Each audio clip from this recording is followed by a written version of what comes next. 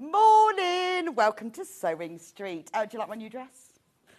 It's great, isn't it? I come in the morning and then Adam arrives and he's made me a dress. Isn't it beautiful? So he's going to be demonstrating this today at 11:30. It's the Sussex seamstress dress. Isn't it gorgeous? Loving needle cord. It's just right for this time of year, isn't it? Now, I've got one of these that Adele made me in a sort of very viscose, but in the needle cord. Anyway, pattern's back in stock. Haven't had it in for ages, so just showing you my beautiful new dress. I can't really give you a little twirl because you can't see the bottom, but it's lovely. Anyway, we've got a great day today because we've got dressmaking fabrics to start with. We've got the lovely Adam Brooks. We've got Steffi Stern. Fabulous. So to start off our dressmaking fabric hour, we have got three, not one, not two, but three early birds. Very special. And they are Sew Me Something patterns. So which one would you like to start with? So we're going to start with Octavia. The Octavia blouse. Isn't this beautiful? Love that. Now, I'll read the thing. So it is suitable for lawn, cotton poplin, denim, linen, lightweight wool, viscose, crepes. It's a beautiful blouse that you can either make in a fluted sleeve version or the little elasticated sleeve. It's gorgeous. You can have that frill down the front or not. Isn't it beautiful? It's... Oh, this one is in sizes 20 to 34. So this is the curvy version, sizes 20 to 34. Right, so normal price for this, £24.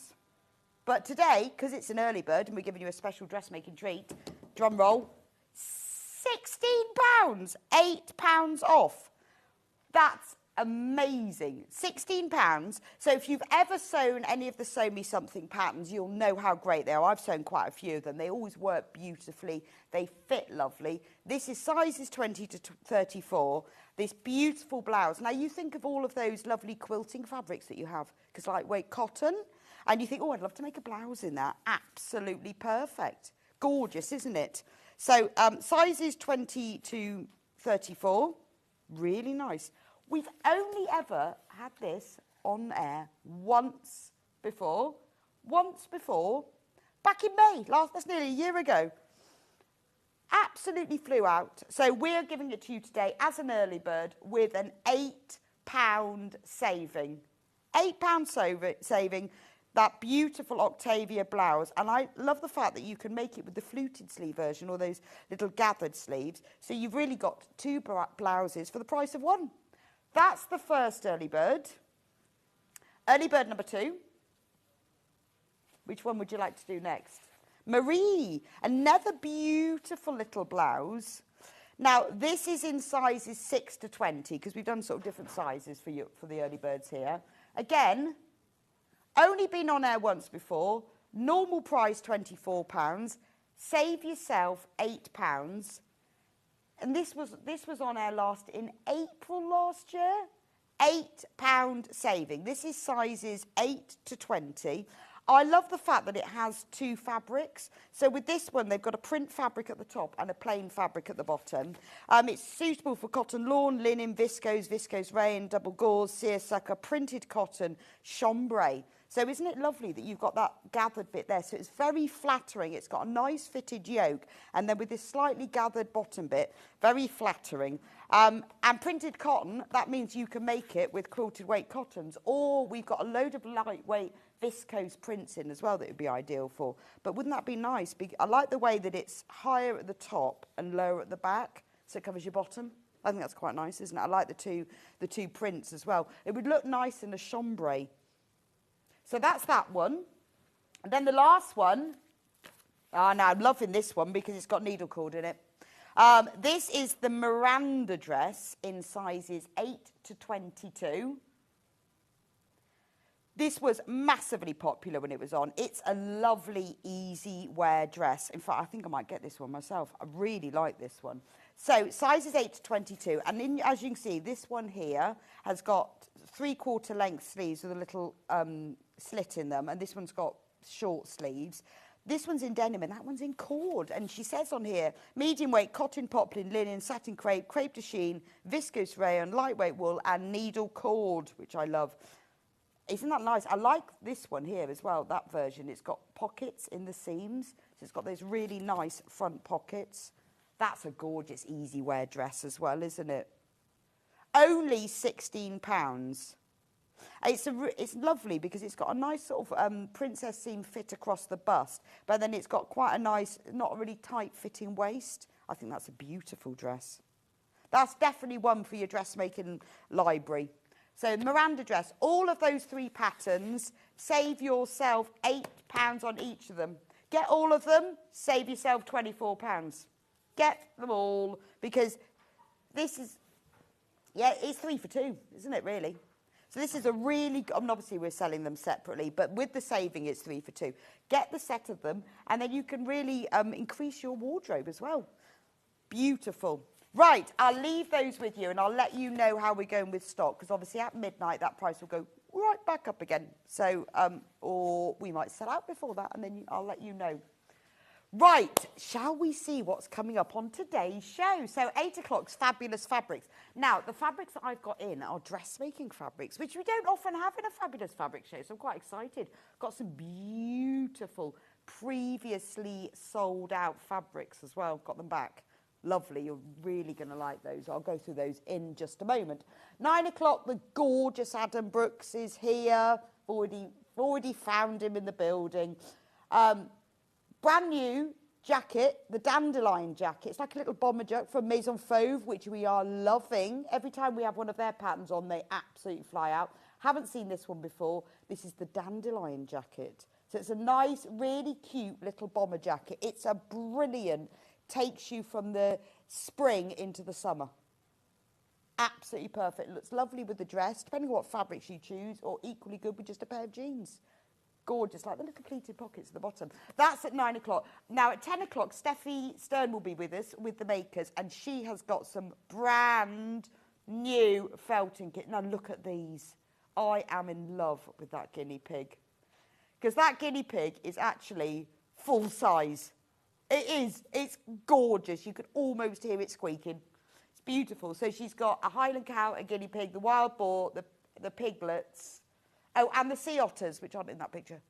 All new, all new. We've got some tool kits as well. Oh, and mice. Now, because Steffi has relaunched her brand and her packaging, and she's got all of these new kits, and she's got tools and everything, an hour just wasn't enough. So we've got Steffi for a whole hour and a half. So if you're new to needle felting, you are going to love this, because these kits are suitable for beginners. If you are an experienced needle felter, you're going to love them too, because they're just beautiful, aren't they? I love the guinea pig. Then 11:30, Adam will be back with the Sussex Seamstress Hove dress, which I am wearing. He brought it in. I went, I love that. Thank you very much. It's lovely, isn't it? Isn't that nice? Look at that lovely sleeve. Always sells out, this does. It's got, I love the neck. And the one that Adele made for the show, and I pinned. I wear all the time. I love the slightly curved neck here. It's got gorgeous sleeves. It's got pockets. It's a beautiful length. And it's nice in this. We've got it available as well in this beautiful burgundy needle cord, as well as we've got petrol, blue. We've got all sorts of colours, and we've got some beautiful printed needle cords. It's perfect for this time of year. I love this. It'd be nice for a Christmas party as well, wouldn't it? But for this time of year, it just sort of feels warm and comforting and lovely. Then at 12:30, it's all about the Overlocker. So Adam is going to demonstrate the Overlocker for us in the 11th in his show, so you can see it in use. And then we're going to go through some Overlockers at 12:30, but we're going to focus on the Dukey air threader, because obviously Adam is a Dukey ambassador. He was so excited we had one in stock, well, more than one, that we actually have some in stock. So he's going to be showing. So if you've thought about buying an Overlocker for a while, this is the time to do it. He's going to be demonstrating it. We're going to be talking about it. So we're going to finish off the day with Overlockers. What a great day we've got. Don't forget to check out on your 3 early birds. Right. Should we do the website? How to get involved. Please message me. I love your messages. Email us studio@sewingstreet.com, and then Ben will put them across the bottom of the screen. I love to hear, what are you doing today? What are you making? Have you got any questions for us? Or you can message us on our Facebook page. So message the studio. Facebook is back today. Sewing Street TV. It wasn't working yesterday, but it's back today. I will find the iPad in a moment so I can read your messages. So message me either on Facebook or email us, because I love to read your messages.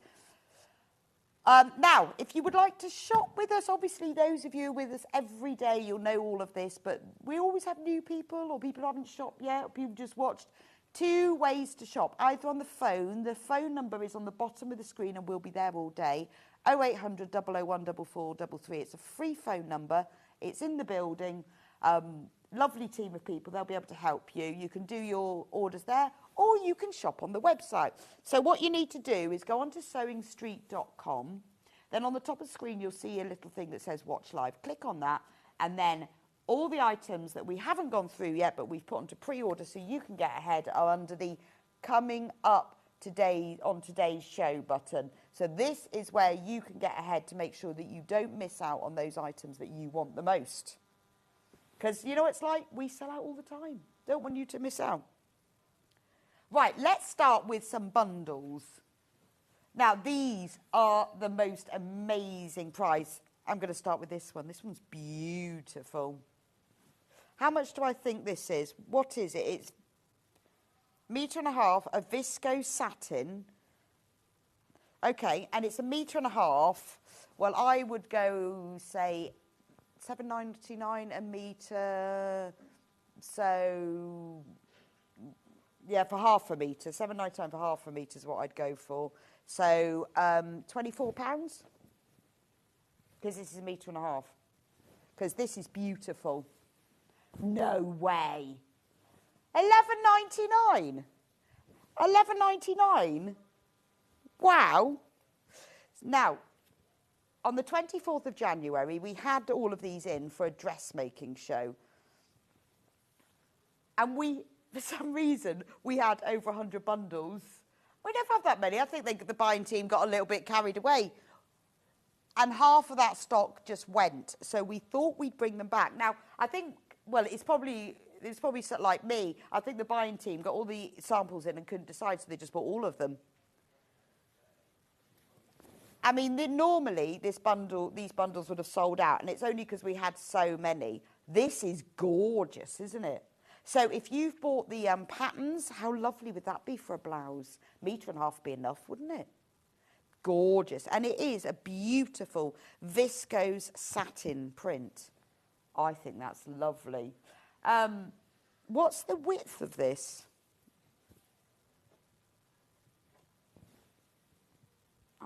I think it might be, is it 60?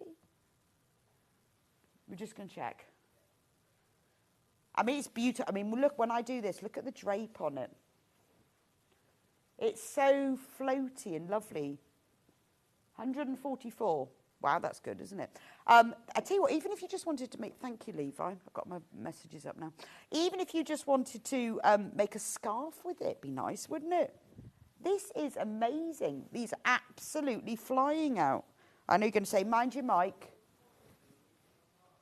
What do you think? I mean, obviously it needs hemming and cutting and everything, but that's beautiful, isn't it? And it's such a lovely floaty fabric. £11.99 for 1.5 meters. That's £3.99 for half a metre. That is bonkers. Are we allowed to say bonkers? That's not a rude word, is it? Sometimes I say these, repeat them and think, oh, can you say bonkers? Oh, message. Morning, Rebecca. So nice to see you. The fabrics that are coming up are delicious. I love the viscose from Sue. Lovely to see you as well, Sue. How are you this morning? Is it nice and chilly where you are? It's very chilly here. These fabrics are beautiful, aren't they? I mean, blouse, little short skirt, scarf. Gorgeous. Is everybody awake now? Are you all awake? Has everyone got a cup of tea? Could you make me one? I didn't have time this morning. I don't know what happened. I was sat there chatting to Adam about the shirt I'd made, and before I knew it, I was like, oh, I haven't even got time to make a cup of tea. I love that. Beautiful. Right, should we go through all of them? Because we've got loads of them. That's limited now. Right, now look at the colour of this one.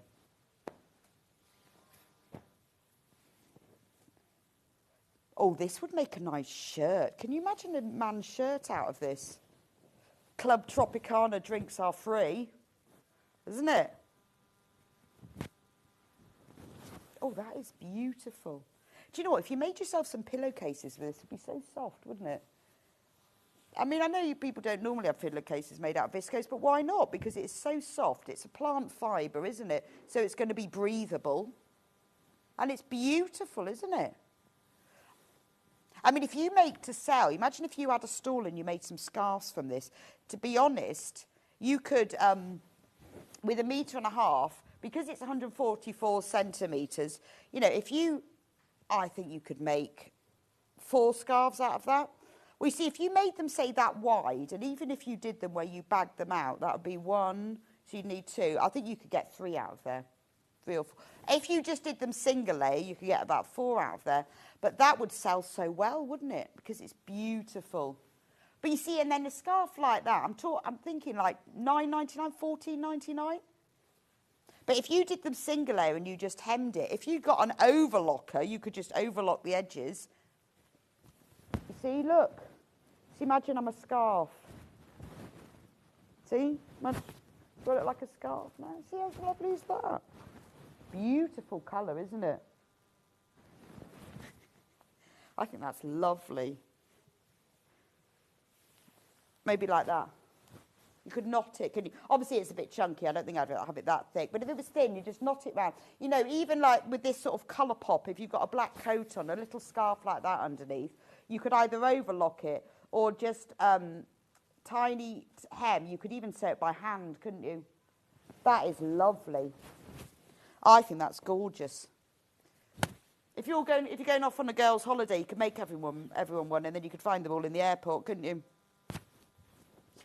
Everybody with the blue scarves, please follow me. Oh,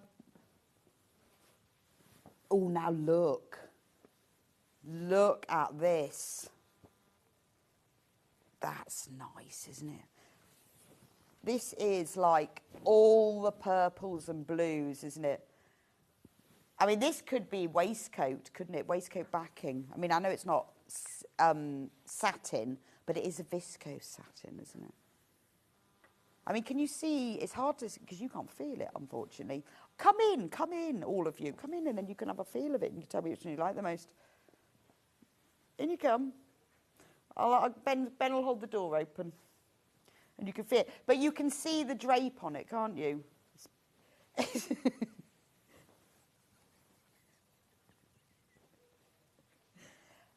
Look at the print on that.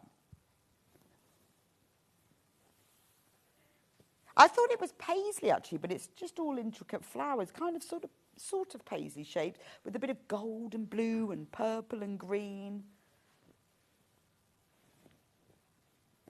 That is lovely. Get a few of them. Actually, I tell you what would be nice with this is like little pyjama bottoms, wouldn't it?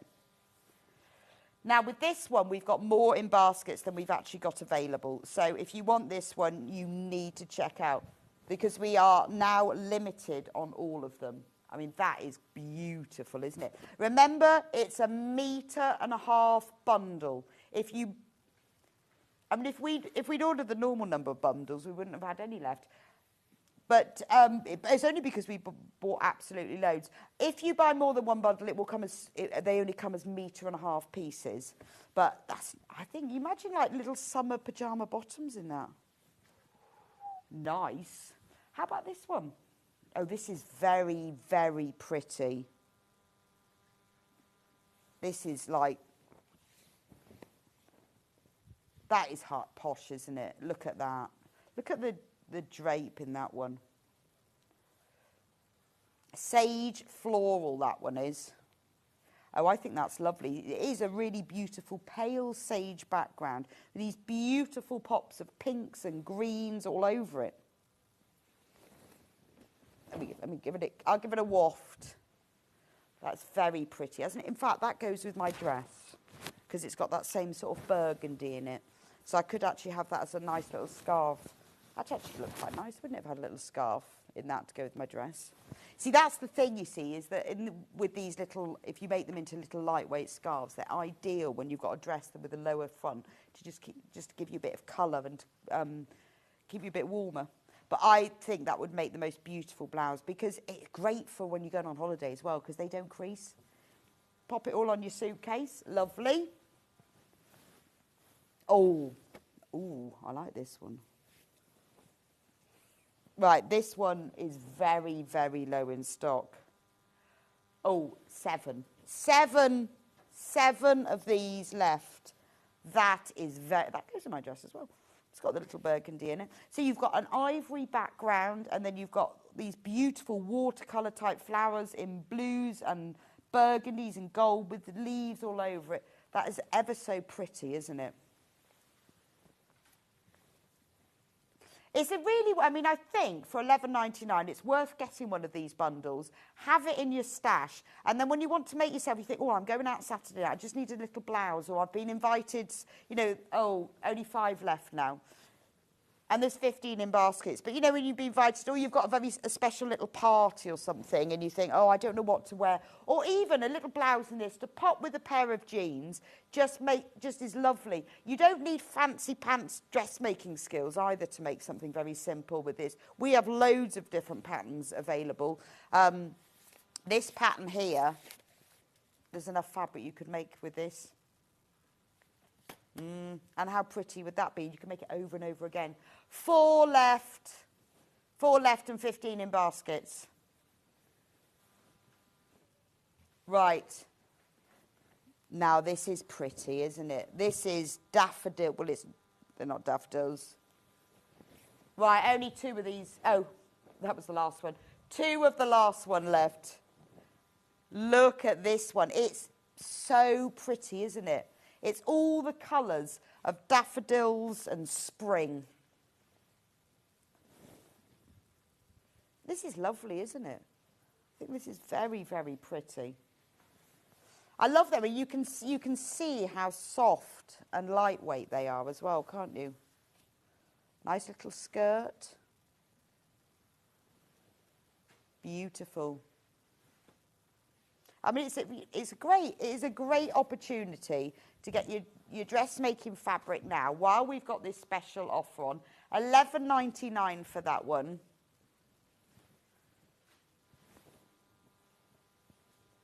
Yeah, I mean, if you wanted to make, say if you wanted to make something bigger, obviously if you bought 2 lots, you don't need to look at your pattern pieces, but it's, you know, if you're making a blouse, you're not going to have any bit of it that's longer than 1.5 meters.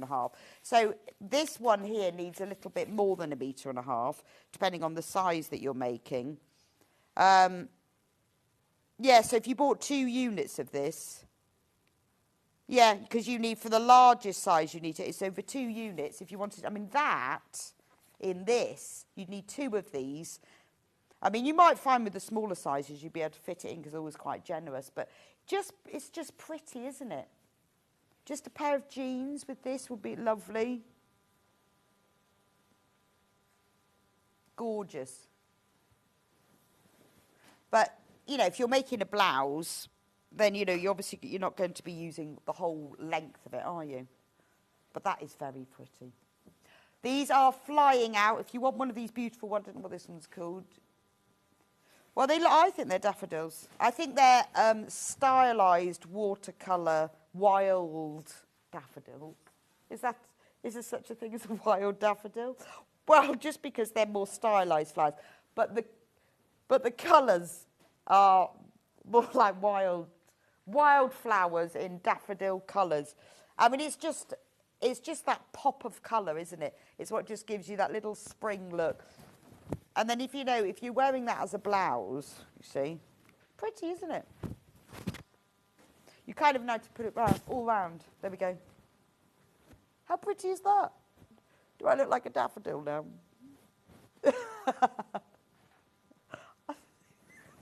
I think that's so pretty. Right. 2 more. Green. Let's go green. So that lovely purple one I had, same print, but in green.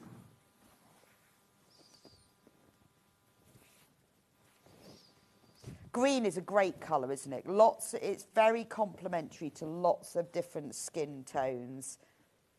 I think it's just a nice depth of colour, but it's soft, isn't it?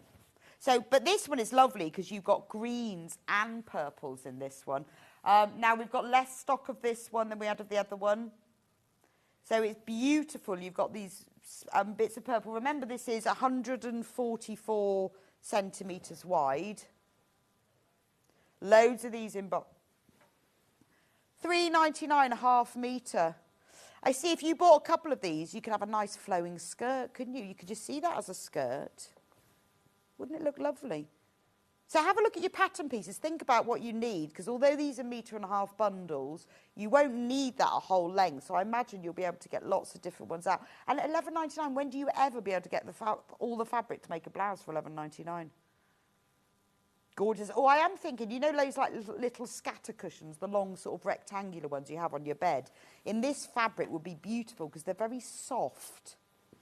And they look, and because they're satiny, particularly if you put a nice trim around the edge, I think that would make a really sort of pretty up your bed, wouldn't it? So that's green. Right, one of these left now. Same print, but in this is like, I would say this one is autumn. Look. That is very lovely, isn't it? It's in shades of burgundies and golds and sages and denim-y blues. That's really pretty, isn't it? Again, you see, if you got a couple of bundles of these, you could make yourself a little robe, couldn't you? Be nice to go on holiday, wear on the beach, or just when you want a little wrap over. Even a wrap dress would be nice in that, wouldn't it? Only £11.99. You never get fabric for this price. We've only got 22 of these bundles left. That's very low when we've only just been on for 30 seconds with it. Loads and loads of you are multi-buying. I'm not surprised. I mean, you know, again, nice. Beautiful, deep colours, aren't they? Gorgeous. Right, that concludes the Viscose satin bundle. Right, we need to talk tartan. There's 4 different, ways or colours? There's 4 different prints of tartan here. And we have a feeling that the images on the website are slightly wrong. So I'm going to start, let's start with the easy one. CGLJ72. This is Black Watch tartan. Oh no, it's not, it's Royal Stewart. I always thought that was Black Watch. Royal Stewart, this one.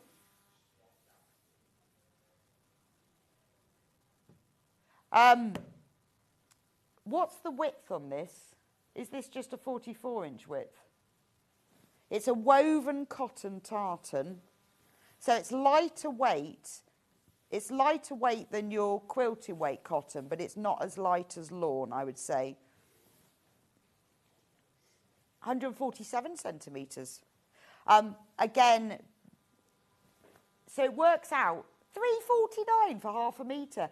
Now, with this one, you can multi-buy, and it will be sent to you as a whole cut piece. So, again, it's a woven cotton. So it's a little bit lighter than a quilting weight cotton, but you could use it for quilting. That's lovely, isn't it? So £3.49. So if you wanted to use it for dressmaking, obviously ideal, but you could use it for homewares as well. Nice for gift bags for Christmas. It is January, it's only 200 and something days to go. Yes. This one is correct. Hooray! This is like your proper traditional. This one is this not, I don't think this is Black Watch tartan, you know. I think the names are wrong. You see, I'm pretty sure, I'm sure you'll all message me in, I think that the blue and green one was Black Watch, and I think this is Royal Stewart. So this one for this code is what you'll get. I'm sure all of our wonderful viewers in Scotland will know the answer to this, but I think we've got the names wrong, because I'm sure that blue and green one's called Black Watch, and I'm sure this is Royal Stewart. Anyway, Don't just ignore the names. This is what you will get. The picture is correct. The code is correct. I just think the name's wrong. So this is your proper traditional tartan. This is what you need to make your teddy bear pyjamas in, isn't it? Actually, it would make nice, because it's a lightweight cotton, but wouldn't it make nice pyjama bottoms? Little short ones as well. Only £3.49 for half a metre. Do multi-buy on this one, and it will be sent to you as a whole cut piece. It's lovely. It would make, it's beautiful fabric for making shirts, actually. Right, next one. Now these, oh, well, let me do this one first, because that's a slightly different fabric. Why, yes. Wonder what this one's called. Flat woven tartan. Flat. This is flat woven. It's probably got a name, this tartan, though, isn't it? It would be nice as a tartan teddy bear. I don't know, I can see that. But I think that would make a lovely shirt, wouldn't it? Very in at the moment, what with all that Scottish traitors business, isn't it? Everything Highland and tartan and tweeds in at the moment, isn't it? I would like a blouse in this one. In fact, wouldn't it be nice if you mixed and matched them? So say you wanted to make a blouse, you could make the body in this one and the sleeves in that, and then maybe pick up a bit of that, because that's really cool, isn't it? You often see that, and really high-end designer. If you make yourself a shirt or a blouse in a mixture of tartans, it'll look like it's worth about £100. Remember, you can multi-buy on all of these, and then you can get them set, so that it's a beautiful cotton, but a really nice weight to it. It's a little bit thinner than quilting weight, but not much. Right, the next one is different. This is called brushed. Now, let me have a look at this. I'm just checking to see whether it is. Yes, it is brushed cotton. On the other side it was, that's what confused me. So this is brushed. So again, this is nice. I mean, it's obviously the same weight, but it feels it's much softer. I can just see little girls' dresses in this as well, and red tights. Red tights and red shoes. Beautiful. £5.99 for half a metre, this one. It is a brushed cotton tartan. Gorgeous. What's the, what was the width on this one? 144? 130? Right. We're going to just double check that.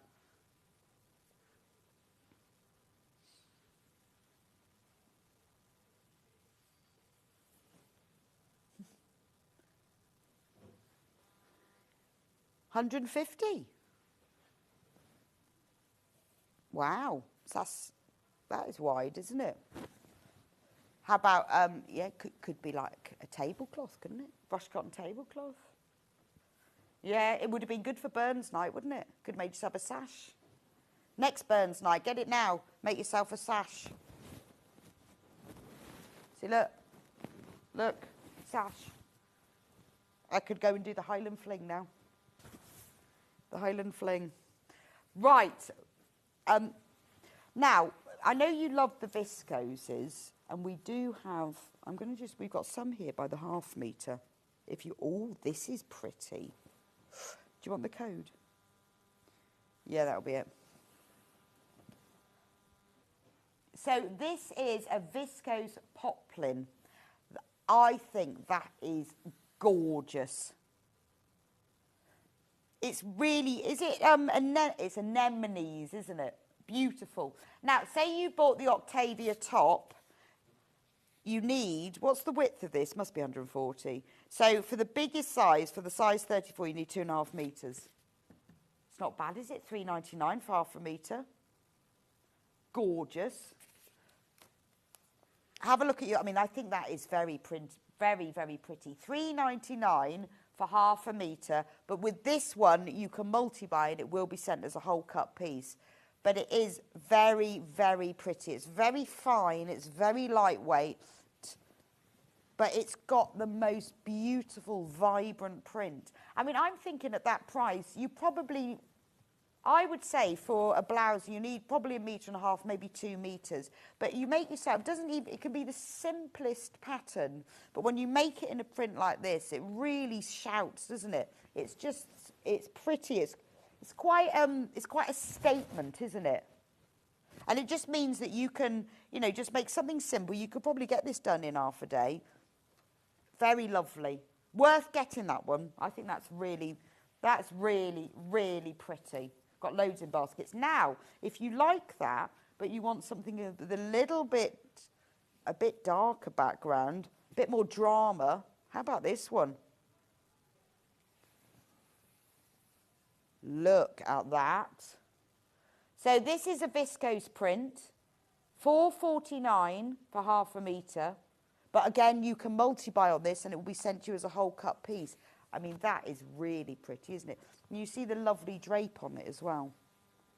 It's just like, it's the same sort of drape as those bundles that we had. That's gorgeous, isn't it? Again, you know, this is what I'm thinking about these, is that because of the print speaks for itself, isn't it? You know, you don't even need to do anything fancy, and that is gorgeous. Beautiful. Right, I've got, is that a no, that's not. This one is different, but it's beautiful. So LJ07.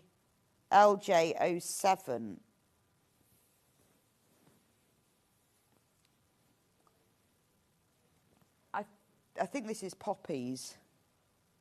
It's flat. Oh, is it? I thought it was linen. Red flax prints. What's the fabric composition on this? I think it's got a bit of linen in it. That's gorgeous, isn't it?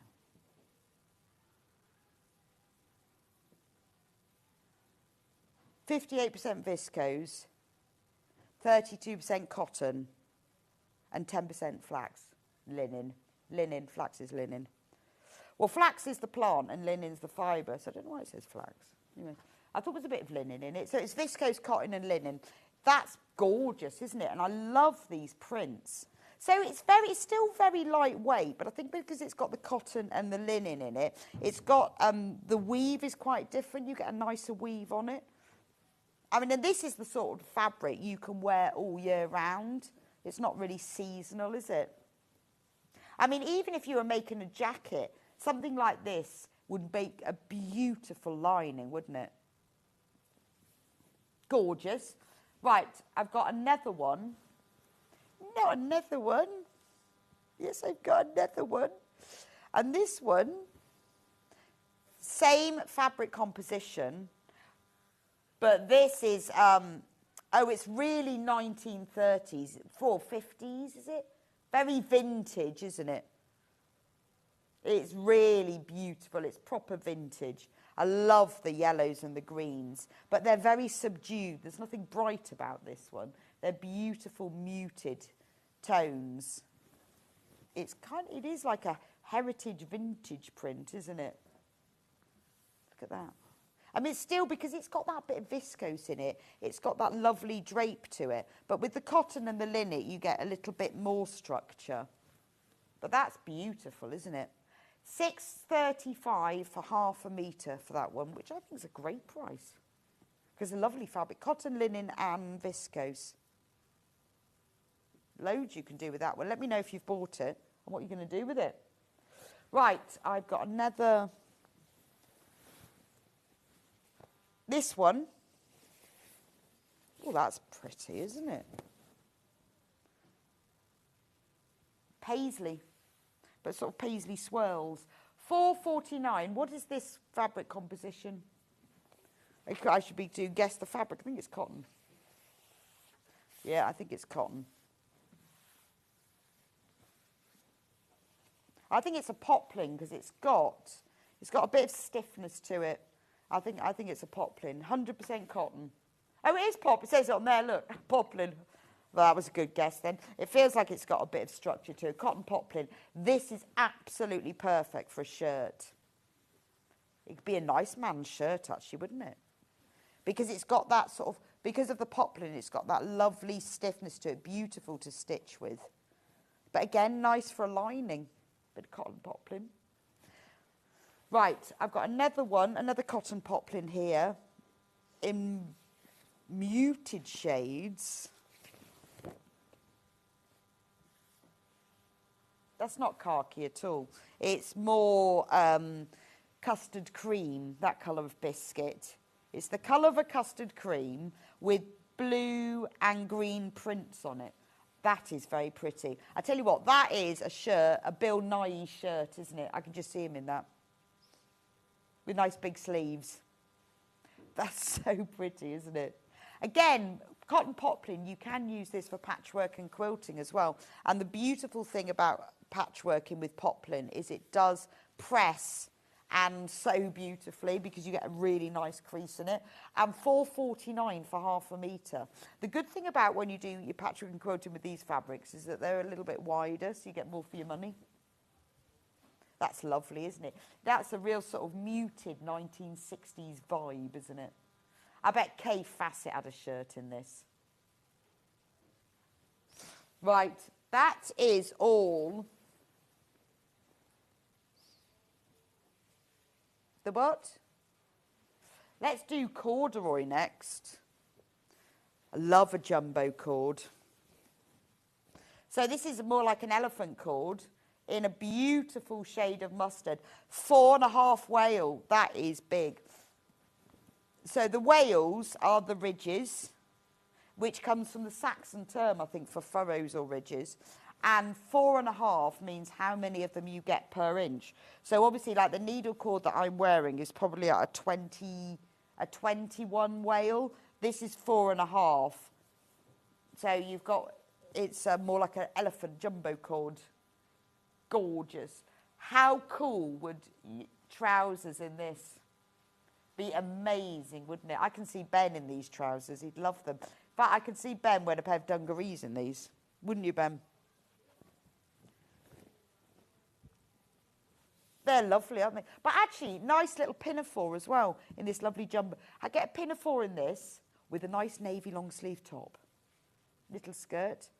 Or you can make a jacket in it. Lovely. Or do you know what? Half a metre, £5.99. How about 2 cushions?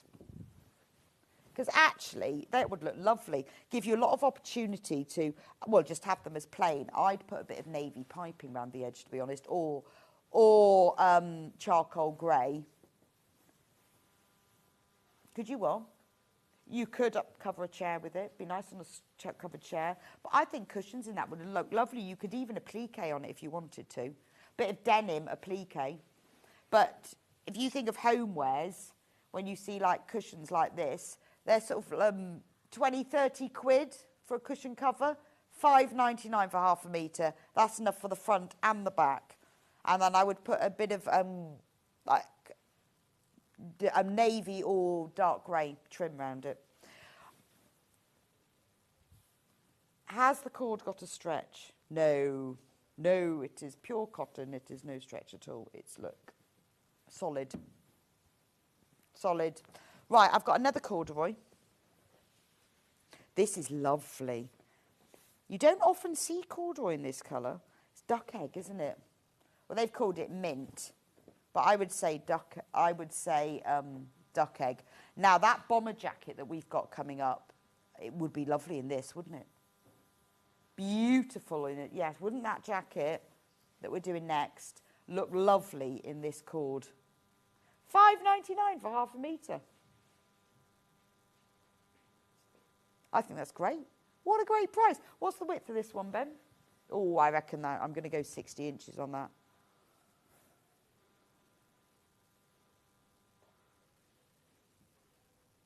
£142. So nearly, not quite, £142. That is lovely. Now, if you multiply, that's 56-inch width. If you multiply on this, obviously it will be sent as one whole cut piece. So if you want to make yourself a very stylish bed runner, corduroy, be nice, wouldn't it? Anyway, I'll leave that one with you. Now, I've got loads of fleeces. Which one shall I start with, or does it not matter? This blue one. This one is BTLJ81. It's called denim. So if you look at these fleeces, beautifully soft fleece, slightly mild blue on one side, and then the other side you've got the dark. Now you can use either side. I think that's officially the wrong side, but it really depends. You know, if you were doing a plain sweatshirt and it would look like this, and then you've got that fleecy, it depends how you want it. You might want the fleecy on the inside, or if you were doing something like a sweatshirt top, you could use both sides. So you could do like the top yoke panel in one, and then the bottom in the other, or do sleeves in one, just turn it over in one. You're getting two fabrics for the price of one. So denim sweatshirting is, denim is the colour, but it's the fluffy side is very mild. Only £7.49 for half a metre. Remember, if you multi-buy, it will be sent to you as a whole cut piece. Love that one. I'm just seeing, have we got any others in the same, where they change colour like that? Well, I've got a lovely olive green forest. So again with this one, as you can see, yes, they don't look they're very different textures on each side. This is a beautiful forest, so like a khaki, nice deep green. But great price. I mean, and fabrics like this, they're not always easy unless you've got a fantastic fabric shop near you. They're not easy to get hold of. So when you want this sweatshirting fabric, it's lovely for your telly jogging bottoms, isn't it? Nice for a dressing gown, or even a jacket in this. It depends how you make it, doesn't it, what you put with it. Beautiful. But again, that bomber jacket would look nice in this. Sweatpants, little sweatshirt. Nice for, a lot of people wear shorts in this, don't they? In this sweatshirt, in sweatshirt shorts, because they're very, very comfortable. I like sweatshirt shorts. Right, that one's in green. How about red? Look at this. That is serious red, isn't it? That is scarlet. Beautiful. I mean, that is so bright, isn't it? I love that. Now, that would real cheer you up. Make yourself a sweatshirt in that. That's really joyous, isn't it? I love that. Again, wouldn't that make a beautiful children's dressing gown? That gorgeous red. Good for fancy dress as well. Because at that price, £7.49 for half a metre. If you wanted to be make your Father Christmas outfit for next Christmas, perfect for that. Or an elf. Right, we've then got it in white.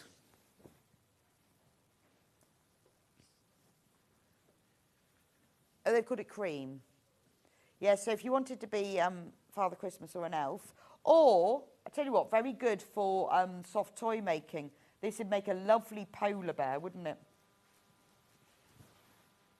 If you're making soft toys, that would be a beautiful. It's got a little bit of, no, it hasn't actually. I was going to say it's got a bit of stretch in it, but it hasn't actually. This would be lovely for toys, but also it would be nice for cushions because it's really, really soft and it hasn't got the stretch in it. That'd be a lovely cushion. Just don't let the dog sit on it. Right, then we've got it in grey. So this is interesting because it's like that blue one where you've got the fluffy on one side in a different colour.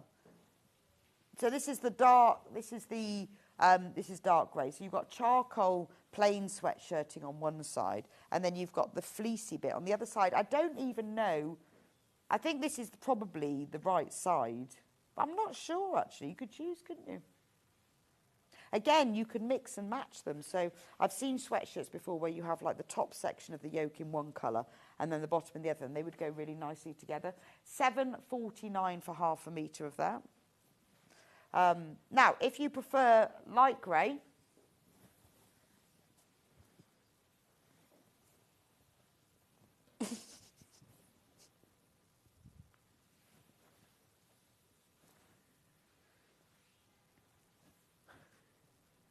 this is like real traditional sweatpants, isn't it? I think this one will be really popular because I think when people are thinking about, particularly as when you're making for children as well and you don't know what colour they want, that this is ideal, isn't it? £7.49, half a metre. And again, it's got that lovely, soft, fleecy backing. But this is your sort of your pale grey marl is kind of the traditional sweatshirting material. Lovely. Right, is that it for the, are these all, no, these, right, let's have a blue one. This one is azure, so I would say this one is cornflower blue. That's the colour I'd go with. Again, you've got the plain on one side and then that really soft fleecy on the other side. These are all the same width, weight, type, they're just, and price. They're just different colours. So this is a real cornflower blue. That's very pretty, isn't it? I do think because you can buy them by the half metre, do think about mixing and matching them because a lot of them go really well together. This one with the denim would look nice. It would look lovely with the white. So do think if you're making something about getting multicolours because they always look lovely together. Right, I've got another blue. I'm just going to put them together. So this one is much paler. This one is like a cloud sky blue. So let me just show, I'll just show you it with this one. So this would be lovely for backing quilts as well. Just suddenly thought of that. Wouldn't that be lovely for backing quilts? Because it doesn't have any stretch in it. And because it's really fleecy, particularly maybe you've got a new baby on the way. If you were making like a changing mat or a play mat or something, a quilt to go on their bed, that would be really nice, wouldn't it? Because it would be really, really soft. Or if you just wanted to make a blanket for someone, you could bind it. If you've got a nice cotton print fabric, bind around the edge of it. You could applique their name across the bottom then. If you use Bondweb, print all the letters from their name out, trace them onto the Bondweb, press them onto some cotton or fleece fabric. I mean, you could even use the two colours and just applique on them using like a zigzag or a blanket stitch on your machine. Really inexpensive way of getting a blanket. Now, if you buy 3 units of it, then you would get a square piece. Pink. That's a lovely pink. I would say that's old rose, isn't it? Rose pink. That's lovely, isn't it? But when particularly if you've got someone's having a baby, you don't know what to buy them, a blanket's always a good thing to make because you can personalise it. Or you can just cut out applique pieces or just bind the edge. I would do a nice wide binding on it, like an inch wide as well, if you used a nice cotton print, because it does look really bold when you're making a blanket like this. And because it's so wide, get yourself 1.5 meters, and then you'll have a square piece. Beautiful blanket. Right, we've also got it in green. Sage, I'd call this. What have they called it? This is a real proper sage green. Oh yeah, let's get this is MV. They call it khaki. I think this is more sage green.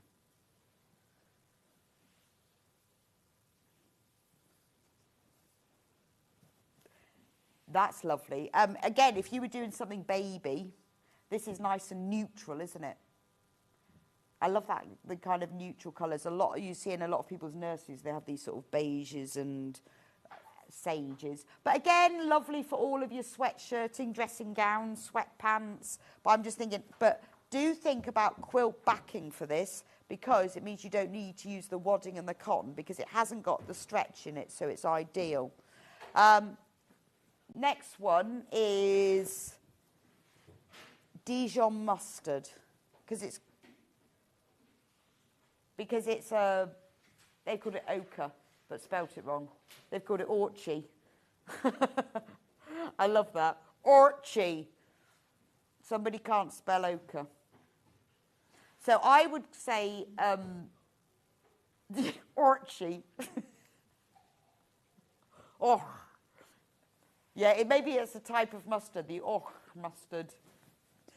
This is like a kind of a brownie mustard, so, or orchy.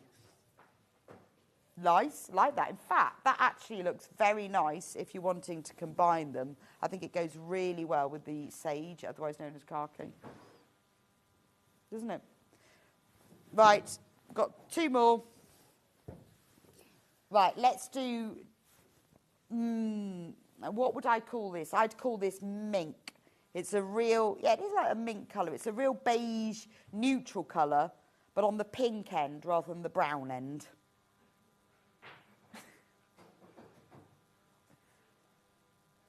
Neutral. Very good for backing a neutral quilt or for neutral coloured clothing. Right, I'm rushing now. I've got a black, just a plain black. Looks nice with that colour, doesn't it? Actually, I tell you what, it looks very nice with the pink, doesn't it? Very nice contrast. Like the black one.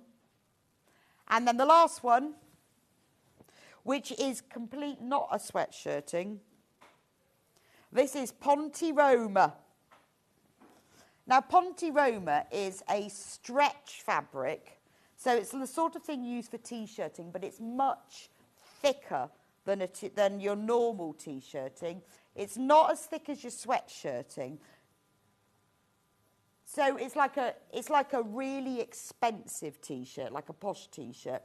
Or Ponte Roma is quite often used for making dresses because it's thicker and more weight, so it's not as sort of thin and clingy.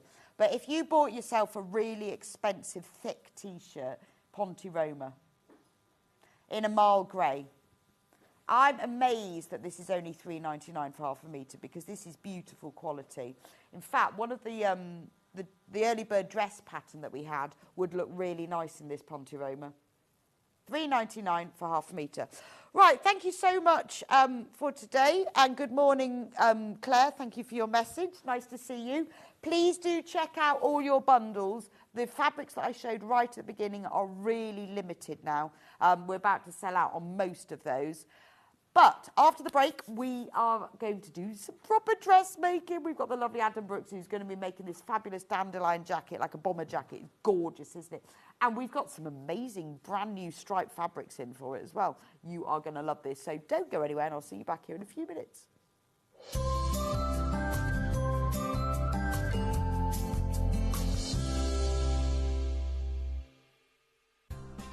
Looking for the perfect gift for the sewing enthusiast in your life? The Sewing Street gift card is just the thing. Choose between a physical card delivered to their door or a convenient e-gift sent straight to their inbox. It's easy. Just head to the Sewing Street website, scroll to the bottom of the page, click Gift Cards, or use your smartphone, scan the QR code and go straight there. Pick the amount you'd like to load onto the card, and that's it. The Sewing Street gift card, the gift of creativity made simple.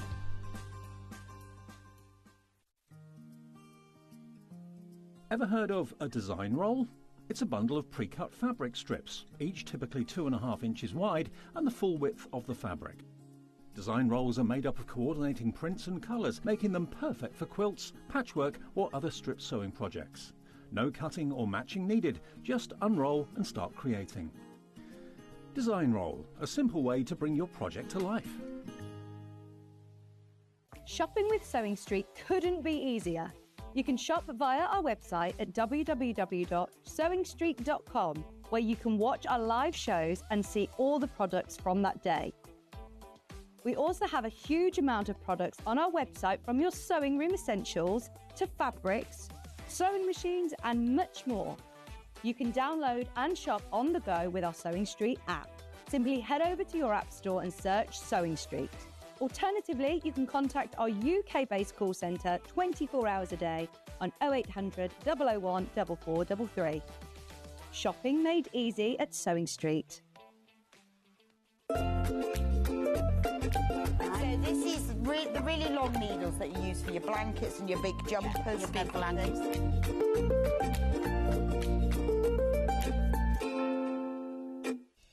Hi everybody, Stuart Hillard here, and I'm so excited to be sharing my birthday with everyone at Sewing Street this year. We're going to be celebrating on the 1st and 2nd of February with a really special weekend of guests and projects. Lynn Goldsworth is going to be joining me. I'm going to be doing this fabulous William Morris quilt that's hanging behind me. I'm also going to be launching a brand new quilt pattern called Sierra Nevada. If you loved my New Mexico quilt, you are going to fall in love all over again with Sierra Nevada. I'm also going to be launching the brand new fabric range from Tilda. It's called Sunday Brunch, so of course we'll have mimosas and a whole load of gorgeous projects to inspire you. I do hope you'll find time to help celebrate my birthday here at Sewing Street on the 1st and 2nd of February. See you there.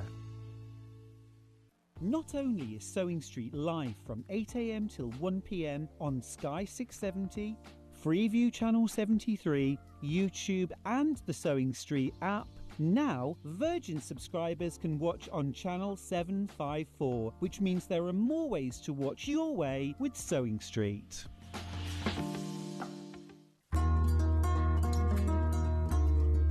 Now, normally when you sew two pieces of fabric together, you sew them together, right sides together, and open the fabric up.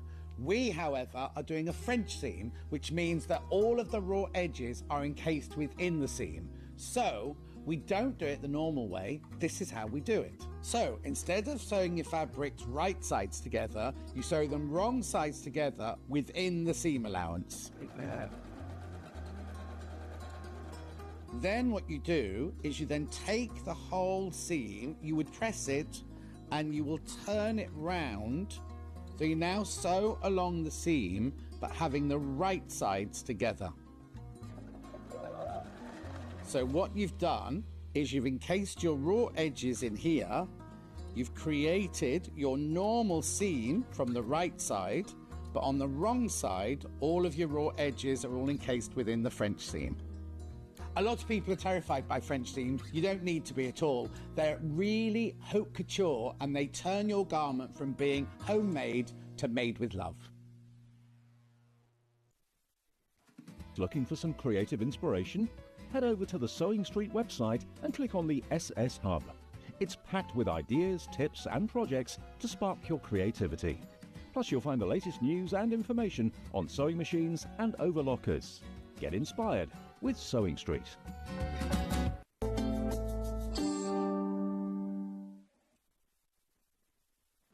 Welcome back to Sewing Street. Oh, Adam does make me laugh. Morning, Adam. Morning. Look, how smart does he look this morning? Oh, it's lovely, isn't it? I said, do you make it yourself? And he said, no. I said, you need to pretend you did. Oh, no, you I could have can't. made it, though. I could have made it. I'd love to make myself a double-breasted It's thing. But beautiful. You look dapper. it was from a high street shop at a very discounted price, so I thought that'll do for Sewing Street. Yeah. And I'm on Or there. the high street shop or the discount. No. Well, Oh, we do like discounted prices. Doesn't he look smart? Lovely. Well, I think it's very appropriate, seeing as you're going to be doing a jacket for us today. Yeah, and I've loved this jacket. Really, really like It's it. great. Do you want to bring it in? Your What, the jacket? Yeah, Bring yeah, it yeah. in. It's sitting Next over to there me on or its next to own. you. Or So this is the wherever Maison Fauve, le blouson Dandelion. do you know what? Your French accent's rather good. I did do French. Yeah. I learned French. Worked in France for a bit. It's a bomber jacket. It is. It's a bomber jacket. With It's fab. So talk me round the jacket. Okay, so it's got some really lovely details. Do you know what I love when you get a little bit more for your money? With this pattern, there's 3 options of pocket. Oh, okay. So you can have the pockets that we've got on this, because I've done it as the front cover of the pattern. There's like a kangaroo pocket, which is the slanted ones, which you might see on a hoodie, maybe. Oh, yes. Oh, yeah, I can see those on the back of the pattern. Yeah, Yes, so like a little bit more leisure wear. Yeah. And then there is a welt pocket as well, Oh, or a okay. piped pocket, I think the translation is in the pattern. But, yeah. Just to point out, though, with these, it's actually quite... That's why I put the sleeve in here, because the pocket's actually on the side. It's a faux... oh, I see. pocket. That's clever, isn't it? Yeah. And then you just put your hands in the side. Yeah. But if you wanted it to just be a patch pocket or a patch pocket with flap, you know, if you've done a bit of sewing, you could easily You could do easily that. change that into that. That's Yeah. fab, isn't it? Because it does say on the pattern, with 3 types of pockets, you can make it sporty, elegant or casual. Yeah. Or go no pockets at all if you wanted just a really nice clean line. It is a really nice jacket. I've loved it. What I really love about Maison Fauve patterns is they're giving you those details. It's not necessarily for somebody that's just starting out, but there are ways that you can make things simpler. I'll hopefully show that in the demo today. But it is a lovely jacket. It's fully lined. Is it? Yeah, fully lined and full instructions. What I like as well is that they supply a YouTube video. I've said before with Maison Fauve, the YouTube video is in French, but you get all the visual. Yeah, which is all you need, really. You can follow it just from that. And honestly, they're really detailed videos as well. They don't skip over any steps. I mean, I won't be able to show you everything today. That makes a difference, because sometimes when you read a pattern, you what? Yeah. What? I don't understand that. Exactly. Look at that. I love this paisley lining. It goes so well with this wool. That's beautiful, isn't it? I might have to just try this on. Go on, I then. think, 'cause this is Try it on. I've got a dress out of him. Do you think I can get a jacket out of him as well? And I always love working with you on Sewing Street because I get to see the garments on an actual person. That is nice, isn't it? What do you think? Yeah. That is lovely. Do you know, I like the fact it's got no collar. Yeah. I love a jacket with no collar because I don't know whether I've got a short neck, probably, but collars always get in my way. Yeah, And I it's see what sort you of mean. It's like this. And if I'm driving, I can't ever wear it because it's like the collar's just all in the way. But that's lovely. Actually, that's very nice, isn't it? Yeah, it is nice. I quite like this. Yeah. This fabric's gorgeous as well. One little tip, if you are making this out of any of the wool or wool blend fabrics, I'm not sure of the exact composition, but you've got to watch bulk, and some of the seams can get a little bit bulky. Right, okay. So just something to watch out with. It can be a little bit trickier to handle. This is a nice jacket. I would wear this. Yeah. I like the bomber You are jacket wearing bit it. around the bottom. I am wearing it. I could wear this after now. But I like the bomber jacket bit. Yeah. I'm just going to nice. come out because I want you Yeah. to see Go on, give what us it your looks like at the fashion show. bottom. And I've actually got nice shoes on today, so we're all right. Let's see, look. Right, I just want to show you the bottom of it. See, because it's got that gather, and look how these pockets work. So that's not real, but you put your hands in there. But That's you could nice, make that isn't it? real if you've got a bit of experience with pockets. Yeah, but I quite like that. Yeah, no, I do. I think it's. And I like the little gathered bit round there. It's got pleats in the back as well, which gives a little bit of ease. Oh, here. Yeah. So that's nice as well. Gives a little bit of movement. It's a very chic bomber jacket. It is a what very it is. chic jacket, and I've seen my full dress as well.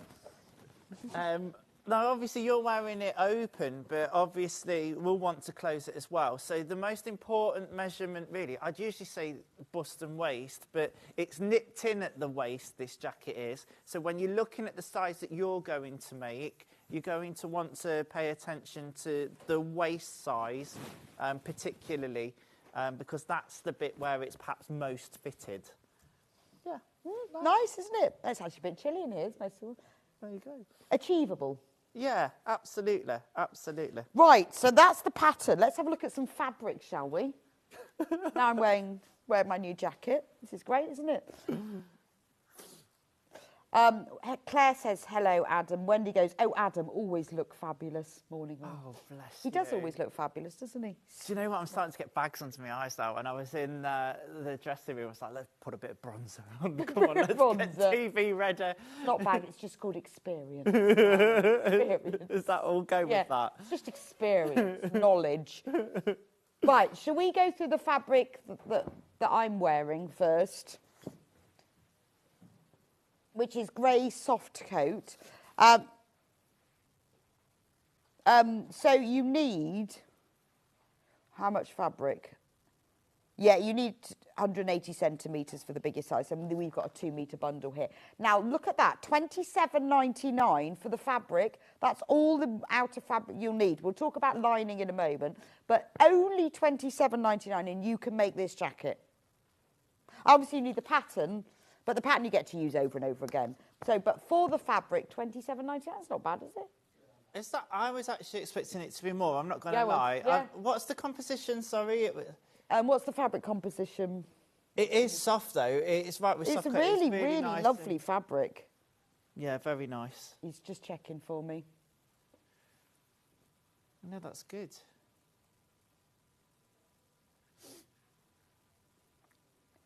%polyester. 18% polyester. Oh, hang on. 80 polyester, 18% viscose, Right. and 2% elastane. Okay. Yeah. Hasn't really got any stretch in it, though, has it? Where the elastane's coming in. No. I don't know. I suppose there's a little bit to give. So it's a polyester viscose mix. But there you go, Yeah. £27.99. That's the grey one. Now, exactly the same fabric, but in this olive. I like. Now, actually, I think I'd have preferred it in the olive. I do like that colour. That colour's Yeah. a good colour on you. Oh, this one's called khaki, though. But I would call it dark olive. Yeah. It is more... Because I don't know, khaki, I think it's got a bit of brown in it, hasn't it? Whereas this Yeah. is more dark olive. This looks expensive. Yeah. I agree with you there. But it's not. It's only £27.99. That's a whole 2-metre bundle. And that's enough for the biggest size of the coat. And actually, talking about sizes, it is size 34 to 52 inch is the sizes. So sizes 6 to 24, which is quite a good size range, isn't it? £27.99. And then we've got it in this beautiful mauve. Well, it's a mauve, but I think it's like a pinky mauve, isn't it? Yeah. What colour would you call that? I thought it was pink. We've called it mauve. I think it's more of a soft pink. Yeah. Softy pink with a hint of mauve. Yeah. It's pretty much looks like it is like it's a grey pink. Yeah. That's a really weird description, but it's like a grey pink or mauve, right? Now, we've got some amazing fabrics. Brace yourself. Ready? Now, I don't think we got them in time for Adam to be able to make the jacket in them, which was a shame, although it does look lovely in this grey. But can you imagine it in this? Wow. Look at the price. $22.99 for what a statement jacket. I mean, if he'd made it in this, I would have stolen it from him, running down the hills.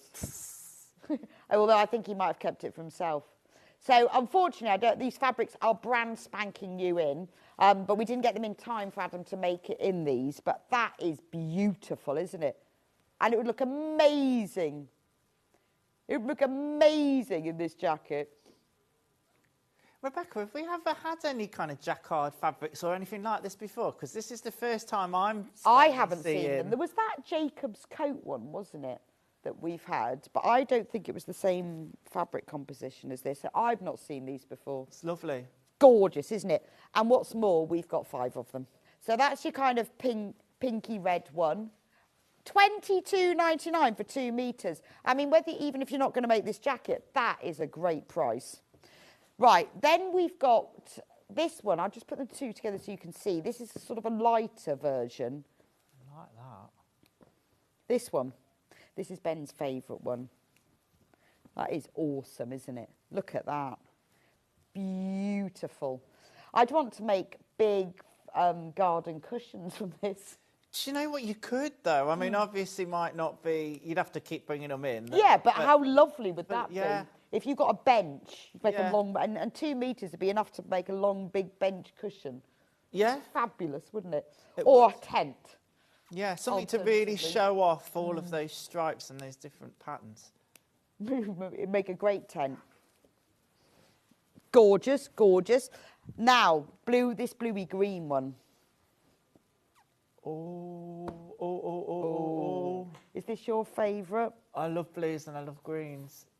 That is stunning, isn't it? Look at that. So it's thick enough for a jacket. It's thick enough to use for like cushions as well. You could even have a pair of trousers in that. Harem pants. Yeah. That'd be good, wouldn't it? That'd be jazzy. Amazing. I think that is really, really lovely. What a statement piece. 22.99 for 2 meters. That is gorgeous, isn't it?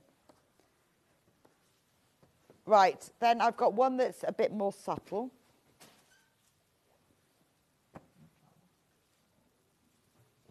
This is slightly different. Does it feel different? Yeah, it's slightly different to the others.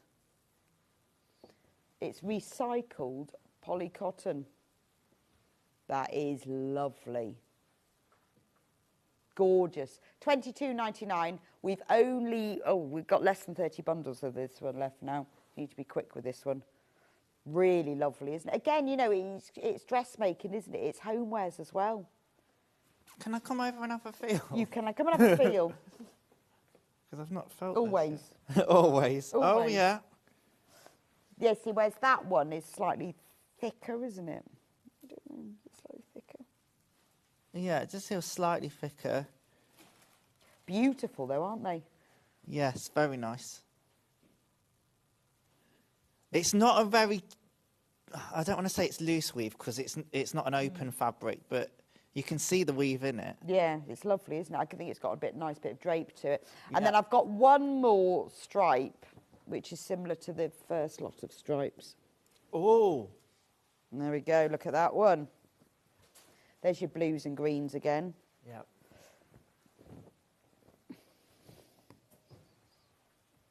So the other, just to show you next, the other blue and green one that I had is this one. So this one is a lot brighter. So if you want something a bit more subtle, but again, what a statement jacket.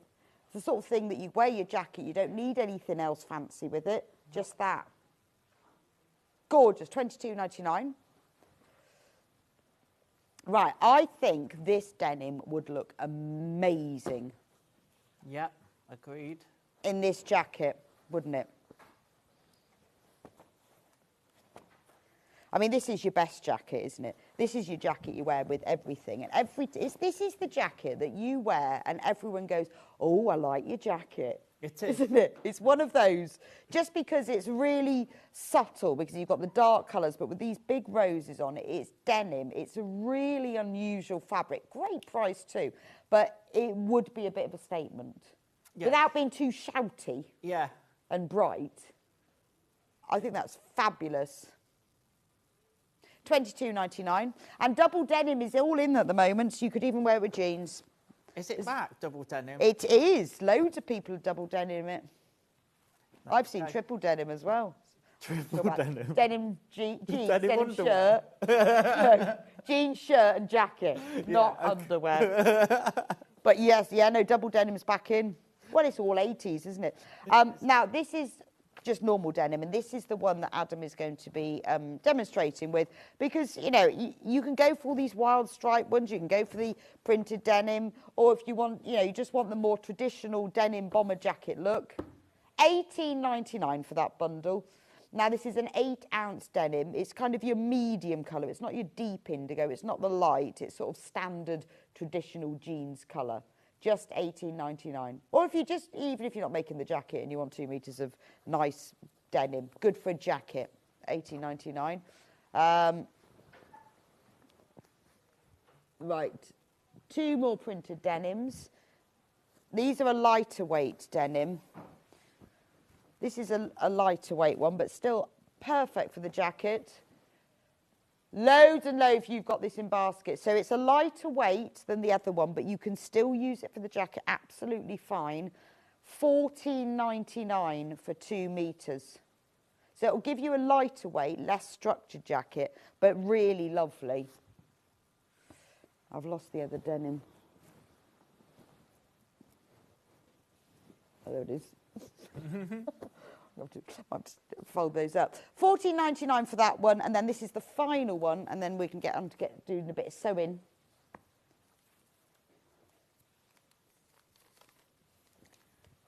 Oh, that's nice. Where's that picture from then? Oh, from our website.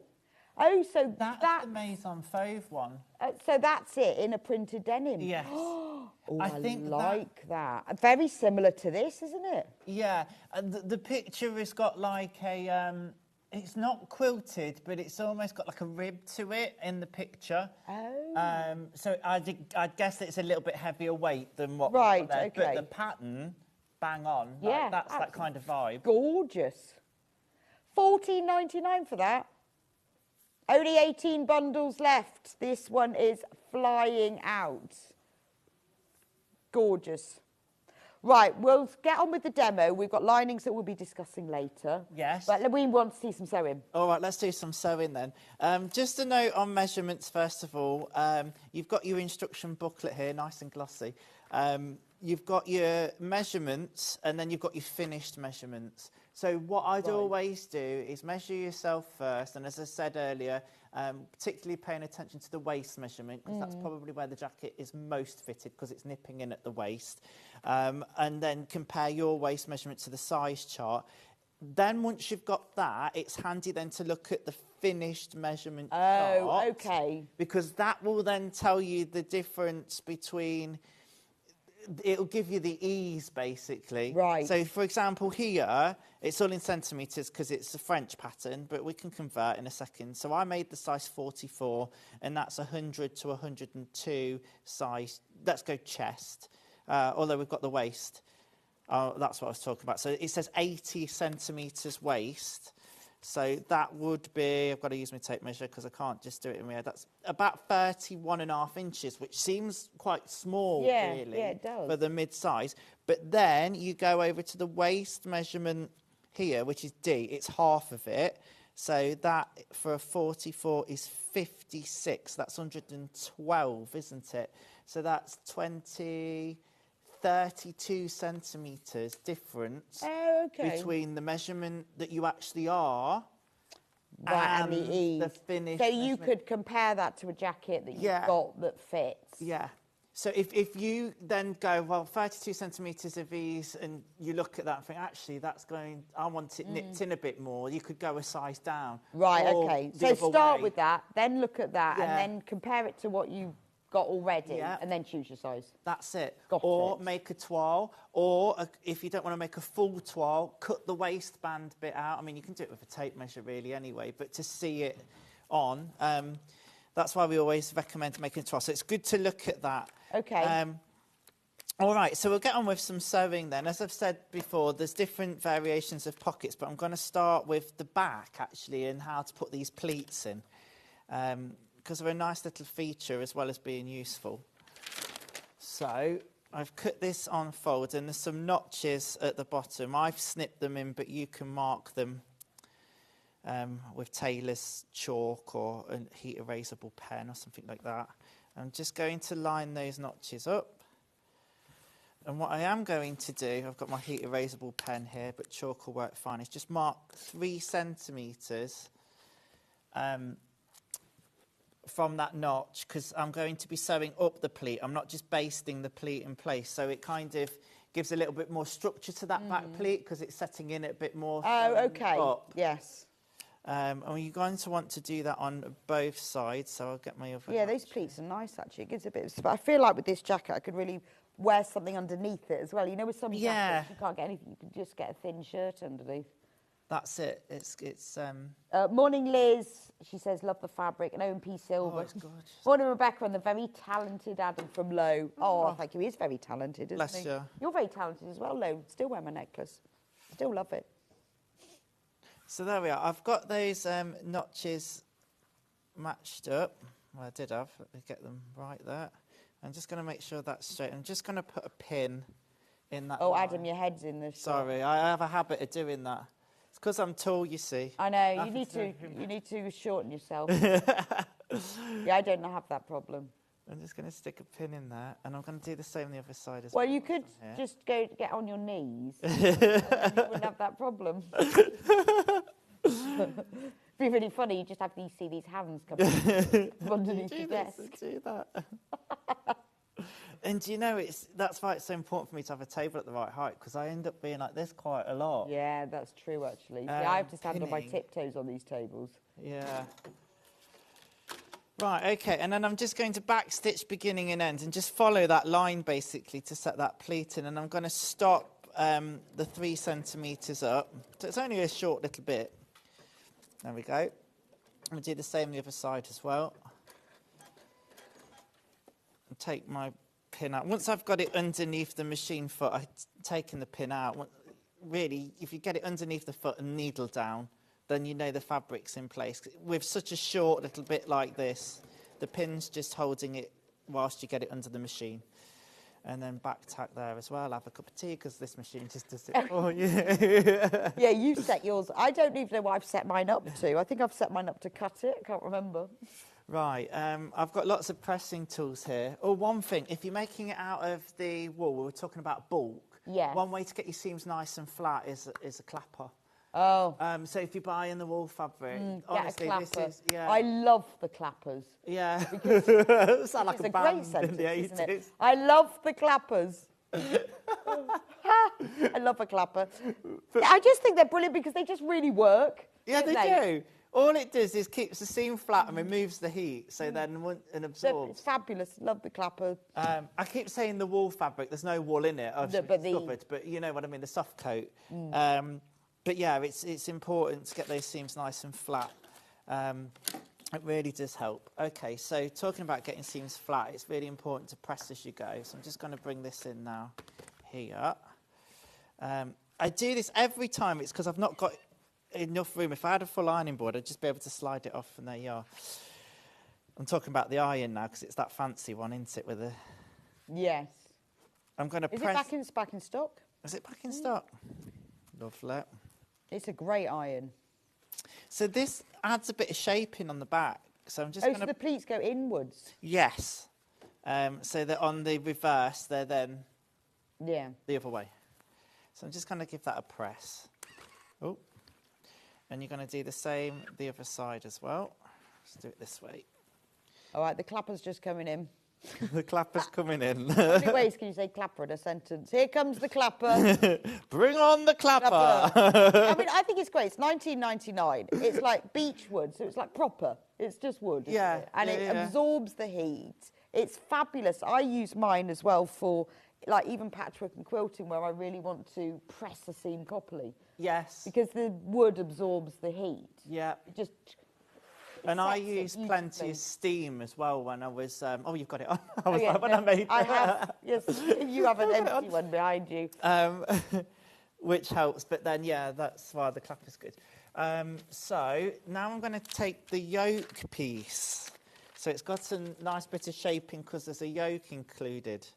Basically, seams are helping to create something 2D into 3D, if you think of it like that.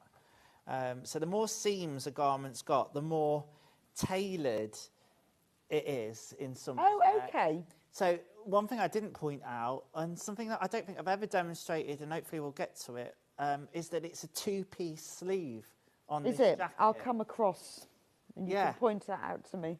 So let me just get rid of that thread. So basically, it's probably easier if you just turn to the side. There's a seam that's running down Rebecca's elbow. So usually where a sleeve would be cut as one piece, this is in 2 pieces. We've added a seam down here in the pattern. And what that does is accommodates for the bend, natural bend in the elbow. So it's more of a tailored fit. Got it. Yeah, no, that makes sense. Yeah, it is. Yes, because normally you'd only have one seam, but you've got 2 here. Yes. So it's like an extra piece put in. That's it. Oh, I didn't realise that. So the more seams you've got, the more tailored it look. Well, I guess the more it can be. You've got more space to fit. So yeah, you'd see that on tailored jackets. I mean, this should be a 2. Yes, this is a 2-piece sleeve. So you see it more in tailoring, and how extreme that curve might be is. I mean, obviously, it wouldn't be a big semicircle, but the more extreme that bend might be, the more tailored it'll be. Yeah, because obviously your arms are bent, they're not completely straight. Yes. And it'll just give that natural... The sleeve should sit slightly forward. I mean, I could go into all of that, the pitch of the armhole and the sleeve and whatnot. That's why if you end up putting a sleeve in the wrong way round, you'll know about it because they'll go in the wrong that way. That's true. So I'm just putting some pins in here. There are some notches as well as the centre mark, so make sure you match those up nicely. Now, if you're using one of our pattern fabrics, this is where you might need a bit of pattern matching in here. Okay. Oh, of course, because you want that yoke to, particularly tight. You'll want it to run in. This is a real place. So you do one or two things. You pattern match it, so you cut your pattern piece, and I'd probably, this is a cut-on fold piece, both of these. I'd probably be opening it out and cutting the full thing so I can get it bang on. And there's different ways you can do that. I've shown before, tracing certain parts of the pattern onto tracing paper or whatnot. The other thing is to not pattern match it at all and do it deliberately the wrong way. Yeah, I'd do cut it the on fabric. the bias. Well, I'd cut the fabric the other way so there was no chance of pattern matching. Yeah. So if you had the stripes running horizontally on the yoke, I'd go vertical on the As long as you're happy with it and it looks right. It's the much easier pattern match if you just deliberately don't do it. Or just choose another colour for the yoke. Yeah. I mean, that's why, to be honest, if you look at shirts, particularly men's shirts that are on the high street, the yoke will be cut on the bias, so the lines will be going on an angle. And there's two reasons for that. It gives a little bit more wearing ease in the shoulder. Oh, yeah, okay. Because it's on the bias. I mean, only very slightly, but... And the other thing is it saves the pattern matching. So obviously in industry, when they're having to make lots and lots and lots of them. Well, it probably saves on fabric as well. It will do. But there's nothing worse, and I see it all the time. People will post up like certain things people are wearing on TV and stuff, and how like badly pattern matched they are not. I know, it's weird, isn't it? It's almost like in dressmaking we get a bit obsessed with it. Oh, it's got to be. We do. But in real life, very little is pattern matched, isn't it? But when it's so obviously wrong, it's when you've got a stripe and it's offset. And it's particularly if it's a really wide one. It does look rubbish, doesn't it? But, you know, on the other hand, we buy things that aren't pattern matched and don't bat an eyelid, do we? Yeah, well, that's what I'm saying. I think some of us sewers do. Yes, that's true. I think anybody that doesn't sew probably wouldn't even notice. But we do because we're doing it. But then I think this would look nice with the print, like you say, like with the shirt where it's on the bias. I think it would look nice with the pattern going the other way. It works really lovely in a plaid. So I imagine that it would work quite nicely with... The thing with a plaid is you've got the stripes going in both directions, so you kind of get that nice... Yeah, I see what you mean. Whilst that's just one vertical stripe, so you could just, cut it on the cross grain. Yeah, I think I would. And then you wouldn't have to pattern match it. Yeah. So there you are. OK, so I've just pressed that seam open there, and now I've got my back piece ready. So now what we're going to do is just move that out of the way, and we're going to bring our front pieces in. And at this stage, we're going to join the shoulder seams and the side seams.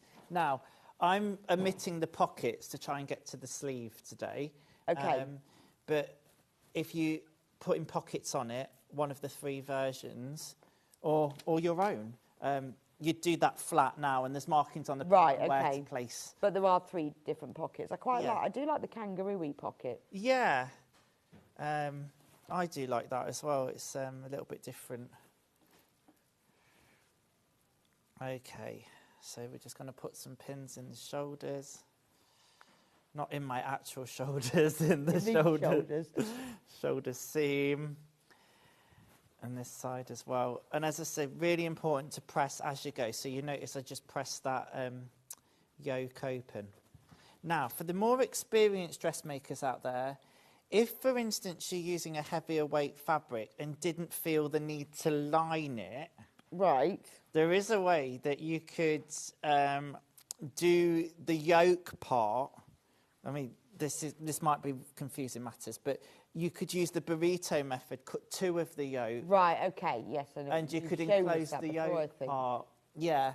And then you could perhaps, you could overlock the seams inside. This fabric doesn't fray too much, but you could use a really nice bound finish. Oh, okay. So if you didn't want to line it, then you could do it with the 2 yokes. But that would take some experience to work out and do. That's not something that you'd just go, oh, yeah, that sounds nice. I mean, by all means, give it a bash. But well, just overlock the seam allowances and don't ever show anyone the inside, and there we are. They are, exactly. We've got overlockers, haven't we, coming up later? We've got overlockers. Well, that's where an overlocker comes into its own, isn't it? Is for things like this where you don't want to line it, but you want to finish the seams. You don't want them to fray. And actually, an overlock finish looks quite attractive anyway. Yeah, I think so. And I love an overlocker for being able to make jersey garments and actually make them quite quickly. There used to be a lot of stigma with sewing with stretch fabrics. I mean, if we're talking lycra and stuff, then I can understand. But I think that comes from a time when sewing machines, weren't made for sewing stretch fabrics. No, they weren't really. And no. It was all woven fabrics and linens and cottons and... but now there's like so many fabrics available. But then, with overlockers being readily available now, it makes sewing... Yeah, I wonder whether it's kind of like a heritage thing, that stretch fabrics weren't around in the beginning. We didn't, and when they came in, you had to have specialist machines. But now there's more stretch fabrics around. Overlockers are very affordable. Yeah. And so it opens up a whole new load of fabrics and types of clothing. Yeah, absolutely. Things like your ponte roma, so not like your super stretch fabrics, but the ponte that you had earlier on, perfect on an overlocker. Well, it's a lovely fabric, that, isn't it? Because I like ponte, yeah. Just because it's thicker? Yeah.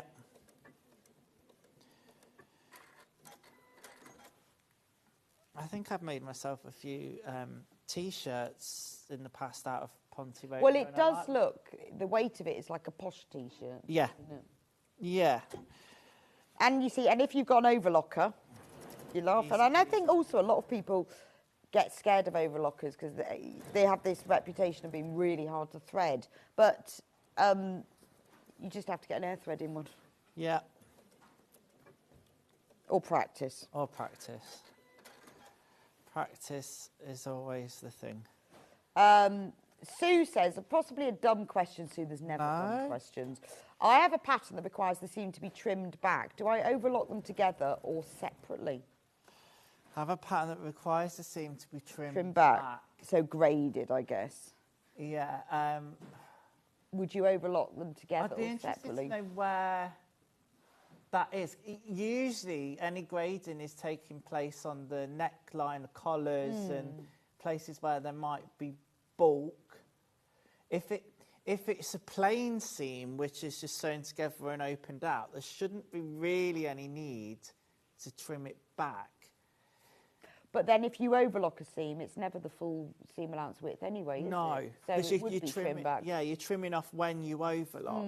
I wonder whether you mean... It'd be interesting to know. If you drop me a message if you want on Instagram or something. Maybe I can help you out a bit further, but...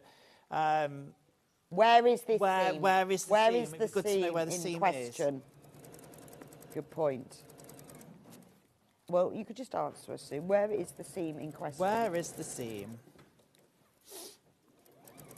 Never a dumb question, because if you're thinking it, so is everybody else. Just nobody else wants to say. So I'll just do the final side seam here. Like on the dress that you're wearing, Rebecca, the neckline, I sew the facing in. I'll be showing you this later. And then that is graded and trimmed back. Right. I'm not overlocking on the inside, you see. Because it's inside the facing? Yeah. Okay. That's where I'm just trying to... will let us know.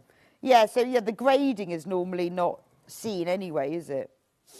It's usually, in a place that doesn't require an overlock sometimes. Well, let's find out. Okay, so again, what you're going to want to do then is press. And I'm just going to grab the tailor's ham now. It's got all the accessories. All the accessories. Clappers, hams. Do we sew this one with a sleeve press? like the sausage, the long the one. roll, the Yeah. sleeve roll. Because with a two-piece sleeve especially, I haven't got the one here. I think we've misplaced it, but the sleeve roll's really handy, especially with a two-piece sleeve. Because of the curve in it. Because of the curve in it, and because you've got two seams, so you can sew one seam and press it flat almost, but then once you put the other seam in, I mean, I suppose it's the same with a one-piece sleeve. Yeah. But because there's a little bit more shaping involved. Yeah, it's a lot easier to press, isn't it? Yeah. With that. Again, I mean, I always think these specialist things like the hams and the clappers are very inexpensive. Yeah. For how great they are, and that they're still traditional when they're filled with sawdust. Yeah. Exactly the same as they would have been. Exactly, and they're there to do its job, and it does its job. It's all these things, though, that you start thinking, what else do I need from I know, and before you know it, it does take a lot of, quite a bit of kit. But then having said that, you can start with, like, some of the simpler things. And I'd say, like you said, they're inexpensive. You just buy them. I mean, you just collect them over years, but you buy these little things as you need them. And then you find that you use them for all different sorts of sewing. Yeah. I mean, a clapper, I got one Christmas from my other half. Who gets the clapper for Christmas? Who I love is a clapper. I know, but what a great present. I love them because they're like the traditional things that tailors have. I think they're nice to keep out on display. Yeah. Tailors do me good to have because when you're working on your projects and then you're on to the next bit, nice to just hang them on. Rather than the back of the chair. Yeah, exactly that. Okay, let's get on to the next bit. I've got my box of goodies down here. Let's talk sleeves. Is that all right? So that's the one part of the sleeve, and that's the second part of the sleeve. There's separate lining pieces as well. So you're not putting from the same piece, which is really nice because the pattern is well thought out. And okay, is it a different shape then? I don't think for the sleeves they are, but is it the back? I think the back is different because it's got a kick pleat down the centre back.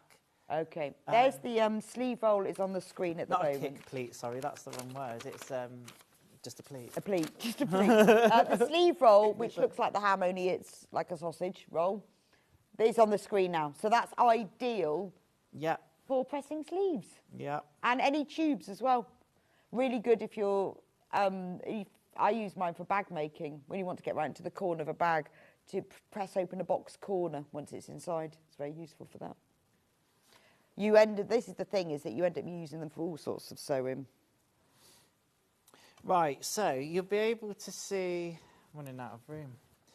Here, look, the two pieces. I'm going right side to right side, but with a contrasting denim, hopefully you can see. I can. The shape there. So I see. So that's the extra piece. Got it. And once it's sewn together, it will look like a conventional one-piece. And you can see here, there's not really much of a curve, so it's not massively tailored, but it is slightly curved. So it'll just give that a nice fit. But it makes a difference when you even just a slight curve in something, doesn't it? Yeah. Shape. It certainly does.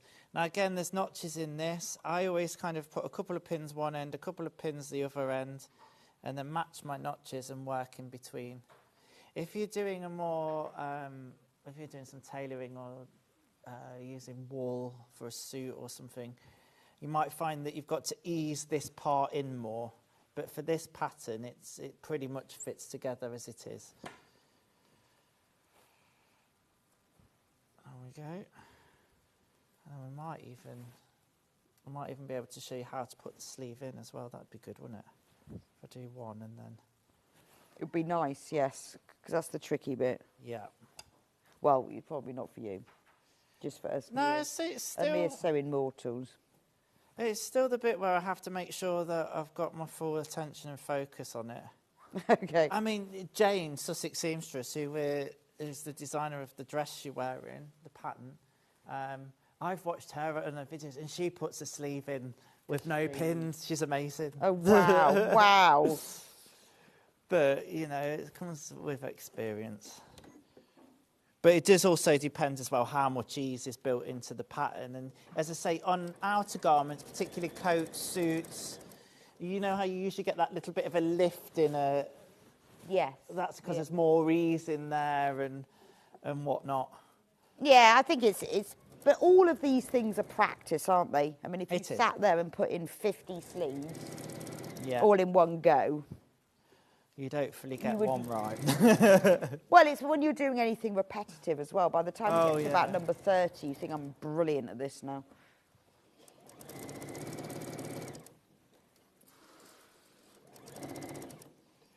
So that's just a centimetre seam allowance all down that bit.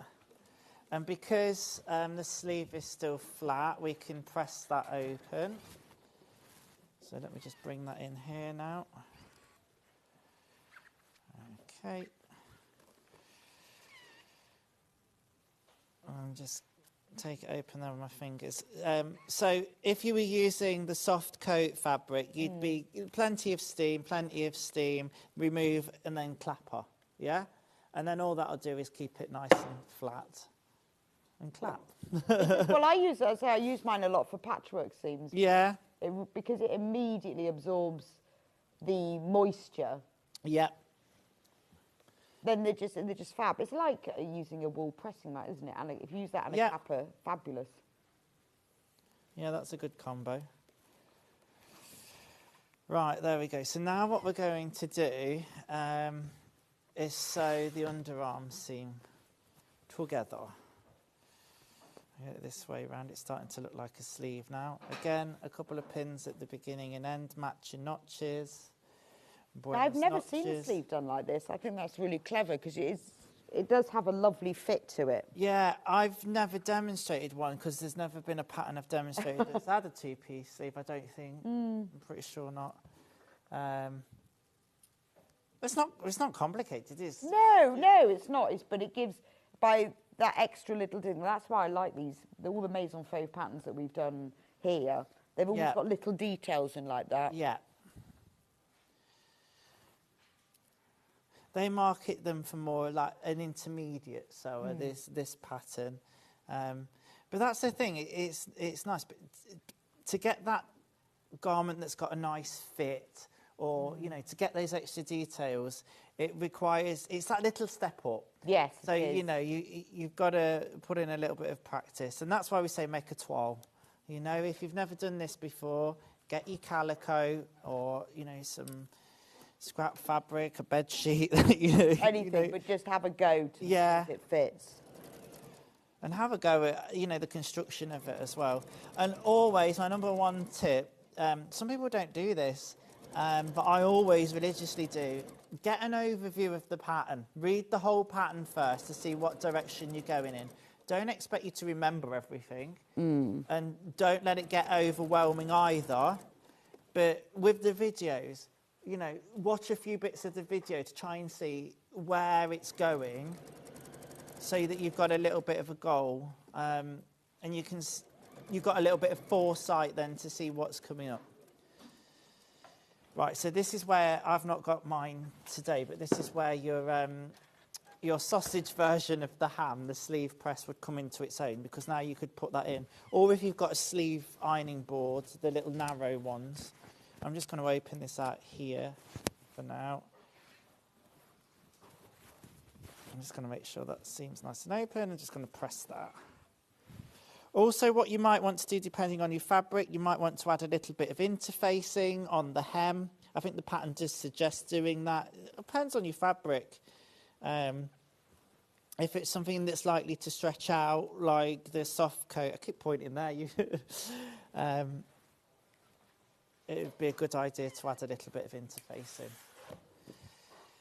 Okay, so that's my sleeve. I'm going to turn it the right way around now. And then we're going to set this in to the bodice. There is this very small collar piece, but it's not a collar. It's a, it's more like a stand collar, really, on the jacket. Okay, so you should have, again, your notches. One thing to point out with Maison Fauve patterns, it must be something about them doing different on the continent. On the continent. On the continent. Love that. On the continent. On the continent. But they mark the front of their sleeve with 2 notches, and that's how we would mark the back. So we'd mark the front with 1 notch, the back with 2. Right. They just mark 2 notches for the front. Okay. So, and I've noticed it on all of their patterns I've sewn so far. So it's a slight difference, but you've still got a marking there. So it doesn't have an impact as long as you pay attention to it. I like to point it out because we'd automatically think that that was the back. Right, so I'm just going to... Got it, yeah. So just read it properly. But again, you know... just read it. Just read it properly. But the pattern does come with a video tutorial. Yeah, it does. Right, while you're doing that, let's talk about the pattern. So here's the pattern. It's absolutely flying out. It's a beautiful... it's the Dandelion jacket. Obviously, you've seen it because it's a beautiful bomber-style jacket. Looks lovely with this soft coat fabric. Gorgeous. There we go. Bomber-style jacket comes in 3 different pocket types. It's a very flattering, easy wear jacket. And depending on the fabric that you make it in, it could be used across all seasons. But it's very high-end, isn't it? I mean, what a beautiful jacket. Very pleased with mine. It comes in sizes, so the bust size is 34 to 52, has a video tutorial, which I think makes a massive difference. Because a lot of the time, particularly, you know, if you're not a really experienced dressmaker, you read something and think, what does that mean? No idea. But isn't it lovely? And it's lovely that it doesn't have that, sorry, that high collar. Yeah. It's so much easier to wear, particularly if you've got a short neck. So if you've got a nice long neck, but I don't think I've got one of those. Only $19.99, sizes 6 to 24. And obviously, there's a lot of ease in the pattern as well. So do check that. Yes. Because you might find that you want a jacket with more ease or less ease, but do check it. But I think that is a staple jacket for your wardrobe. Right. Now, if you want to make it in one of these amazing stripy fabrics, these are just gorgeous, aren't they? So we'll start with this one on the top. Beautiful. Look at that. $22.99 for 2 meters. Now, there's loads and loads of these in baskets. This is all you're going to need for the largest size. You'll need some lining as well, but for the outer, this is all you're going to need. Even if you're not making the jacket, that's a great price, and it's gorgeous. It would be brilliant for cushions, outdoor furniture covers, bench covers, tents and wigwams. We cover it all. Yeah, tents and wigwams, they would be brilliant, and it would be absolutely lovely. $22.99. That's a polycotton recycled jacquard. That's in the red. Now, we've also got it, because I'm going to bring you all the colours, in the sort of, well, it's like a faded red, pink, almost in the pink. It's like a faded. It's gorgeous, that one, isn't it? In fact, if you wanted a few, don't they look nice together if you were doing cushions? But if you want to make the jacket gorgeous,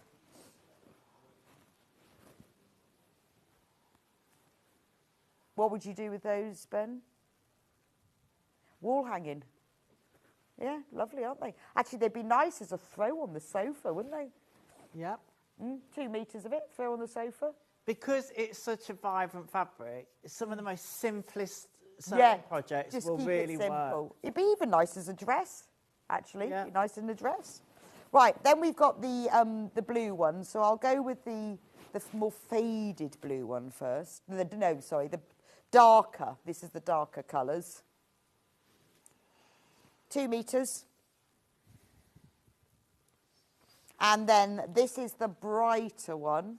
Look at that. That is vibrant. That's Adam's favourite. Yeah, I really Next like time he that. comes in, he'll have a whole 3-piece suit in this. A co-ord. The whole lot. Double jacquard. Yeah, forget double denim. It's about, let's bring double jacquard Double in. jacquard's the new thing for the 20s. And then the final one is this sort of dark stripe. It's kind of like beach hut, isn't it? deck chair, isn't it? Look nice, a deck chair. Right, do the which ones? Right, lining fabrics quickly. Now, we've got 4 of these. Now, this is the one that, I'm going to start with this one because this is the one that's in the jacket that Adam used that I'm wearing. $9.99 for that one. 2 metre bundle, that's all that you're going to need for lining this jacket. Actually, and it would make a very lovely, like a men's dressing gown, wouldn't it? Can you imagine? I could see you in this, actually. I do like a bit of paisley. Yeah, I think this would suit you, a satin paisley, pyjamas. Do you know what? It's really nice quality as well. It's not like your really thin lining that can be I think if difficult. you ever go into hospital, Adam, you need to make it. yourself some pyjamas. Can you imagine? Oh, sorry. I have my pyjamas. If ever you do, you have got to make yourself some pyjamas in that. Then we've got the same lining. He's laughing at that now. He's thinking, yes, I will. I'm thinking of one of those gowns where they're open at the back. Yeah. Yes. When they go, have it in paisley. I'm so sorry, but I've made my own. They go, you have to wear the hospital. No. So I've made my own opening at the back gown. This is in like a dark grey, so your charcoal. $9.99 for 2 metres. Brilliant for things like waistcoat backs as well. Yeah. Gorgeous. How about red? Actually, do you know what? Red would have looked amazing in this coat, wouldn't it? Yeah, it would have done. Can you imagine that with the red lining? Look fabulous. So that's the red one, $9.99.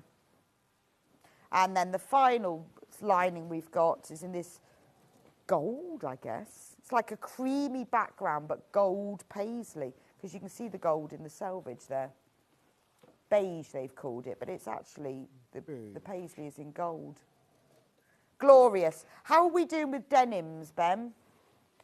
Can we just do this one? This is my favourite one. Actually, this is what I want my jacket in. Yeah. Denim rose. I think this jacket would look absolutely amazing in this. And because it's such a big pattern, you never need to match it. Nobody would ever notice. You wouldn't bother, would you? Well, I wouldn't. I mean, you could if you wanted to, again, along that back yoke, but really... Nah. Make it stand out as well. Anyway, thank you so much, Adam. Have you put your sleeve in? I've nearly put it in, yeah. I'm just finishing it now. Well, you'll have to show us next time because we're going to have to go for a break now. We'll see you back here at 11:30. Yes. Got a whole hour and a half off. Just time to go down. Oh, I'm on at 11:30, am I? Yeah. Yeah, you've got time to go and get us all a coffee. Oh, what do you want, Ben? Nice. What do you want? You haven't got to do that. Yeah, but Ben says he'll pay if you do.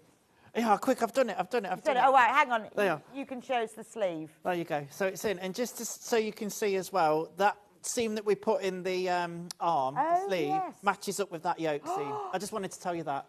Well, that's good. There you go. But that's a nice feature. Oh, that's fabulous. We'll see you back here at 11:30 with this amazing dress. Gorgeous sell-out dress, and we've got all the needle cords in. And I will be back with you in a few minutes' time with Steffi and her brand new kits. You are going to love these, especially the guinea pig. Don't go anywhere.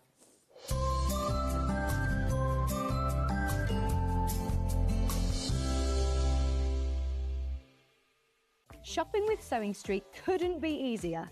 You can shop via our website at www.sewingstreet.com, where you can watch our live shows and see all the products from that day. We also have a huge amount of products on our website, from your sewing room essentials to fabrics, sewing machines and much more. You can download and shop on the go with our Sewing Street app. Simply head over to your app store and search Sewing Street. Alternatively, you can contact our UK-based call centre 24 hours a day on 0800 001 4433. Shopping made easy at Sewing Street. In sewing, the term square up means trimming your fabric or block to ensure it has straight edges and perfect corners. Using a ruler and rotary cutter, trimming away any uneven edges. This step helps your pieces fit together neatly in your project. Square up is a quick way to keep everything perfectly aligned. Hi everybody, Stuart Hillard here, and I'm so excited to be sharing my birthday with everyone at Sewing Street this year. We're going to be celebrating on the 1st and 2nd of February with a really special weekend of guests and projects. Lynn Goldsworth is going to be joining me. I'm going to be doing this fabulous William Morris quilt that's hanging behind me. I'm also going to be launching a brand new quilt pattern called Sierra Nevada. If you loved my New Mexico quilt, you are going to fall in love all over again with Sierra Nevada. I'm also going to be launching the brand new fabric range from Tilda. It's called Sunday Brunch, so of course we'll have mimosas and a whole load of gorgeous projects to inspire you. I do hope you'll find time to help celebrate my birthday here at Sewing Street on the 1st and 2nd of February. See you there. Missed a show on Sewing Street? Don't worry, you can catch up on all the action from the past week on our website. Just head over to sewingstreet.com and go to TV Guide and pick a day, then a show up to 7 days back from the Today tab. Looking for something older? Check out the Sewing Street YouTube page, where you'll find our full archive of shows anytime, anywhere. Stay inspired and keep sewing with Sewing Street.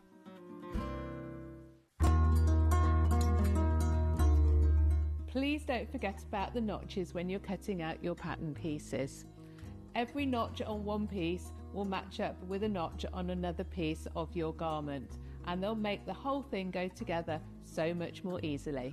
This is how you do it. Your notches might be a small little line or a double line, or they might be a triangle. When you cut them out, I recommend that you cut a small triangle outwards rather than cutting into your seam allowance.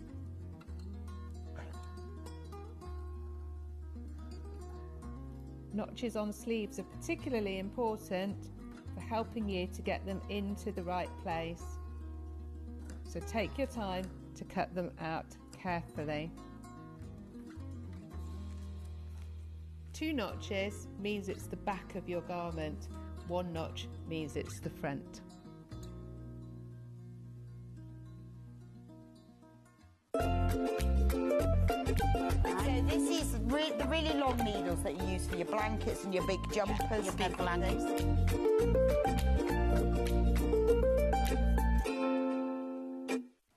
Looking for some creative inspiration?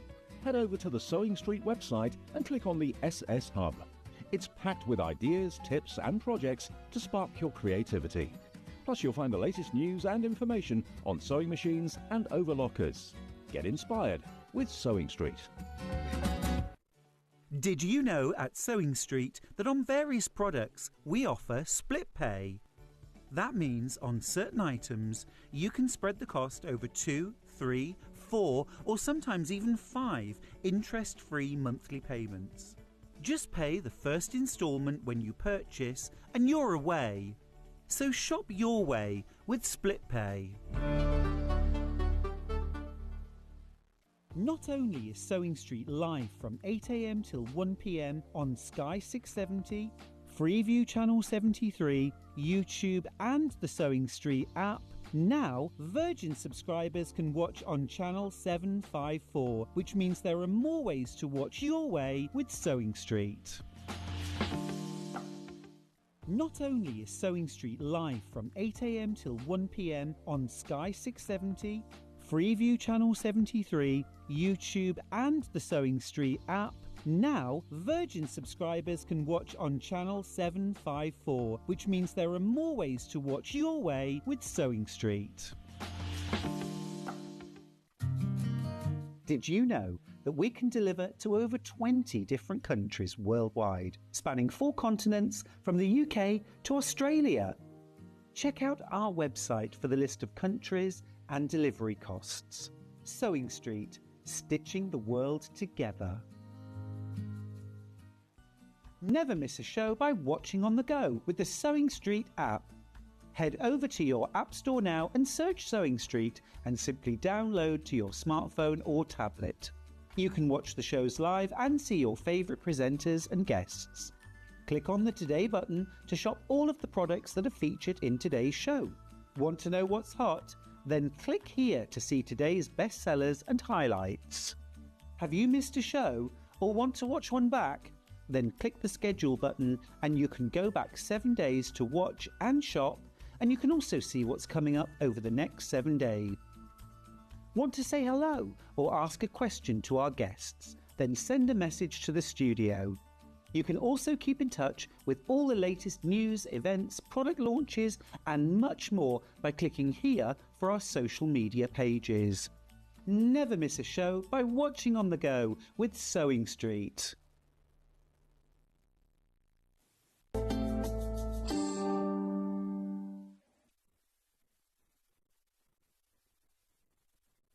Welcome back to Sewing Street. Welcome, Steffi. Really nice to see you. Lovely to see you too. Lovely to see you. Now, Steffi, you brought us some brand new kits. I did, yes. To celebrate the rebranding. So you've rebranded. So what? We have. So why the rebrand? So the makers for the last few years have been really, really trying hard to get into sort of the sustainable crafting mode.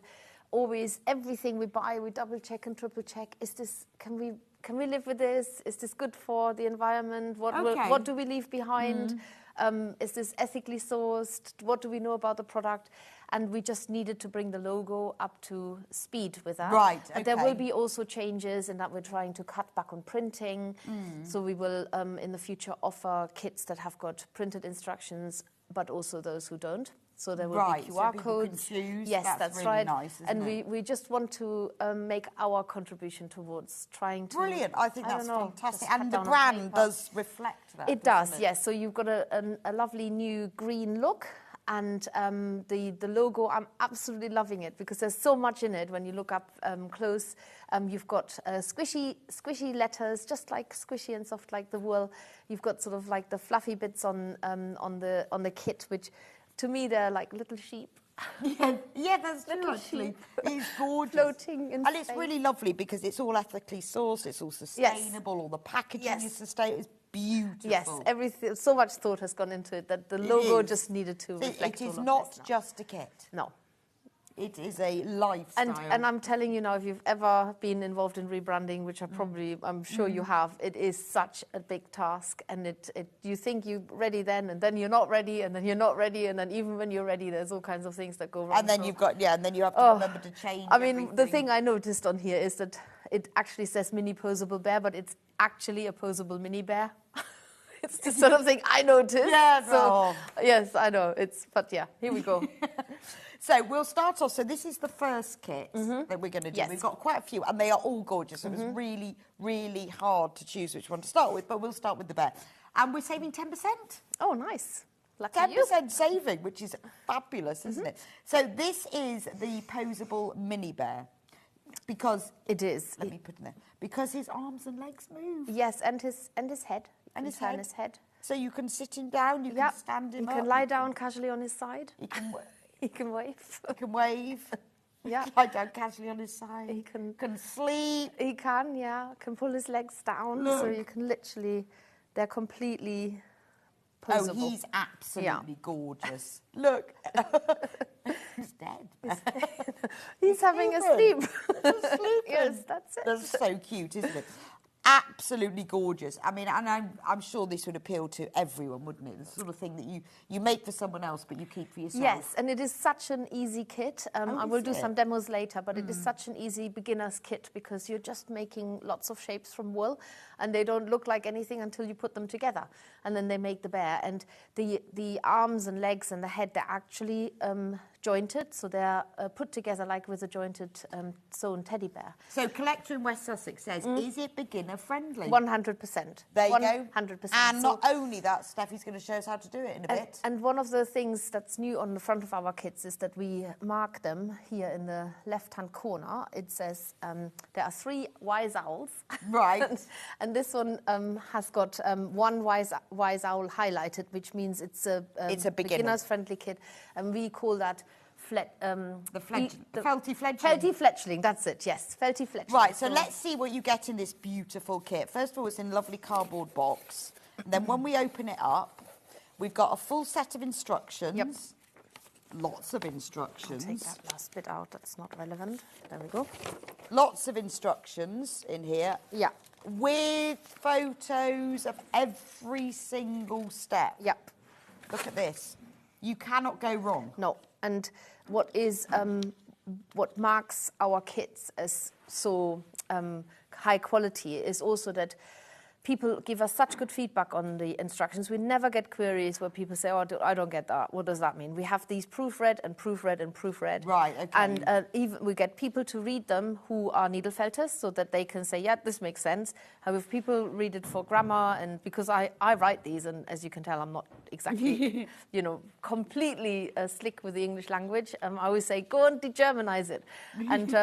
And so these are proofread. And then, but the most important thing is if you look at the last page, and this is what people love about our instructions, is that they get templates. Oh. So when you are needle felting, and this is the biggest sort of insecurities that people have, is that they're never quite sure, how do I know what size it is? Absolutely. Well, yes, I would think that. Yes, and so we're very specific about the wool portions as well. So at the very beginning of the kit, we will say things like split your wool into, from the main wool take off 1/5. So you roughly guesstimate it's 1/5, yes. Exactly. And then when you get to the next parts, then you split it so that you have a rough idea of how much wool each body part has allocated. Okay. But then as a double check, you hold it against the template. So when I hold my bear against the template here, the shape of the head, that will be that shape, or the leg will be that shape. So you know exactly that you're heading in the right direction. Because sometimes, let's face it, with needle felting, things don't always look how you want them to look. I mean, that's fantastic. So that makes a big difference to a beginner. Then in the kit itself, look at the materials. It's just lovely. Because you've got everything in this. Yes. So you've got all of the wool that you need. You do. And this is a natural wool. It's completely undyed. So there is actually, all of these wools in there are completely undyed. So it's like an extra ecological kit. So that's the snout. Yeah, that's the snout and the little paw details here. And then the eyes. And then you get the glue-in eyes, which are glass and wire. So there's no plastic in this kit. Then you have the white for putting the white behind the eyes. This wool here is from a breed called fox sheep. A fox sheep. I know, it's crazy. But if you look very closely, can you see these dark fibres in there? And that is the colour of the head, and it's literally got the colour of the head is like a fox colour. So it's called a fox sheep. And I absolutely love that we're using wool that is natural for starters, it's ethically sourced, and also I just love the idea that we are supporting rare breeds. I think that's lovely. I've never heard of a fox sheep. Well, this is it. It's that rare, you've never heard of it.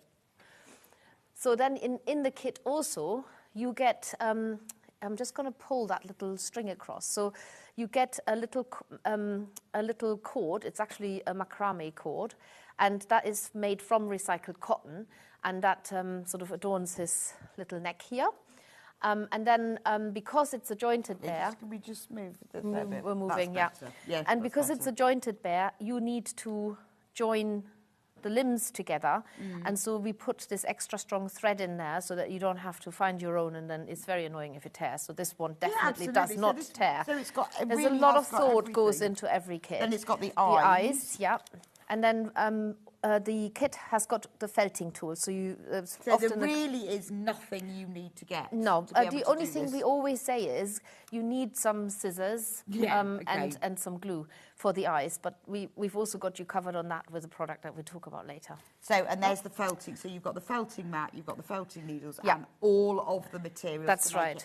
Not only that, you've got a 10% saving. Yes, and you get enough felting needles for an odd breakage if that happens. Because sometimes a needle can break. We would hate to think that, you suddenly don't have the tools to complete your project. That would be disastrous. So yes, you get 3 felting needles in all of our kits as a minimum. Okay. I think that's gorgeous. So that's the posable bear, and you're going to be doing a little demo for us later. Indeed. So we'll put that back in the box. Right, we're going to do the Highland cow next. There will be demos, but I want to go through all the kits because I know that you want to see them all and you want to choose. So I'm going to go through them all. This is the Highland cow. Look. It's a lying down Highland cow. It is, yes. So it's raining. Well, do they lie down when it rains? I don't know. Or do they sleep lying down? I don't know. That seems really silly to lie down when it rains, because you get wetter, don't you? I have no idea. I always think they lie down in the rain. Maybe they just go under the trees. I don't know, actually. They definitely lie down to sleep. It's a sleeping Highland cow. I have to ask people if they know the habits of Highland cows, what they do. But it's gorgeous. I mean, it is a proper Highland cow colour. It is. And I love, again, this is such an easy beginner kit, because with a Highland cow, until you get to the point where you put the fringe over the face, which is just... That is so distinct of a Highland cow and these horns. You might think, oh my goodness, what am I making here? This looks like a pig. And then as soon as you do that, suddenly the character of the cow, and it's just the nicest feeling ever when it transforms into the project that you're actually meaning to make. But again, step-by-step instructions. We don't leave you hanging in any way or form. It's very similar to the bear. You've got your templates on the back again. Yes, so there's all the templates. Yeah. You've got, the same with the bear. You've got full instructions with loads and loads of photos. That's it. And the templates to follow. And this one, is this one beginner? Yes, 100% felty fledgling one. Yeah, definitely. And the wool in here, so this is what we have, is a very basic core wool. So it looks a little bit bitty, but when you look at the cow, it's not visible. Yes, unless only you on turn its it. bottom. Yes, that's right. So we can actually use, and I'm really proud of this, we actually use, this is repurposed wool. So it comes from Welsh sheep. Don't ask me to pronounce the name of the breed. It's something with lots of like that.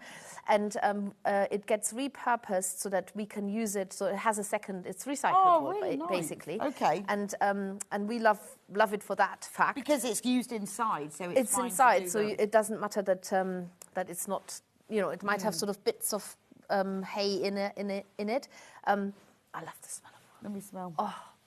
Oh, it's lovely. It is lovely. I love the smell of clean It's a proper wool. sheep smell, isn't it? Yes, it's really it's nice. lovely. Yeah, I love it. Oh, it's very brand new today, £22.50. Save 10%. That's amazing. It's absolutely flying out. But this is in celebration of the relaunch and the brand new kit, 10% off. And you get the dyed wools in here as well. But we go with what the project needs, basically, a little bit for the nose, and then you get the white to make the horns. And the horns is a special technique, which I can't wait to show you. Okay, which you're going to show us later. Yeah. And it comes with all the tools and the eyes and everything. So you haven't got to provide anything except for a pair of scissors. No, that's right. And a bit of glue.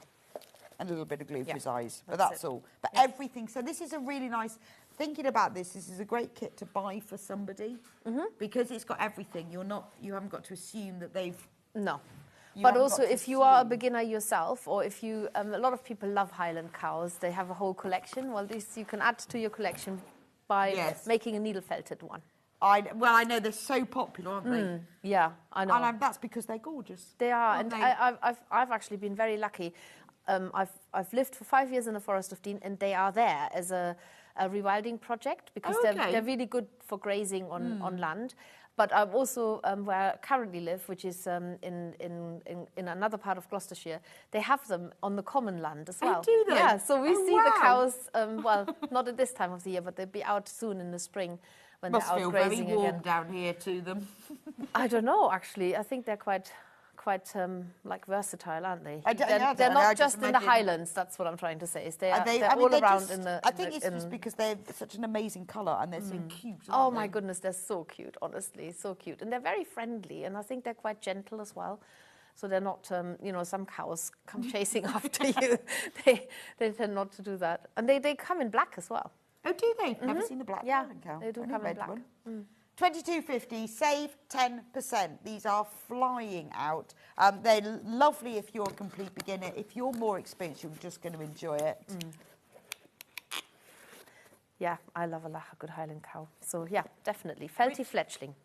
Right, which is the next one? Well, pigs. The guinea pig. No, guinea pigs don't make that noise. Ben was making a guinea pig. I know. They go... They squeak, don't they? They make they say that they do popcorn noises. They They do that. popcorn noises. Yes, yeah. but then when they're a bit like overexcited, they squeak. Do they? I don't know. I have to admit, I've never owned a guinea pig. Oh, we used to have I guinea know, pigs. and it's one of the most popular pets. We had 2 guinea pigs, and we took them on holiday in the caravan. And when we got to where we got to, in the caravan, in their cage on holiday, when we got on holiday, it'd given birth, the guinea pig. Oh, my goodness. When we opened the caravan halfway through, there was babies. Oh. We had lots of guinea pig my babies. goodness. Lots of guinea pig babies. And we didn't even know that we had a boy and a girl to start with. And when babies are born, they're not like rabbits. They've got full hair, and they run around straight away. Oh, my goodness. So they're like... I didn't know so that. So we thought somebody had put a baby in the cage because... They're not like mice where they all puppies. Naked and blind. They are running around with full hair straight away. Anyway, look. We used to give the guinea pigs away. We had so many guinea pigs. It was ridiculous in the end. We had to have separate cages in the end once we realised what was going on. Look, but this is so realistic. It is, yeah. And the nice thing about this kit is that if you have not all guinea pigs have those colour combinations. Yeah, my first one did, Rufus the guinea pig. You can actually, you get in the kit, you get a black, and with the black you can also mix it with a rusty colour and make it a brown. So you have the chance to personalise your guinea pig. It's just gorgeous. And look, it's got little ears. And they're made from silk clay, which is air drying, and you get that in the kit as well. And a little nose, and I'm just going to turn him upside down. Little feet. Look, his little feet. Look, this is the best bit. Look at his little face. It's got a smile. It does, yeah. Oh, I think this is gorgeous. I think anyone who loves guinea pigs, you need to just have one of these, don't you? And it is actually life size. Yeah, it is. That's it. And so absolutely gorgeous. Only £32.40. Save 10%. It is beautiful, and it's suitable for beginners as well. And there are actually some YouTube tutorials on our YouTube channel on how to make the silk clay ears and feet. Oh, okay. So with a lot of our projects, they are a beginning to end free tutorial on our YouTube channel. Some of them have technical bits, right? Because if you've never used silk clay, you might think, oh, how am I going to do this? But I think that's lovely that you make its ears and its feet and its nose. So what do we get in the kit then? So you get your full instructions, same as before. That's it. Photos, everything you need to know. And then you, so the templates show the whole pig, but also bits of it. So you get the body and the legs and the. So you get the templates, same as before. You get a lot of wool that goes on the inside, very similar to the Highland cow. Right. But then you get the nice wool, the nice white wool, to go on the outside.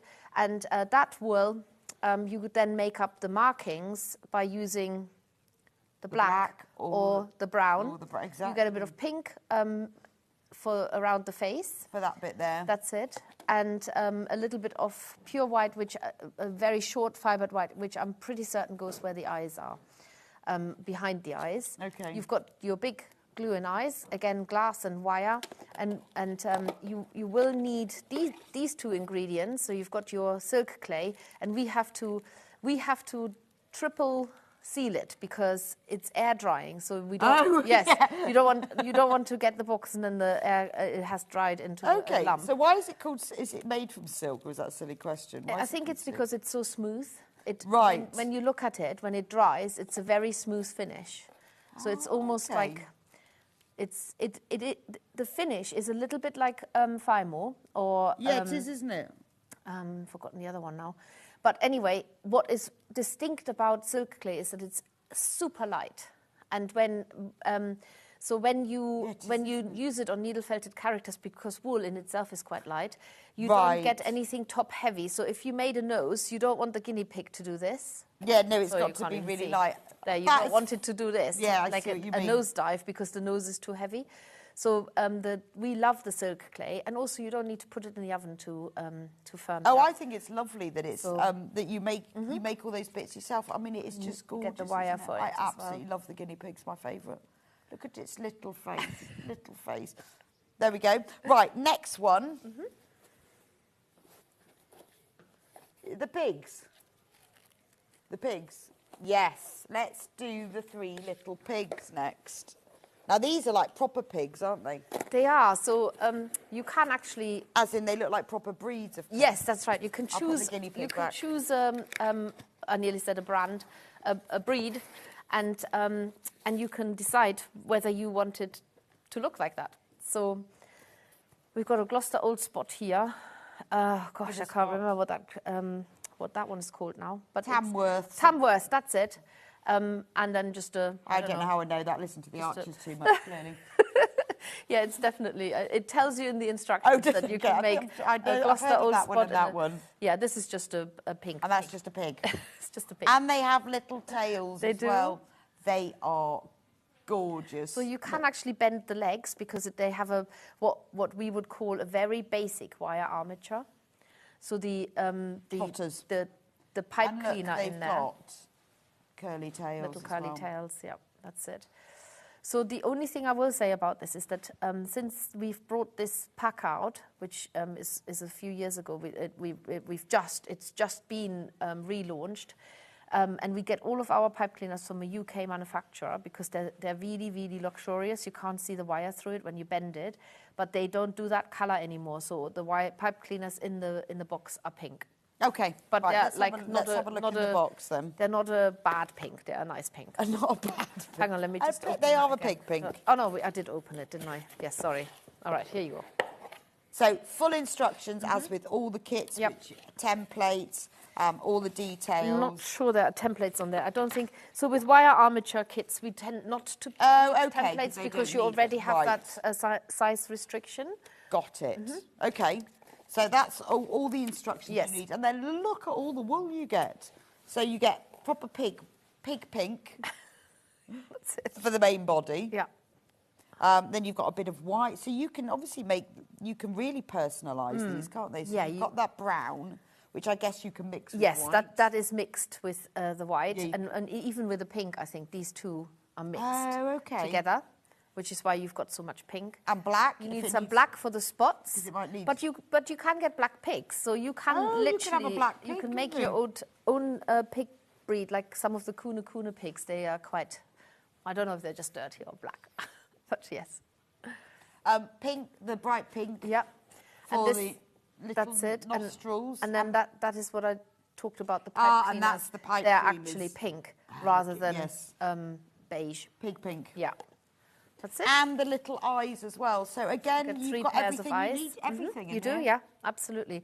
So what I should also say is, and I didn't mention it with the guinea pig, but you do get your tools in the pack as well. Right, yeah. I just haven't got a sample of it here, but they are. Okay. But the felting mat is bigger than this. It's twice the size than this. Sorry, this one. There we go, And you let me get just 3 show them. felting needles, so it's twice the size. It's 10 So times- all of the kits that we're talking about come with all the materials. So They do, are yes. complete. So if you wanted to buy one as a gift, everything is in there. Everything's in there, yes. Oh, I think they're gorgeous. Absolutely love those. They're just the sort of lovely thing that you could just see. You just pop on the shelf in the kitchen. Yeah. They're just little- Again, people collect pigs. That seems to be something that people do. So if you haven't got a needle felted version Then yet, you need you're to. definitely in business. And I do like the way that you can pose them as well. So you can have like running pigs, sitting pigs. That's it. They are just Yep, gorgeous, lying on the aren't back they? pig. So £27.90 and you get all 3 pigs. And you can make them in whatever colours you want, as long can. as they're brown, pink and black and white. That's it. Gorgeous. 10%. Remember, you are saving 10% with all of these in celebration of new kits and rebranding. That's it. Pay for 10%. Let's do wild boars next. These are so sweet. And these come with a piece of grass that they're running along. Yes, so you have to make that as well. Well, which I think is great because then they've got like a whole scenery. Yeah. So let me show you the wild boars. There's 2. They're stripy. They're called humbugs as well, aren't they? Are they? Yeah, boar piglets are referred to as humbugs. Because they are so stripy, aren't Yes, they? they are. And Do they lose the stripes? Yeah, for they them? do. Yeah, Oh, they get obviously much, much bigger, and then they get quite, well, these are, I've seen so many in real life because I've lived in the Forest of Dean for 5 years. Okay. And I've seen the humbugs as well running around. Oh, really? And, it is a delight to see them, but you never quite know because the sows, they gang up together and they look after each other's litters. Right. So you're never quite sure. You can see up to 20, 30 boar piglets. Oh, wow, because they're all together. Yeah, but you don't know who belongs. Oh, who belongs yeah, to who. that's right. And they have a very big family community. So then even when they have the second litter, they might still have this first litter with them. So they are slightly smaller pigs, but they don't look like humbugs anymore. Oh, it's such a shame they lose their stripes, though, isn't it? Because they're so cute. I think they probably would be far more spotted if they're higher up. That's true. But I wonder why then they're born with stripes. It's strange. I guess maybe in the ground, they blend in more. I don't know. No, there must be a reason for it, isn't there? Oh, they're gorgeous. So these are the humbugs, the wild boar piglets. Yeah. So you make 2 piglets, and then you have the grassy area for them to stand on. So you have this mat here that you're basically going to decorate with the greens that comes in the kit. That's it. And you are using wire for these, so you get wire in the kit that you use. Again, step-by-step instructions. You've got 4 and that's eyes, what holds them 2 all pairs. up, is the wire structure. That keeps them upright. And the instructions, again, have got step-by-step, and then you have got templates on the back again. So that when you get to the end, you think, oh, is this the pig? Yes, it fits my template. Excellent. Which is great, because it's a really nice way of checking. And I guess as you become more experienced, you probably don't need to do that. But no, that's right. Oh, absolutely. I think even as somebody who's because nothing looks straight away right. So sometimes you need a bit of reassuring. Am I heading in the right direction? And measurements or templates are so useful in all of this. Yeah, I can imagine. Yeah. That's it. And then you get all the wild boar colour. So you've got this lovely, it's beautiful sort of gingery colour, isn't it? Yeah. And the brown, and you get the natural wool. You've got the black and the white. So you've got all the stripes and everything. This is fab. And this wool is our favourite core wool. It's called Lanolin Rich. Oh, you can feel it. So it still has got it's washed, it's clean, but it still has got some of the lanolin left in it. And it's so nice to work with. It makes your hands really nice and smooth. But also, it's a super fast felting wool. It felts down really quickly, and it's great for wrapping wire. It's lovely, doesn't it? The smell. Oh, it's nice, isn't it? It's I know. gorgeous. The first thing I do is, especially with natural wool, I have to smell it. It's proper. It smells of sheep. And when you wrap with wool like this, so because you will have to wrap the wire, and when you wrap wire, you want to make sure that the wool doesn't unravel. With the Lanolin Rich, because it's so sticky in a nice way, you can literally just wind it around and it stays in place. It doesn't pop open. Oh, wow. So I love the. I mean, not just me, but we can never have enough Lanolin Rich in our workshop because people just love it and they use it all the time. Yeah, because it's really like, nice. It's a bit like, when you have Shetland wool that you knit with, and it's barbed, isn't it? That's right. It's balmed. That's a much better word than sticky. But that's how it, like with Fair Isle, it sticks together, stays together, doesn't it? Yes, exactly. And when you use non-Fair Shetland wool, it doesn't work the same. No, that's it. So this is really great for making basic sense. shapes and wrapping wire. Gorgeous. I love that. Love the wild boar. I need to see some of these. I didn't realise the babies were striped. Yeah, they are. That's why they're called humbugs. I'm going to have to come to the Forest of Dean. You do, yeah. You'll probably see them just about now. Oh, really? Oh, yeah. They will be out now, and it's amazing because sometimes you drive on a road in the middle of the forest, and you see one pig going across, and you can guarantee there'll be like. I think the most we counted were 35. We just sat there in the car waiting for the pigs to cross the road. There's the adults and then there's all the piglets and they just sort of go across the road. So Collection Mersey says, love the wild boars like piglets in pyjamas. So cute. They are, aren't they? Yes, I think they're gorgeous, aren't they? I know, it's funny. So do you think they released them into the Forest of Dean? Oh, I have the story for you. So these are not actually the completely wild breed. So what happened was that some farmer who was breeding wild boar for meat, basically, I think, there's all kinds of rumours going around, but without going into detail, he just released them one day into the wild. He did definitely, because these boar are bred to have massive big litters, and they're also slightly bigger because they were in the meat production. So lots of litters and bigger bodies. So they're actually really big wild boar. Because they were bred specially for that, and now they're all breeding in the there's so many of them there. I mean, they have to be managed at some point, but yes, it's definitely. All because of that one farmer. And if even if you stayed in the Forest of Dean, you will guarantee to see some boar pig. Because there's so many of them. Yeah, definitely. The little humbugs. Yeah. Oh, I think they're gorgeous. And they're so distractive. Oh my goodness, you can definitely see the signs of them because they literally churn the ground upside down. They're like rotivators. Right. Because they look for little bulbs and roots and things to eat. That's what they do. They just snaffle around and... Well, they're very good, aren't they, then, for the environment? Because they. Oh, yeah, they're very good.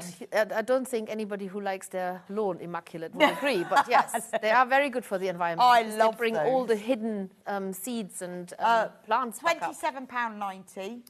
Save 10%. Limited edition. And everything that you need is in the kit. So if you know somebody who loves wild boars, loves pigs, this is a lovely gift to give them because it's really nice to have the complete kit with the whole lot in it. It is, isn't yeah, everything absolutely. you need with all of the instructions, all of the templates, everything. Right, the last one that we've got, I love this one, I'm a big otter fan, sea otters. I love otters. Now, I think there's a slight difference between sea otters and river otters. There are. You could convert these to river otters. Oh, okay, but I love them. And I saw the other day, because I live in Bath, that otters have been spotted in Bath. Oh, really? In the river by Pulteney Bridge. And I saw a picture of them, and I keep going around there now to have a look. I haven't seen one yet, but they are gorgeous. They are. I think people often say you can see signs of otters before you see the otters, because they obviously build these obstructions in rivers. So people can say you often see that there are otters, but you don't see the otters. Well, luckily but you I've seen some film of them round by the weir. I'm desperate to see them. But the sea otter is slightly, I think it's slightly bigger. And the sea otters, they have got little pockets under their arms, and they keep their favourite pebbles. With their goggles. Yeah, their goggles, yeah. And the babies float on top of them, so to keep them warm. So in the kit, you get everything to make the family. So you get mummy, daddy, and baby. But you get more than that. And and I don't know why I haven't got it, but if you look at the picture here, can you see the background? So you see the rocks, and you see the bluish grey surface of the water. And actually most of the kit, if you think of it, is that. This is all for making rocks and the background, and this is for making the otters. So it's a whole scene. It's like, yes, it is. But I haven't brought the background. I don't know what happened to it. I didn't even think about it. So I've got all of this is for making the otters, and then all of this is for making the big rocks and the sea. So you can make a whole scenery with them, which I think There's so much wool in there. I mean, I don't even sometimes know how they fit it in the box. I love the fact they're upside down, because I guess they're floating, aren't they? They are, yes, absolutely. And then you also get in the kit, you get the eyes. So there's different eyes for the baby than there is for the adults. One adult has got the eyes closed, but you still get the eyes in there in case you want it open. And then, I don't know if you can spot it, but they have whiskers. Oh, yes. These little whiskers here. Little whiskers. It's hard to see, isn't it? You can see them if I put them against my finger. I'll put them against the dark wool. Now you can see them. And you get these in here as well, and they are actually ethically sourced horsetail. Oh, okay. Mm-hmm. So we are very proud to say that we are supporting Mongolian communities by buying the horsetail from them. Right, okay. Tell you there's a story to every product. Mongolian horsetails. Don't get me going. You could just go and pinch some horsetails. You could, yeah. From nearby field. You could. We couldn't. I think we get into trouble. So what if you just taken a couple? Yes. Well, some people have got horses. They might be happy for you to have some of the horsetail. But yeah, so it's brilliant. Horsetail is brilliant for making whiskers. Yeah, of course, because it's fine, isn't it? It's but quite it's stiff, just right, and it's natural. So you don't. I think those are absolutely delicious. Yeah. So that's the sea otters, £27.90. Now you're going to save 10% with that. Do get these because they are flying out. £27.90. You've got everything you want in that. You've got all of the material, all the tools, everything. They are delicious. Right, the last kit that we're going to do is the mice. And then I'm going to get Steffi to show you how to needle felt, and then we'll show you, we've got some really lovely accessory kits. But we'll just do the mice. Now, the mice are gorgeous. You've done lots of bigger mice. I have. Past, haven't you? So I was talking about Shall I the... show you on the overhead? So the pipe, I was telling you about the pipe cleaners that we source in the UK, and we've had problems getting them. They've got manufacturing problems, and it's been really, really frustrating for me. So I've luckily sourced now a different type of wire that works just as well for mice. Right, brilliant. But what it also means that you can make them smaller. You can still make them big, but you can also make them smaller.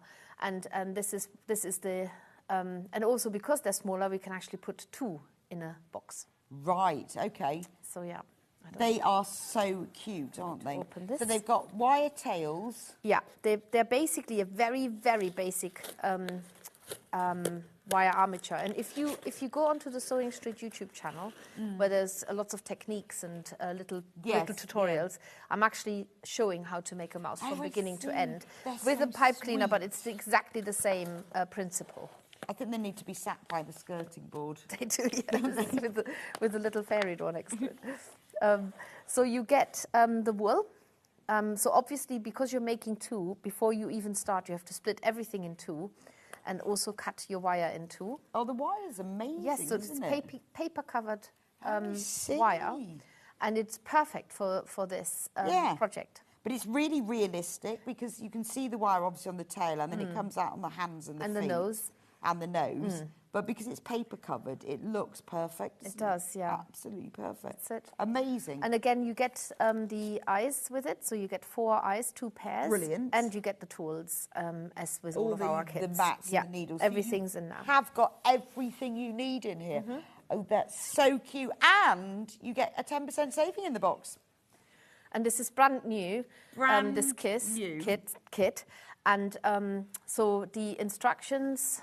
They don't have a template, but like I said, with this kind of technique, you'll be fine with just the step-by-step photos and written words with it. So, yeah. Fabulous. I love these. £22.50. What a great price, because you've got everything in there. And I think what's lovely is that some, there are all different qualities and types of kits, aren't there? But you know that when you're buying this, you're getting quality materials. It's all been ethically sourced. Yeah. And I think that makes a difference, doesn't it? It does. There are different kits where you don't get everything, or the materials are a bit... No. Well, let's not talk about not great quality. Can't bear these are fantastic quality, and aren't they? it's the kind of person I am, and I'm my own worst enemy, but I have to believe in what I'm selling, otherwise I just can't do it. But then they're made with love and passion. They are, yeah. And like I say, I can tell you exactly where everything comes from and why it's being used. And you don't see the trial and errors that I've done. You just see the things that actually work, but you don't know my journey to how many mice there are and the different materials. Exactly, and where I've got this, and it's like, oh, this is no good. I can't do this. I can't stand behind this. So I'm definitely guaranteeing that this kit is possible to make with the tools and the wools that are in there. Absolutely brilliant. And this could be, this little mouse kit could be the beginning of your needle felting journey. Absolutely, and they're very addictive because you can accessorize them, which we talk about. We'll show you in a moment. We've got an accessories pack for you as well. We do. And they make lovely little gifts, so you can make one for you can give one to a friend. That's it. And you can also personalize them. So if you have a friend who, say, for example, I don't know, like certain hobbies, you can make perfect, personalize them, think of ways of how you can accessorize them. Right, so are you going to show us to start with the bear? Yeah, I can do the bear. Away. I'll put the mice back on their shelf. I have actually worked a little bit ahead, just so that I don't spend all of the demo time just making the bear. There's one in there already. No, this is not. I've got bits here. So I'm just going to position myself into the right place. Get everything out. We need that. Okay. I'm going to use my own tools because that's what I usually do. So I've got my felting mat here. It's well used, by the way. So they actually, these felting mats that come in the kit, these are made from recycled wool. Okay. And they are made in the UK and they're fully compostable. So when you are done with it, which they will last forever, basically, but when you don't want it anymore because you've upgraded to a new one or whatever, you can literally put it in your home compost and put it in your garden. Just put it in the garden? Yeah, put it in the garden because it just disintegrates back into a natural... It's wool. If you're lucky, the birds will find it and pick it apart to help, you know, make nice that's cozy true, nests. actually. And I always use wool string in the garden. And it does eventually, after a very long time. Yeah, it just if you have these hidden cameras in bird nests, you can see that they put all kinds of things in there. And I've had woolen garments and sheep wool hanging over the washing line to dry, and the birds are at it like crazy. They pick all the bits off. They sense it when there's something nice and cozy that they can cushion their nests really with. funny. So what I have done, just to show you, on my template here, I've done the head. I have done one leg and one arm, and I'm going to show you on here how you get the bend into the leg. I have done the body, and I've done one ear. So this is the nice thing. So I haven't done the snout, which I'm going to show you next, and then how to attach it to the head, and then how we join everything together. So Brilliant. I've got my felting needle. Make all the bits and put it on there. That's right. Now you follow in the instructions, you follow how it tells you to split the wool. I've got a pretty good hang of it, what I actually need. And so first of all, I'm making an ear now. Let's do the snout. Let's stick to the plan. So you tease your wool. You can sort of see a natural grain, how the wool runs. So this is sideways and this is lengthways. Yes. And so you find that grain. And then because this is a jointed bear, he needs to be rock solid. So you have an awful lot of wool in there, and that is for a reason. So you're going to start winding up your shape, and it tells you in the instructions how wide this strand of wool needs to be. And what you can also do is, sorry, I'm doing this slightly wrong. You're only folding one side in. Maybe I should read the instructions. And you start stabbing into that sausage that you're winding up as you go along, because that means that you're already felting the wool down. Now, if you've never needle felted before, a felting needle is very sharp. So if you poke that into yourself, you will hurt yourself. Okay. So don't do that. The working part of the needle is literally from where my finger is running now. And that, and when you run your finger along the needle towards the back, you can feel your fingernail snags. And that is because there are little notches in that needle. And if I sort of turn it very gently, you might be able to just see the notches in the tip of the needle that they catch the wool. There we go. Right, you can see it better now. They catch the wool on the way in, and the wool loves nothing more than getting pushed together because they cling onto each other, the fibers. And that is because they have actually got barbs, wool fibers. Every single fiber has got little barbs. And they hook up with each other. And that is why you don't ever want to put your favorite woolly jumper in the hot wash, because it felts. And then you end up with a very stiff and slightly shrunk or very shrunk garment. And so this is exactly what I'm doing here. So the more I stab the needle, and that very satisfying crunch, crunch, crunch that you can actually feel but also hear, I'm sure is the reason why I'm addicted to needle felting, because it's very addictive to do this. So when you get to your shape, you can see it really clearly now how quickly that wool shrinks down. So keep your fingers out of the way. That's amazing, isn't it? You can use finger protectors, which we come to shortly, because we have an amazing tool kit on offer as well. But can you see how I'm shrinking this now in so massively? And it's becoming really solid. Really solid. And you have a template on your in your instructions. So I'm aiming now to go for this. So that means it's slightly flat at the top and then slightly rounded at the bottom. So wherever you want the reduction to take place is where you stub your needle hard. Okay, so you just keep laying it on the template. That's right. And then you're happy with it. That's right. And then I want to make it round around the chin area. So I'm going into sort of a semicircle from the front of the snout to the back. Don't worry too much about the wispy ends that I'm holding on to, that they're longer than maybe on the template, because you can always shorten them by pulling them off. Just make the actual shape nice and firm.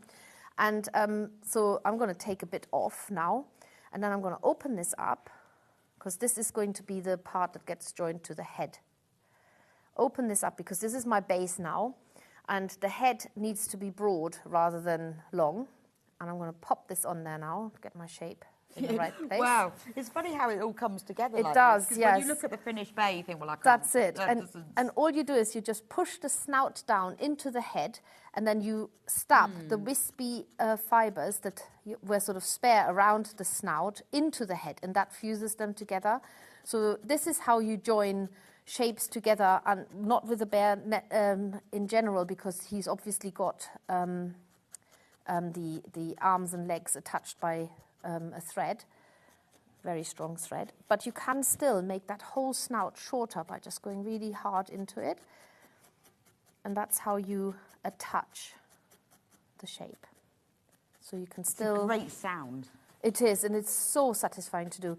It does hurt if you stab yourself, but so does if you put a sewing needle in yourself. Yeah, that's true. Or a sewing machine. Well, and also, I guess if you're new to it, you probably go a bit slower. You go a bit... Well, actually, sometimes I wish people would go slower when they're new. When I run workshops, it's like scares the living daylight out of me. But you'll just learn to avoid it. So you've made your little snout here. And the good thing is, if you're not happy with the shape because it just kind of doesn't fit your template, you can just add a bit of wool to it. And this is the thing I love the most about needle felting, is that you can adjust anything that you do by just covering it up. So I'm just going to cover up the base a bit because the snout is a little bit higher than I wanted it to be. And I just stab it down. And if you're not happy with it, you can pull it off at the early stages. So having made that finished head now, I'm going to move on to making another arm. But can you see how the wool is literally just shrinking away? So it requires a little bit of patience. Yeah, but also actually, you think it comes along really quickly. I think needle felting, I always say, is not so much about learning all these fantastic skills, because everybody can learn how to stab a needle into wool within seconds.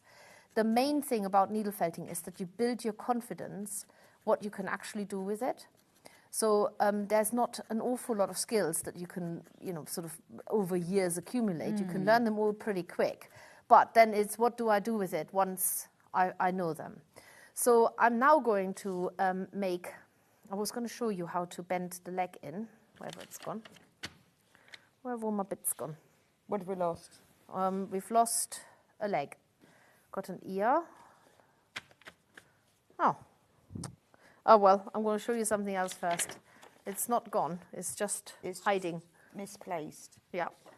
Oh, no, it's here. I've got it. Okay. So I've made this leg, and I'll show you in a minute how to make another arm. It's exactly how you make the leg. And then you want to bend that foot in. So to bend the foot in, you literally use your fingers and place it on your felting mat and then stab into that bend. Okay. So that you're already sort of forcing the wool to go that way now. And then you have to stab it from the other side as well. So mind your fingers when you're doing this. And that will secure the shape now. So you've made a little foot. That's really here. clever, isn't it? Goes really fast. You can attach bits to bits. Yeah. You can bend bits. Yeah, that's it. And there are many ways of making these different shapes, but the way that I've chosen to make the leg, or making another arm, exactly the same technique. You have your wool and you tease it long, then you fold it in half, and now you're actually felting along it. So it's fully described and explained in the instructions, but you're making the shape along the wool like this. Oh, okay. And you've got one end that's already fairly neat. And the reason why I'm making it this way is because you've got the chance to adjust the length of it. So when you felt something flat like this, you need to tease it off the mat, because in effect you're felting it onto the mat. Oh, right. So keep rolling. Otherwise it would become part of the mat. It would be, yes, absolutely. So you always have to lift it off. But that is the purpose of the mat. The needle needs to be able to sink into it. And I'm just going along the leg. So to make it 3D, you just basically have to turn it and felt into it. So I've got one end that's already fairly rounded. Can make it even rounder by stabbing into it. And notice when I stab the needle, and this is something that I always say to people who are needle felting, my needle, if I follow the line of the needle, it goes into the mat. I don't go anywhere near my fingers. So that is how you avoid stabbing yourself. Always make sure that when the needle goes further than you maybe had anticipated, that it actually ends up in the mat and not in your finger. Right. So always go at a slight angle when you go towards the shape. I still, even though I'm going towards my fingers, the needle is not aiming for it. Okay, And so just sort of aim for the mat. exactly, All the time. always aim for the mat. And the other tip that I can give you, because I run hundreds of workshops every year, I see people do this. They have their shape like this, and then they want a needle felt there, and they go with their hand like this. Your hand is fixed because it's attached to your arm, and you can't take it off and move it around. But what you can do is you can turn the shape around. Oh, I see. So you always, don't have to do that. no, always turn the shape to suit your hand rather than move your hand to suit the shape. It's not necessary. So the reason why we're keeping this fluffy is because now when you've got your template and you hold the arm against it, you can bend the wool in according to the length that is required for the arm. And then you felt that bent over wool end in and shape it. And so you don't need to worry too much about the length of the arm or leg, same technique, until you felted it down considerably, and then you determine the length of it and felt it down. Now there's, in the instructions, there is a step if you need more wool to build up the shape and make it nice and firm. You can just use the wool and wrap it around the existing shape. Oh, so once you've got your kind of basic shape, yes, if you want to you make can it add smaller, more. you can That's press right. it. You can add more wool. Okay. And then with the arm, or with the paw, we want to put some of these little details on there. Claws. So you have your brown wool, and you take tiny amounts, really tiny amounts. This is a really long fibered wool, so you might have to shorten it. And all you do is you lay it down, stab in one end, and then pull it around. See, I thought it was like a sewing thread. Oh, yes. Well, yeah, looks like a it does stitch, look a little bit like Brilliant. this. So that's one, and then you do the other one in exactly the same way. So with needle felting, less is always more. Try and use little wool and add more if need be, rather than pile it on and then take it off because it's too much, and then you have to start over, and the wool that you've pulled off you can't use again because it's too much felted. So that's the way to do it. So I now have 2 arms, 2 legs, a body, a head, and 1 ear. And I'll show you quickly how to make 1 ear. So with the ear, again, follow the instructions, but we need to needle felt this bit now flat initially. So I needle felt the shape of a horseshoe onto my wool. And of course, I'm felting this into the mat now, but can you see how this is the shape? Yeah. And it's open at the bottom. And then I fold the wool that's on the outside of the felted line inward, but keep the bottom open. Oh, and because you've got that nice edge. Yes, that's right. So now I can really lift this clever. off. I've felted this onto the mat. It looks very messy, but you're going to do more work on it now. So keep felting into it. And I'm going to jump a tiny weeny bit ahead here because we have got the Maker's edging tool as part of the toolkit, but because it's really useful to use this when you're doing flat shapes. And I put mine often together with a bit of washi tape because they're really hard to spot otherwise. They're see-through, and sometimes you look at them and you can't see them. But this is basically a disc that's transparent, and you wedge your shape inside, and then you need to make sure that you put the needle between the two. So I always wriggle my needle because sometimes I've put it behind and I can't see, and then it goes in my finger. And then you just literally stab into the edge. So this tool This gives you tool that is nice available curved edge. as a separate product. It doesn't come in the kit, but it gives you a really super nice edge. I'll turn it around so you can see more of the product. And it helps you to neaten the edge, but also to shrink the shape still. And you can see exactly where your needle is going. You just pinch it shut. And that way you get a much neater ear. You can still take it out and work more flat. But it's also a really nice solid ear. So It that is, so yeah. that it can shape. And again, you take some of these fibers off, and then you have to attach the ear to the head of the bear. It goes here. So the ears of the bear, they don't sit on top like that because that's like a Mickey Mouse.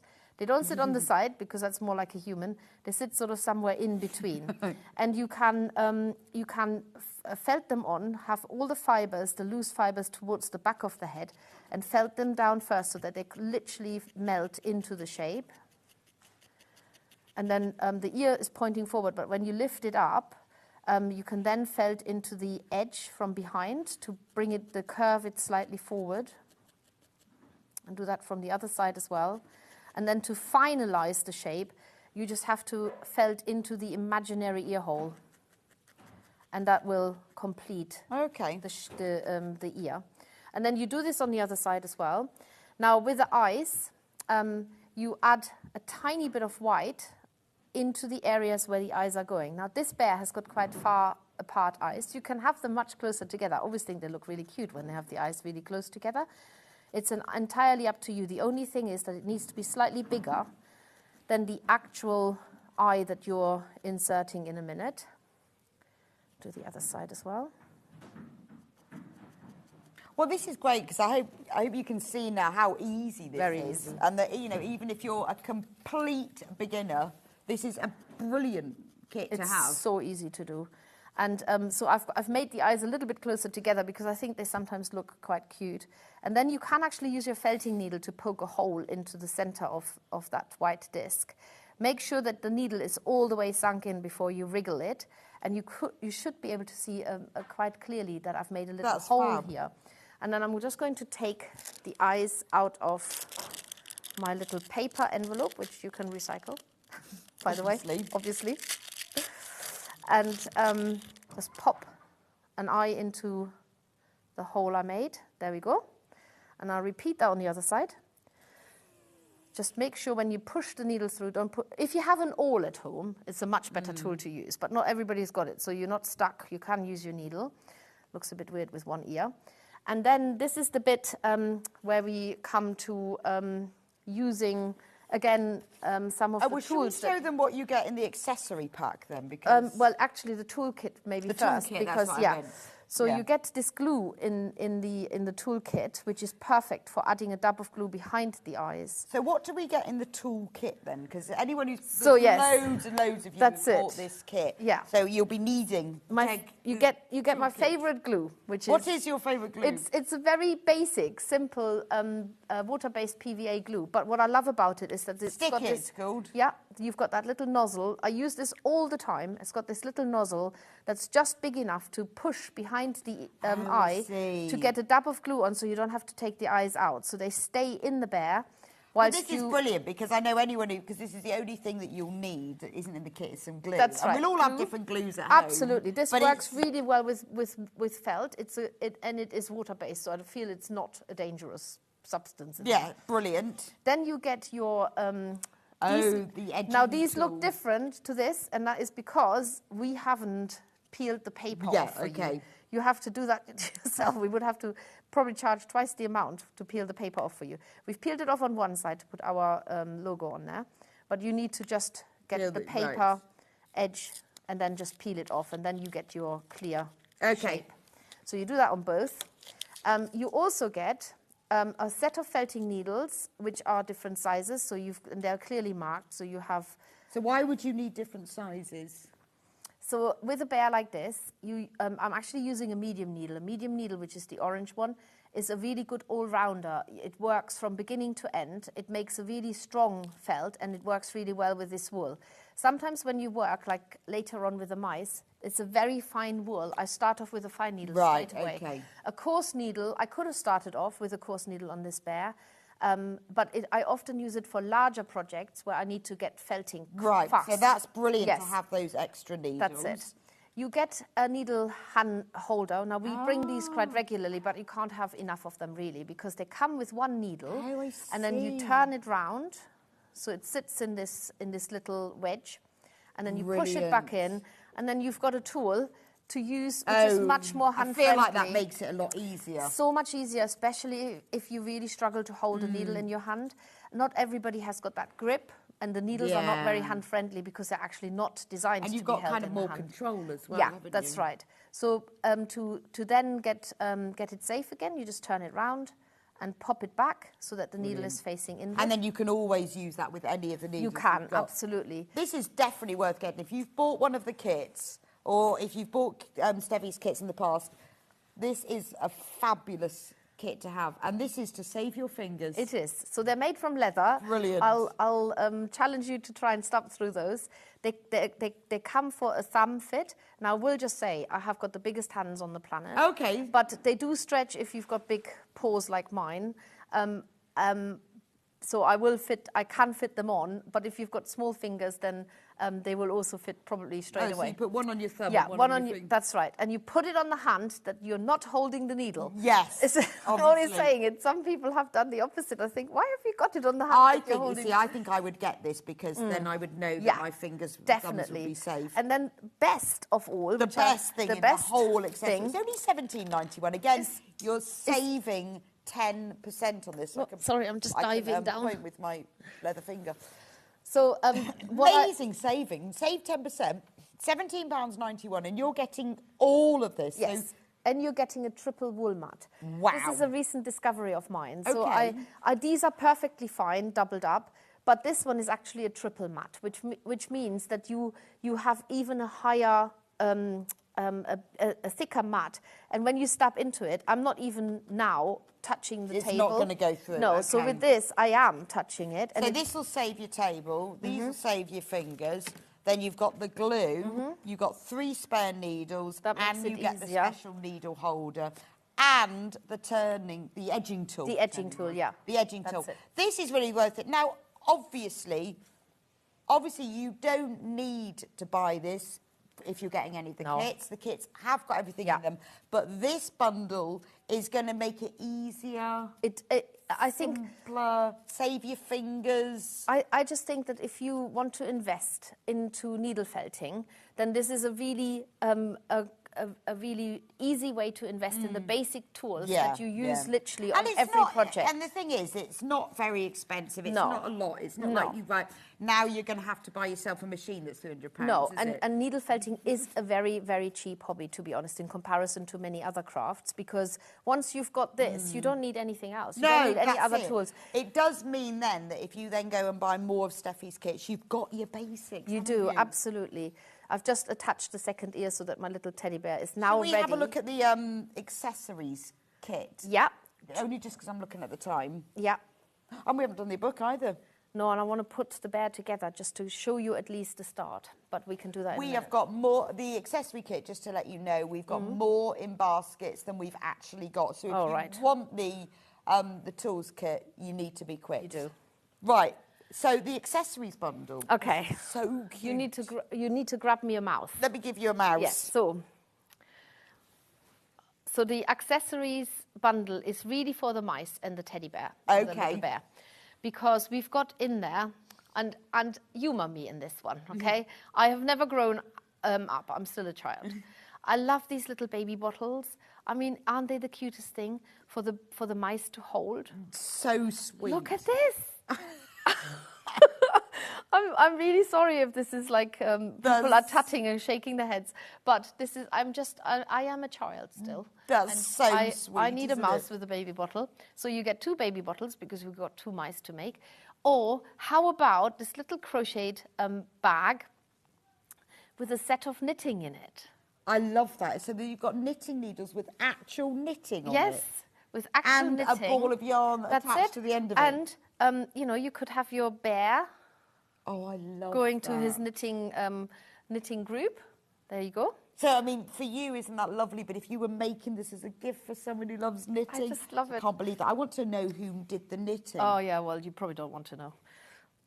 That's just amazing. Look, it's like cocktail sticks, isn't it? Yeah, with little beads at the back. I mean, I have made these myself before, but it absolutely takes ages.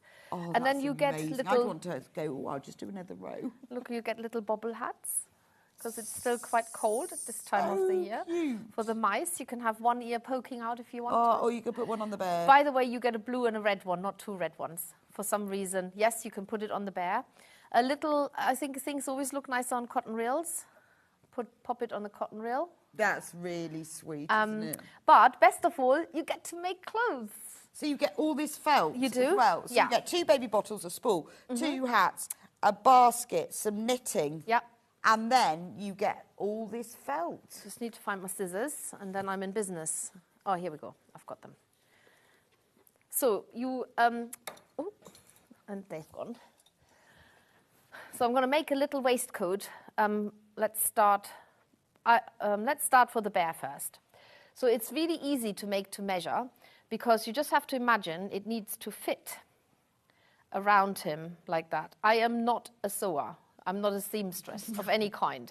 So excuse my very basic pattern skills, but I'm just going to make a rough size. So just going to cut this straight. Yeah, let's hope Adam's not watching. No, definitely not. You don't need any sewing skills at all. And then you just fold the ends in towards the middle, like that, so that you've got an even distance between the 2 folds. And then all you do is you cut an armhole in there. Now he's got quite big arms, so we need to make that quite big. That's 1. And then make the second one hopefully about the same size. And 2. Let's open it up to see. Yeah, they're pretty the same size. And then just pop it on him like this. Dress your bear. And then you can, now you have 2 options. You can fold down the collar so that you've got a little collar there. That's so cute. Like that. And you could iron this down. You could pop a little button onto his front. You can cut this round if you like him to have a rounded edge here. Sorry. And then you can do the same for the mice. Now, the good thing about felt is that you don't have to seam anything, and you can cut it and it doesn't fray. So over to you now. What else you can make with this? Can you felt them onto them? You can, yeah. So if you stabbed that Yeah, jacket, you can. You can. So I have actually done that, which is why one of the mice has got a bit of blue on him, because the felt from the... So if you stabbed that... Yeah, you can. God, if only you could do that with your own clothes. It'd be there you easier. go. Look at that. Immediate. Oh, I should have had the scarf outside, shouldn't I? Oh, so you could turn the collar over. Yes, and you everything. can. And there is brilliant. actually a little waistcoat knocking around somewhere, which I've no idea where I've put that, but there's several waistcoats knocking around for the mice as well. You can make little scarves. Just cut. So in this kit, cut a little strand. $17.91, save 10%. You're getting all of this and all these bits of felt. So if you've bought the mice or the bear and you want to give them some accessories and clothes, which is lovely for yourself, or if you're giving them away as gifts, I think this is genius, because buy this accessory bundle and then you can use this for lots of your future kits. That's right, and you can make a tiny little scarf for mouse, so you can even cut some little fringe at either end. Felt is amazing for that sort of stuff, because you can just make up little clothes, and you can put a scarf around your mouse. I also like it that because it's really good quality wool and viscose felt, it doesn't, do you know what I mean when I say it doesn't squeak? Yes, I know I exactly what you felt. mean. So it doesn't squeak, so it doesn't give you the heebie-jeebies. And also, because it's good quality and quite stiff, you can have it sort of sticking out to the side like he's It looks like walking, he's in the wind. Yeah, like he's walking in the wind. So you can make a little scarf. Yeah, that's lovely, isn't it? Brilliant. Make a little Shall we scarf talk with about the accessories. book? Yes. Because... Oh, wow, I don't know where the time's gone. Really, I know. 15 minutes left. Now, the book is brilliant. So you wrote this. We have had this before. Yes. But this really gives you everything you need to know about needle felting, doesn't it? It does. So it's got over 40 projects in there, and they're all signed by me. So, Fabulous. Yeah. And it acts, at the beginning, it acts a little bit like a needle felting guide for everything that you need to know about needle felting. So if you're just getting into needle felting, or you've done a little bit, but you want to know a bit more, you've got, it's a complete encyclopedia, it does. Isn't it? Tells you about wool buds, about wool tops and curls, so there's different wool for different projects, when to use which one, what different fibres you can use. It doesn't always have to be wool, it can be a man-made fibre, what different accessories you can get, what tools. In fact, we need to talk about that tool as well, because that's something that you're offering directly. Yes, okay, we'll do that as well. And mixing wool, making your own curls. That's one of our most viewed YouTube tutorials. How to make curls from wool. Well, absolutely. How to make eyes if you don't want to use the glue-in eyes. How to make the eyes. Wings from Angelina fibre. And then the first section is all about making people, fairies, and angels. So it tells you how to make. Oh, this is great! What a lovely book. I mean, I feel as a addition to your kit, this just gives you even more. I think because, like you said, this is going to be. If you've never done it, this is going to become addictive. It's also sometimes people need to see or get inspiration, don't they? Yes, I know absolutely. we have all these technology these days where we can get inspiration, but having a book that you can flick through. Know. Well, you can just. It's very different, isn't it? Sitting on the sofa, flicking through a book, isn't it? It's that's just a different feeling. And then you've got it right. You get all the materials that you need for it, so you know exactly if you want to continue working with this. It's like a recipe, basically. Now we're going to do a very special deal today. We are going to reduce the book to the lowest ever price. So normal price $16.99, but today only. $12.99. That's ridiculous. It is. $12.99. That is ridiculous. It is ridiculous. I know. Yeah, you must get that book. So you have lots of the people like fairies, and then it's split into spring. Right. So we've got. Summer, I love this. Autumn, I'll winter. flick through this quickly. Yeah. So we've got bunnies. So you've got very simple projects and also a more challenging project. So it is something for everybody in there. Hen and chicks, blue tits. Yeah. And then summer, we've got the little mice and the strawberries and the roses. So it's animals, it's fruits and foods, it's people. Bees. Bees, yes. Very simple bees. Bees. I just feel like you could make loads of those. Oh, definitely, yes. And then just pop them all, like you could string them all together. They always work better in numbers, don't they? Definitely. You need lots of them, I'd want to string them all together. Yeah, oh, nice. On like fishing wires, you couldn't see it, and then they'd just be flying. Or make a big hive and have them all hanging off it. Yeah, or just... Like a mobile. I know, it's just a nice little thing to give to somebody, isn't it? It is. Or you can turn it into a brooch. Yeah. People go quite crazy over bees these days. I think this is great. $12.99, and you've got not only all the information, the intro, the tools, the materials, then you've got projects as well. You do, yeah, absolutely. And they are... they go from really, really simple to more challenging ones. Now, you also have to bear in mind that the book... I wrote this book based on how I started to needle felt 22 years ago. Right, okay. When my children were little.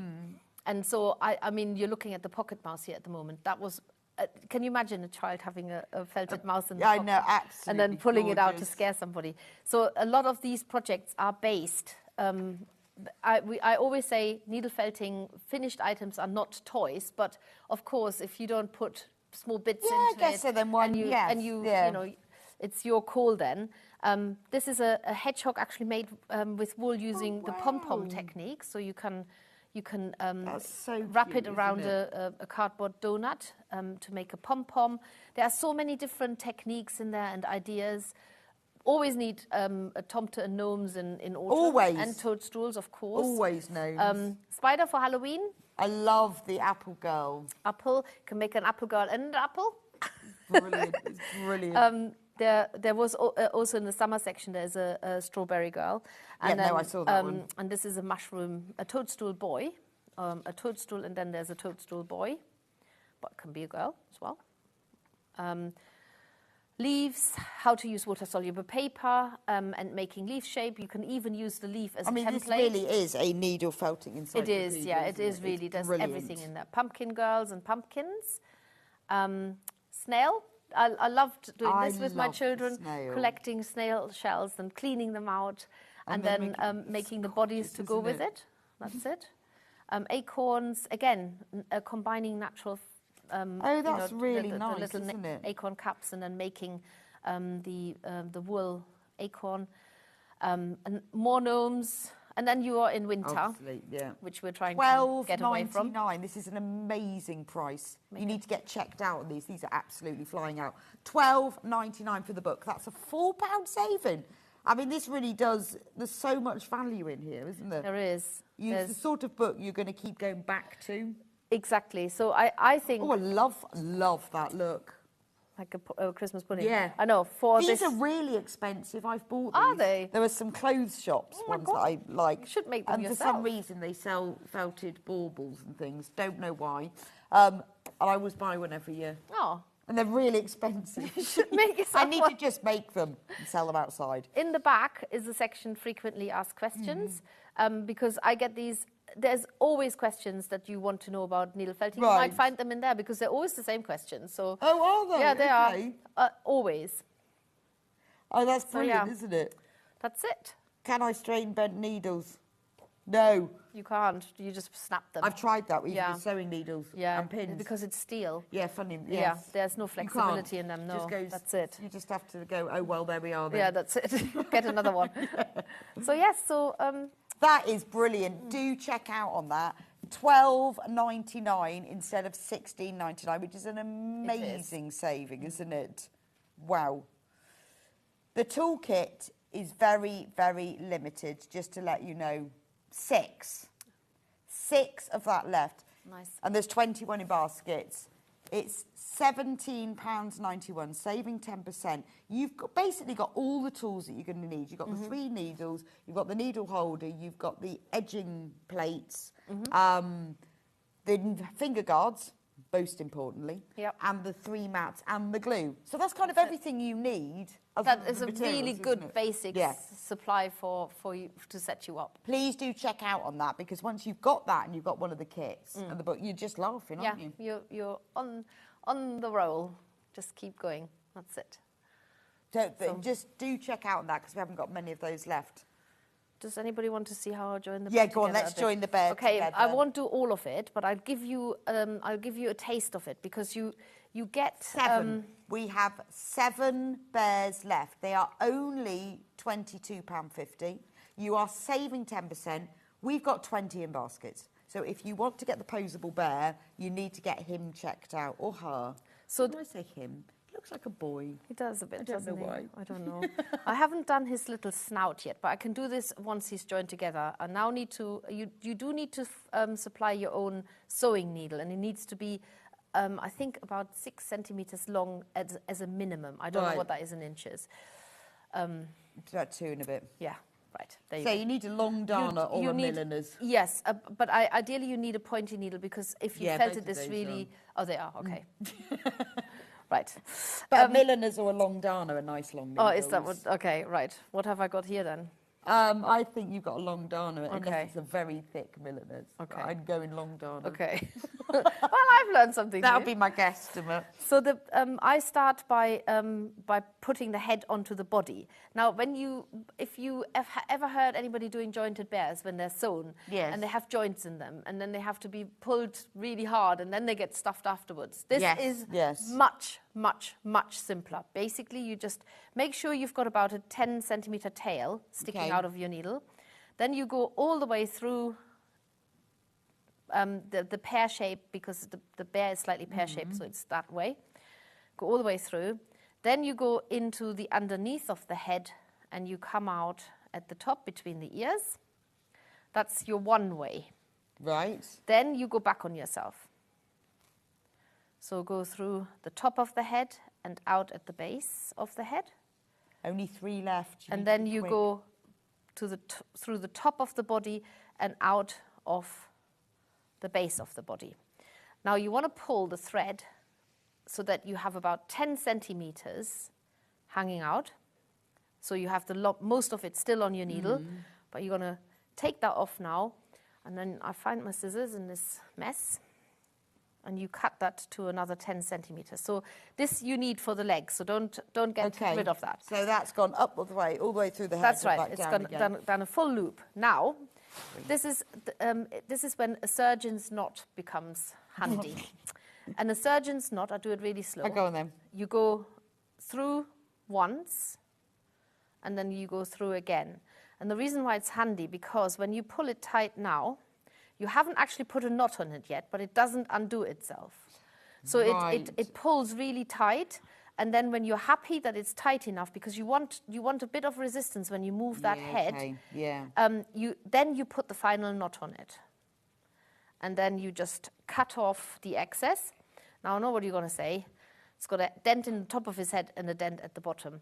This is when you use your leftover wool from the bear there, and you use a tiny bit and you cover up the base and felt it down so that you completely hide away that dent. And this is the great thing about felting. You really genuinely can cover up. Yeah, that's nice. So you're even all the little thread ends yes. if you haven't cut it. That's well, you just hide them. Yeah, and you also get rid of the dent, and you do the same on the head. So just use a little bit, pop it on the head, and felt it down. It covers that as well. Now, all of this information is in the instructions. It certainly is. So that's the best thing, isn't it? I mean, it's lovely to see it, but when you get your kit at home, you're not going to go, oh, God, what did you say? I can't remember. No, that's right. Everything's very, very well explained. And then without doing it all over again, it's the same principle for the arms, where you basically, you imagine the legs, or the arms or the legs. You go in from one side all the way through, out the other side, turn round, go the same way as you came, but in reverse order, and then pull it really tight, so you will have the end of the thread in one leg on the outside. You will have a dent on the other side. You felt that closed, and you felt that cover it up. And then you do the same with the arms, and then you join your bear together in absolutely no time. Well, it's absolutely wonderful. Thank you so much, Steffi, and I absolutely love the rebranding. It's really lovely, and it really does reflect your brand and I hope so, and yeah. I think it's going to it does show that these kits, they're proper kits, aren't they? They're kits that they're not just. Oh, I honestly, I fret over it so much, and I never cut any corners. I just can't. I can't do it. I can't think. I'm just gonna. No, it's lovely. Well, thank you so much. It's been a pleasure to see them all. Thank you. For all of you who've got the kits in your baskets, you need to get checked out. We are very low in numbers now. Thank you for joining Steffi and I. Thank you very much. It's been brilliant. I'll be back with you in a few minutes with the lovely Adam Brooks, who's going to show you how to make this gorgeous Sussex seam. God, I've got my words out. The Hove dress. Isn't it gorgeous? I will see you back here in just a few moments' time.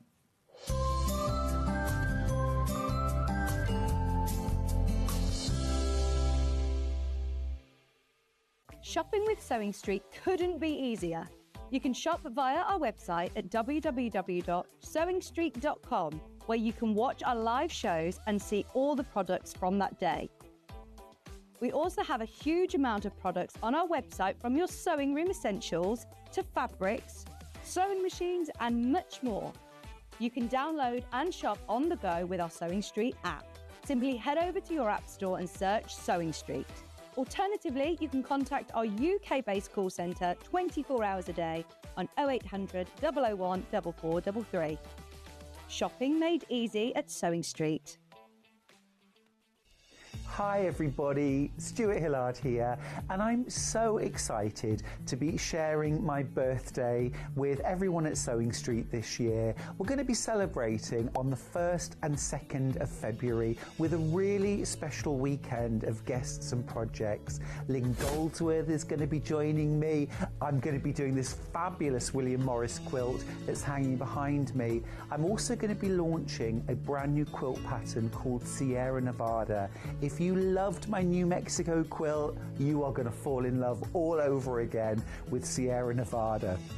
I'm also going to be launching the brand new fabric range from Tilda. It's called Sunday Brunch, so of course we'll have mimosas and a whole load of gorgeous projects to inspire you. I do hope you'll find time to help celebrate my birthday here at Sewing Street on the 1st and 2nd of February. See you there.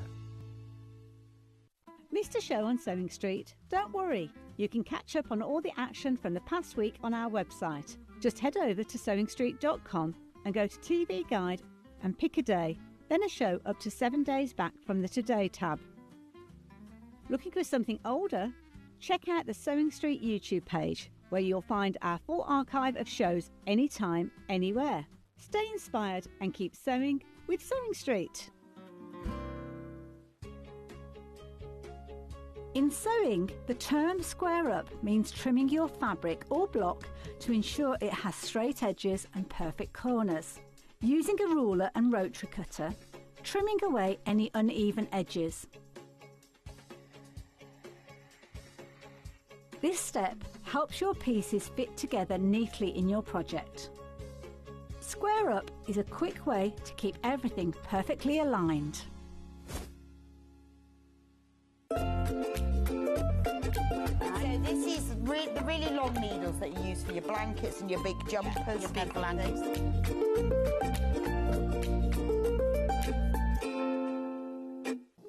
Here at Sewing Street, we only charge 1 P&P throughout the day. You can add as many items to your basket and check out and still only be charged once. Once you've checked out the first time and want to order again, you simply add the item to the basket and click on the Combine Order button. Remember, standard P&P is £4.95. Charges may differ for outside the UK. Or upgrade to our premium option for £6.95 on certain items. Shopping made easy at Sewing Street. Looking for some creative inspiration? Head over to the Sewing Street website and click on the SS Hub. It's packed with ideas, tips and projects to spark your creativity. Plus you'll find the latest news and information on sewing machines and overlockers. Get inspired with Sewing Street. A little tip for when you're measuring yourself, either for making a pattern or for buying shop-bought clothes. Take a piece of elastic because it's really important to find where your natural waistline is. All you do is you just tie it around yourself. Doesn't matter how tight because it's not going to be a waistband or anything like that.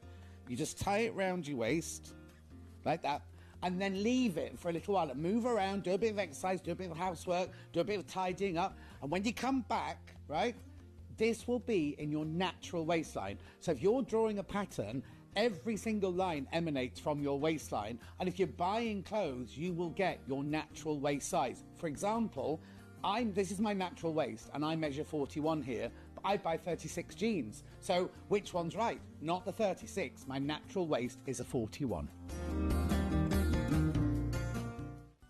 Never miss a show by watching on the go with the Sewing Street app. Head over to your App Store now and search Sewing Street and simply download to your smartphone or tablet.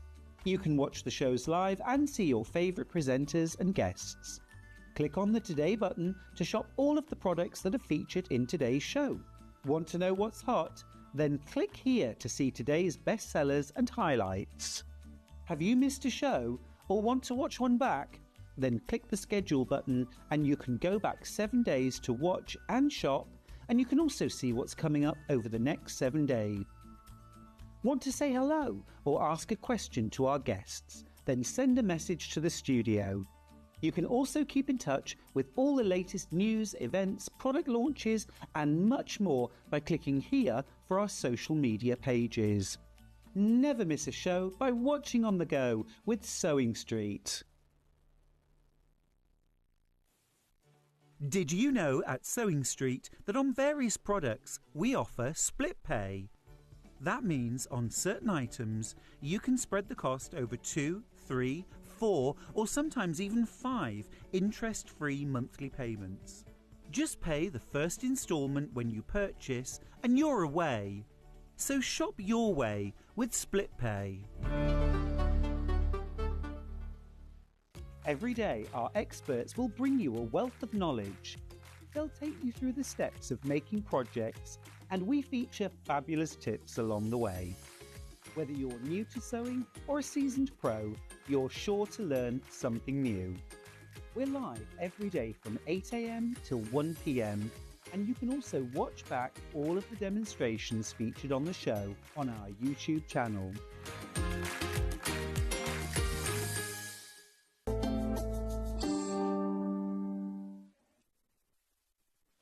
Welcome back to Sewing Street. So Adam is going to show you how to make this amazing dress. Da, da, da. I love this dress. Every time we have the Sussex seamstress Hove dress, look how gorgeous it is. It sells out. Do you know what as well, right? I was just watching you go into the gallery and stuff, and I was like, it's so nice to have a garment made and somebody wearing it, and that you genuinely want to wear it. Well, I think she genuinely wants to wear it. It's so lovely, isn't it? I love this. Well, there's many things I love about it. I love the fact it's made in needle cord, because I love needle cord. I love the sleeve because it's higher on the in bit of your elbow than on the out bit. Yes. Probably a technical term for that. I like this because I like the square neck, but it's not square. It's got like a curve. Yeah. And I like the fact it's got no zip or nothing in it, has it? No. Just put it over your head. And it's Whack it on. and it's very flattering because the waistline isn't on the waist. It's just on the top of my ribs. Yeah, it's slightly higher. Yeah, so it's slightly higher. And I think because and then it's nice and gathered and everything. And then because it flows down from there, it's just lovely. So however big a dinner you have, you can't see it. Love it. I just love it. And I have one in, because I had Adele, well, I wouldn't say made me one, but I kept the sample. It looked really nice, but that was in like a Viscose. Oh, nice, yeah. It was lovely, like an orangey, gingery, rusty coloured visco with big patterns all over it. Yeah. And it would look lovely in that. Yeah, so this is what I mean, like, this pattern transfers from... Yes, so it was a lightweight, either a cotton or visco, I can't remember, but it was... And then in the needle cord. Oh, I've loved doing it in this. Did you? Yeah. Now, listen, I know that cord has been in and out of fashion, but I just love cord. I would have it all the time. Beautiful. Yeah, it's beautiful. Love needle cord. So, put this in your basket. It's a fantastic dress. You are going to make this for the spring, the summer, the autumn, the winter. You can have it in needle cord with... So, make it now. Then you can have it in your needle cord. Tights and boots. Or tights and shoes. You can have it in the summer. You can have it, like, full length. This one, obviously, because Adam's made it to the pattern, is, like, down to my ankles. But you could have it just below the knee. You can have it 3/4 length. It's easy to wear. It's just a lovely dress. I love it. Gorgeous, I've made this one before out of denim. Have you? Yeah, and it's just gorgeous. Oh, I love all Sussex seamstress. Well, I do, but this, I think, well, I always say that, and then the next one's my favourite. The pattern, look at that, sizes 8 to 30, and all of Jane's patterns have tutorials, don't they? They do indeed. Which makes life very simple. Absolutely. I mean, that's a massive size range. Have you got the pattern? What does that equate to in bust sizes? Okay, so I never let me just trust open size 8 nonsense. What does that mean? So what do you want? The size 30 or the... No, what's the bust size for 8? Bust size for a size 8? Yes. 84 centimetres. Oh, what's that in English? I know. Let's give it you in old money, come on. Yeah, it's got an 84 centimetre bust. 33 inches. Right, and then what's a 30? And a 30 is 140 centimetres, which is a 55 inches. Right, so it's a big size range. And it's lovely as well. She's also puts the finished garment sizes in. Yep. So you can then check that, because obviously you might want it fitting, or, you know, the difficulty, I think, with all of these things is when you have different busts, weights, hips, you can decide which bit you want to be fitting.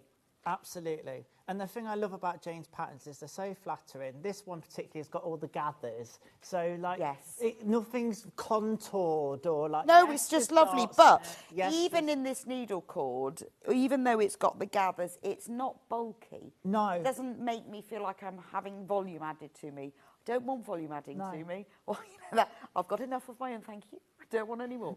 And because of where you were saying that waistline sits, because obviously nowadays we think of our waist nearer our hips, but because that's where most people would seem to wear trousers, but actually your natural waistline is a lot higher. Yeah. And that is giving such a flattering look. Yeah, it's just that bit higher. And it's just lovely. And it's so nice. It's got no fastenings. Just pop it on. Yeah. It's done. It's lovely. No worries about zips or buttons or... And you can just put a little scarf on if you want to cover your neck. Yeah. That's it. Oh, I love this. So let's go. So there's the pattern. Amazing price, $16.99, and this is a pattern that you are going to make and make and make. Yep. You can colour block it, which is what I quite fancy doing. You love a bit of colour. Love a colour block. She loves it. Sucker for it. Because it's always really expensive, colour block clothes. Yeah, they are actually. Right, over half of the stock is in baskets. You need to get checked out. Every time we have this pattern in, it sells out, so please be quick. But you could do, you could just have the bodice one colour and then the sleeves all in different. Yeah, if you wanted to. Just do it. Because it's, I always think it looks really designer, colour blocking, doesn't it? Yeah, it does, because it looks a bit considered and it gives texture and depth to something. Look at me trying to be all arty. That is art. But you can have, you know, like the sleeves different colours or the sleeves and the skirt, but just do it, why not? Yeah. Just for the hell of it. Well, they used to do a lot of that in the 60s with the colour block. Yeah, they did. And all the Andy Warhol stuff and all that kind of influence, Or just have one sleeve a different colour to everything else. But colour blocking is great. Also, I think it works really really well when you want to accentuate certain things Yeah. and areas, doesn't it? Because it Yeah. makes some parts recede. And right, we are really selling this fast. You need to be quick. Now, if you want to make £16.99, if you want to make exactly the same dress as me. Now, I actually, because I was upstairs with Jess in scheduling, and Jess says, oh, Adam's on the same time as you. I went, brilliant, can you make me a dress? I said, please, can we have needle cord? And I'll show you the one colour. And I'll show you the one colour that I did request, because last time we had it on, which was the first time, it sold out, and we hadn't even made the sample or the demo in it. But I'm going to start with this one. So 4 metres. Now, is that enough for the biggest size? Yeah, that's enough for the biggest size. Yeah. The only thing you have to be careful of with needle cord or pin cord is it's a bit like velvet. It's directional. So yeah, and you want to be stroking down. You don't want to be stroking up. I've just read something really interesting, because I like to do a bit of research. So apparently, the traditional way to do it was to stroke up way, so that you get the depth in the fabric, so you see the way it catches the line. Oh, okay. But then for a more modern approach, I mean, I don't know if it's true, it's just stuff I've read, but for a more modern approach, then they did it with it wearing. Karen says, could you make it sleeveless? Yeah, do you know what? Before, the sleeves was the last thing I did. It'd be a pinafore then. I love it more. Or a nice summer dress. The only thing you've got to think of is how you finish off the armhole. What would you do? So you could go with a bound armhole, would probably be the quickest way. Or you could line the bodice. That would be nice. Yeah, it would. And actually, because you've got no zip or back fastening to worry about, it'd just be cutting all the pieces twice. So if you cut the pieces twice, don't put the facings in. Yeah, because the lining will replace that. And then all you'd have to do is finish off the waistline. Just hand sew that. And hand sew that. I just turn it under and hand sew it to the... Yeah. Press your... And then... Yeah. It'd be a pinafore or summer dress, wouldn't it? Yep, absolutely. I think I'd line it. That sounds quite easy, actually. And then you wouldn't have to bother in with the facings. Yeah, if you're new to lining, that would be a good one to do. Yeah, because with no zip, no buttons, no nothing. Yeah. Right, £39.99, you're getting 4 metres of this beautiful needle corders. £39.99, that's a great price, isn't it? Do you know, I really want a shirt out of some of this. Oh, that would be nice, wouldn't it? Yeah, well, I was look, hoping I'd have it only enough works out left over. £4.99 half a metre, Adam. I'll sell you one if you like. Which colour do you want? Well, the one you like. Do you? Yeah. We're going to do my favourite one in a minute. Although, I have to say, I love this. When I was 18, for my 18th birthday, I was in sixth form, I went to the local hunt ball, because that's what you do when you think you're posh. Because The local what? The hunt ball. The hunt ball, because this boy I fancied was in it. Anyway, and I made myself a ball gown in exactly this colour. Oh, I thought you were going to say in pink or... No, in exactly this colour. It's a lovely colour. And it makes me think of being 18 and going to the hunt ball and thinking... Yeah, it's a good colour on you. I quite like it. I haven't worn it since. I wonder what happened to it. Yeah. Hunt. You know, like the hunt. I lived in Somerset. They always did. And every year, each hunt would have a ball and... You know, it was dead cool, and I thought I was really posh. Anyway, I had a dress in exactly this colour. Oh, I thought it was amazing. If you look at the photo, I also had a perm. I've got to see this photo. Yeah. Come on, Ben, somebody I will find the You can photo, find it. but it was the perm that was worse than the dress. Anyway, but I've worn this colour for ages. So, gorgeous. But this is my favourite colour. This is the one I specifically requested because I can't remember... I think it might have been Adele, and she didn't even demo with it. We just had it as an extra, and it just sold out because the colour is stunning. I've got to undo it because we've got the wrong side on the outside. Look at that. See, you need to have a shirt in that. Can that just like find its way into my bag? Yeah, I think it could. Sometimes things just disappear. I don't know where that went. 4 metres, how many shirts you could make. I mean, it's... What I love about needle cord is it looks a bit velvety, doesn't it? It has that sheen and that shine to it. Well, do you know what I've just realised? This is subconscious. Feel my shirt. Oh, wow. Yeah, that's needle cord. This is a new one that we've bought for Christmas. It's needle cord. Yeah. And it feels lovely. It is it's lovely. A designer one as well, but you could make Oh, stuff. wow. That is gorgeous. Look how nice the dress would be in that pinafore. Anything, really. £39.99. for the petrol. Now, the last time we had this, just like the pattern, went. You're getting 4 metres.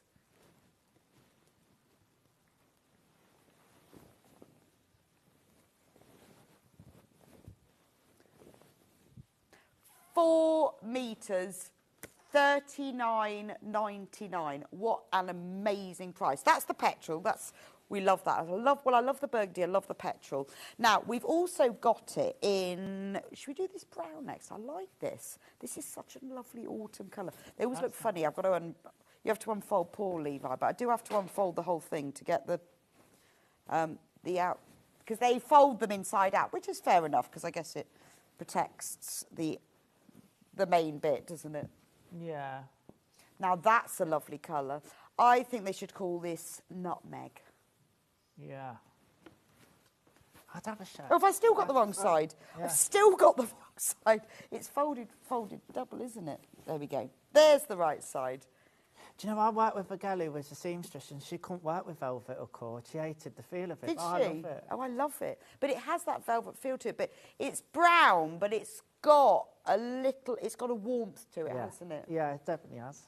Very, I think people often think, oh, brown, but it's a very flattering colour because it makes it's quite soft on the skin. See, I'd have a shirt in that and then a real, like, deep indigo pair of blue jeans. Yeah, do it. And that, yeah. Yeah, you look amazing. Yeah. But I want it all. Well, you know what you need to do? You need to write a pattern for Yes. a casual shirt. Yes. Because you've done smart shirt, Yes. John Scott's smart shirt. Yes. You now need to do casual shirt. Yeah. Because it'd be quite different, wouldn't it? Yeah, it would, but then you could get really involved. Like, I've got my green machine, we were talking about this earlier, and you can add all the ribbits. Yes, ribbits you could. Yeah. Oh, but now, it would be a looser fit, wouldn't it? And, yeah. you know, so I think you need to have a couple of months off. Yeah, Write a pattern and make 10 shirts. That's gorgeous. That's the brown. Love that one. Now, we've also got it in silver, because I'm going to get through to these print ones in a moment, which are amazing. Oh, I've worked out now. You have to, because it's so wide, this fabric, you have to unfold it so you can get to the end, to then unfold it so you can get to the right side. And because there's so much fabric in it, that's a very lovely soft grey. What do they call it? Light grey. Silver, but it's a very, very soft grey. That's really pretty, isn't it? Yeah. From here, it looks like off-white, but I got... No, now I can see, now I'm up It's close. definitely a grey, isn't it? Yeah. Really lovely silver colour.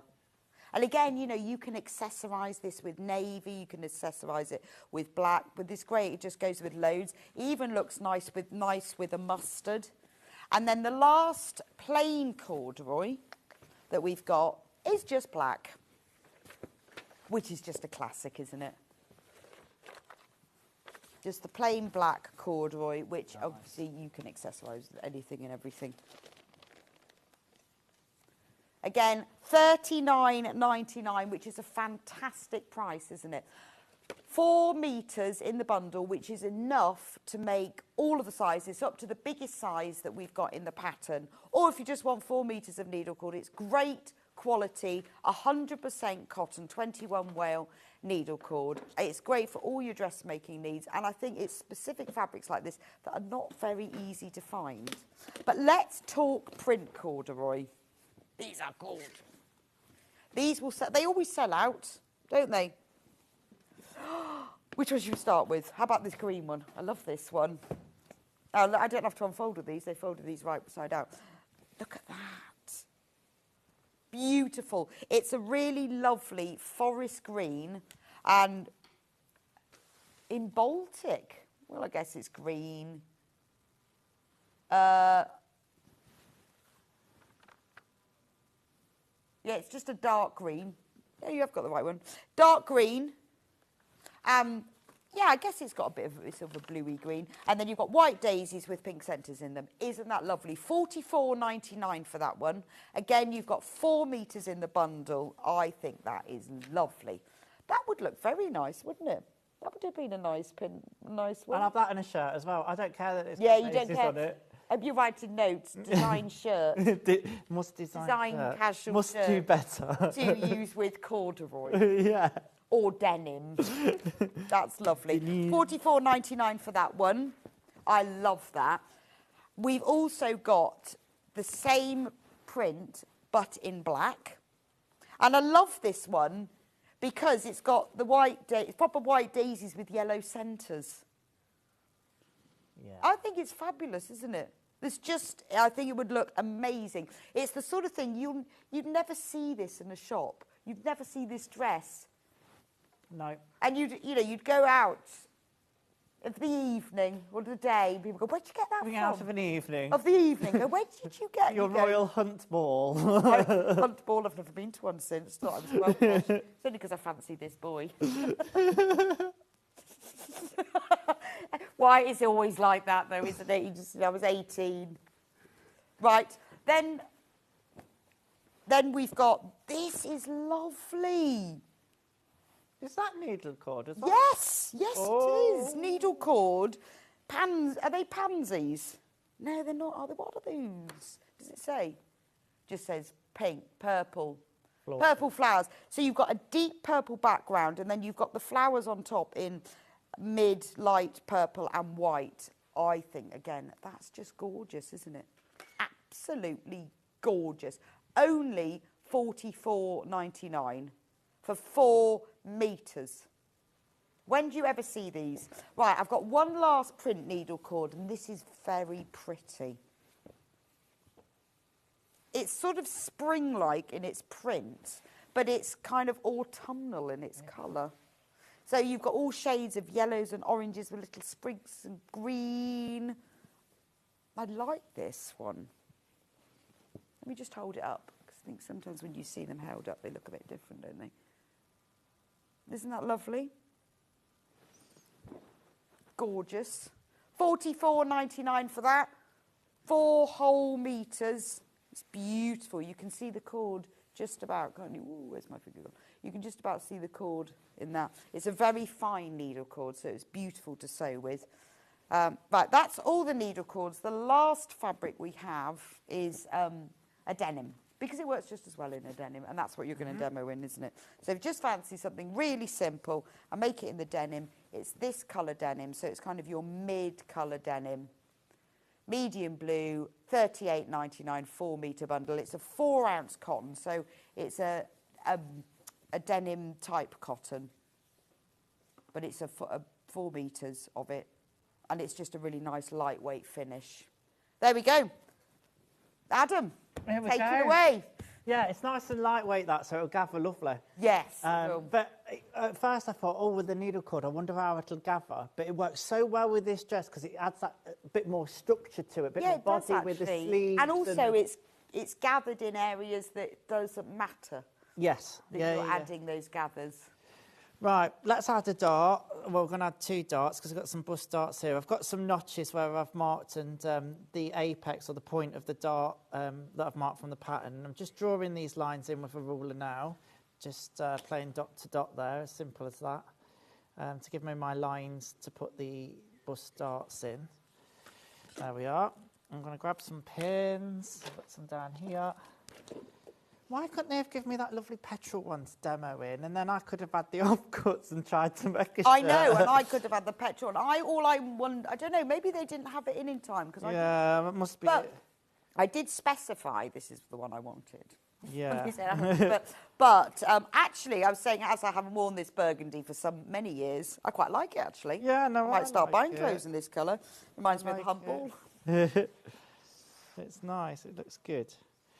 Okay, and then I'm just matching up those 2 lines with pins, putting a pin through each side and making sure they match up. And then I will sew the darts and then press them like a good boy. The pattern is flying out. You need to be quick or you're going to miss out again. Honestly, don't miss out on this one because, like I say, it's so adaptable. Even if you're not going to want to make it in the needle cord, you'll make it in something else. Like Leo did, you might have something in your stash that you could make it from, do you know what I mean? You could make a patchwork one. Yeah. You could just patchwork all the bits of fabric you've got left over from anything and then cut it all out. That's it. I think that would look amazing. Do you know what? I love putting quilting techniques into dressmaking. Well, yes, so you could just like patchwork the bodice, couldn't you? Or, you know, you wouldn't even have to do the whole thing. Yep. But that would look fabulous, wouldn't it? A sawtooth star bodice, amazing. I mean, it could just be squares, to be honest. Get all your charm packs. Yeah. Join them together. Yep. Make a dress. Make a dress. I'll do it one day. When you have your 2 months, I'll have my 2 months off. I want more than 2 months. Yeah. I've been making a patchwork quilt for myself for 2 years now. And all I need to do is take a week off and finish it. Don't you find, though, that sewing, like, to anybody that doesn't sew, it's like, oh, it's sewing, isn't it? But it's so broad. There's so much you can do, and you've got so many ideas, and you want to do everything. I know. Do you get like sewing, that? I just want to do everything. And then I'm doing one thing, and then because I knit and crochet as well. Yeah. So I'm now currently knitting a blanket where I bought 2 kits because John Scott persuaded me whilst he was on air. I bought 2 kits, the same blanket. Oh, in different colourways? No, different, vaguely, but different types of yarn. And I bought one, and then on air, he told me how lovely the other one. I got 2. So that's what I'm You can sell ice to the Eskimos, that chap. Yeah, no, it's good. Yeah, well, I know, but it's ridiculous. I'm like, how did that happen? How did he persuade me? I had to give one to my daughter because it's ridiculous. Can't have 2. So the fabric that is on that side is the petrol-coloured cord. And we're on single figures with that. And then the one that's on this side, that is the pattern. And it's flying out. Remember, last time we had it on, well, it always sells out because it's so lovely.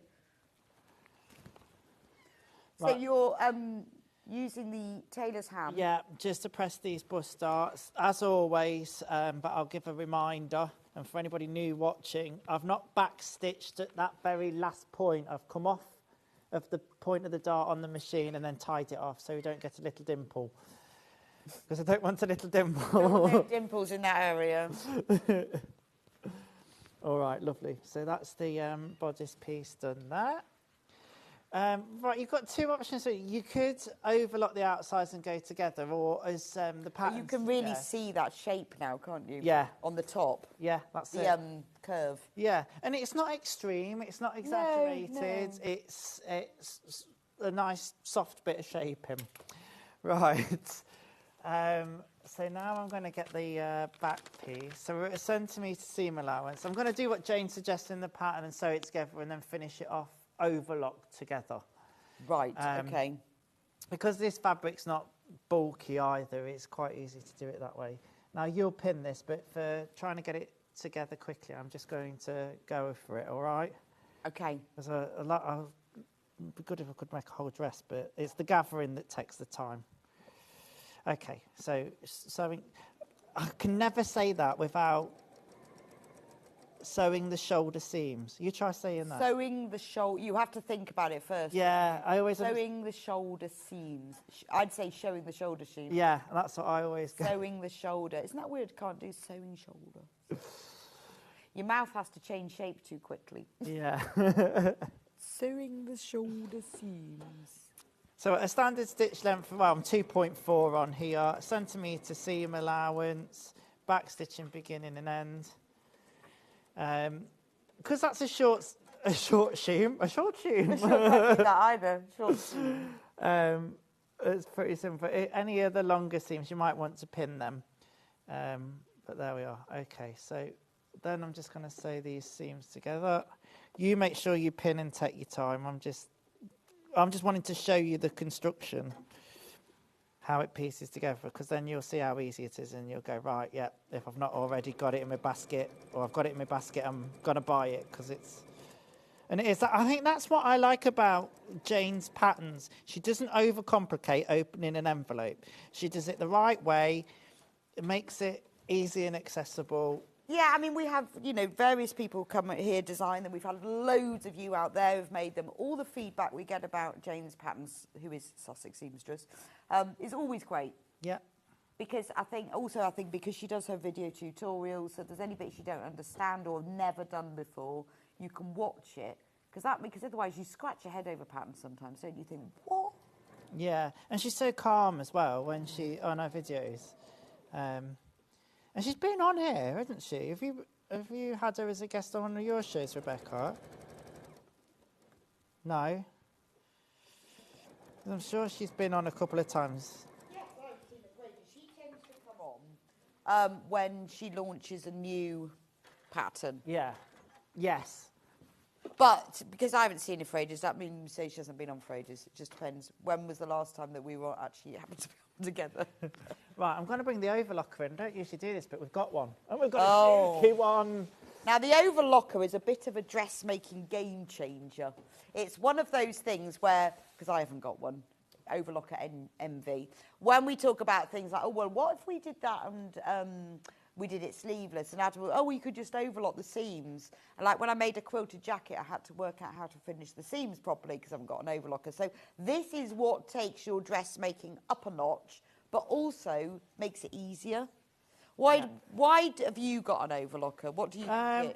There's a few practical reasons. Obviously, we're going to need to wash garments once we've made them, so it stops the edges from fraying and it'll make your garment last longer.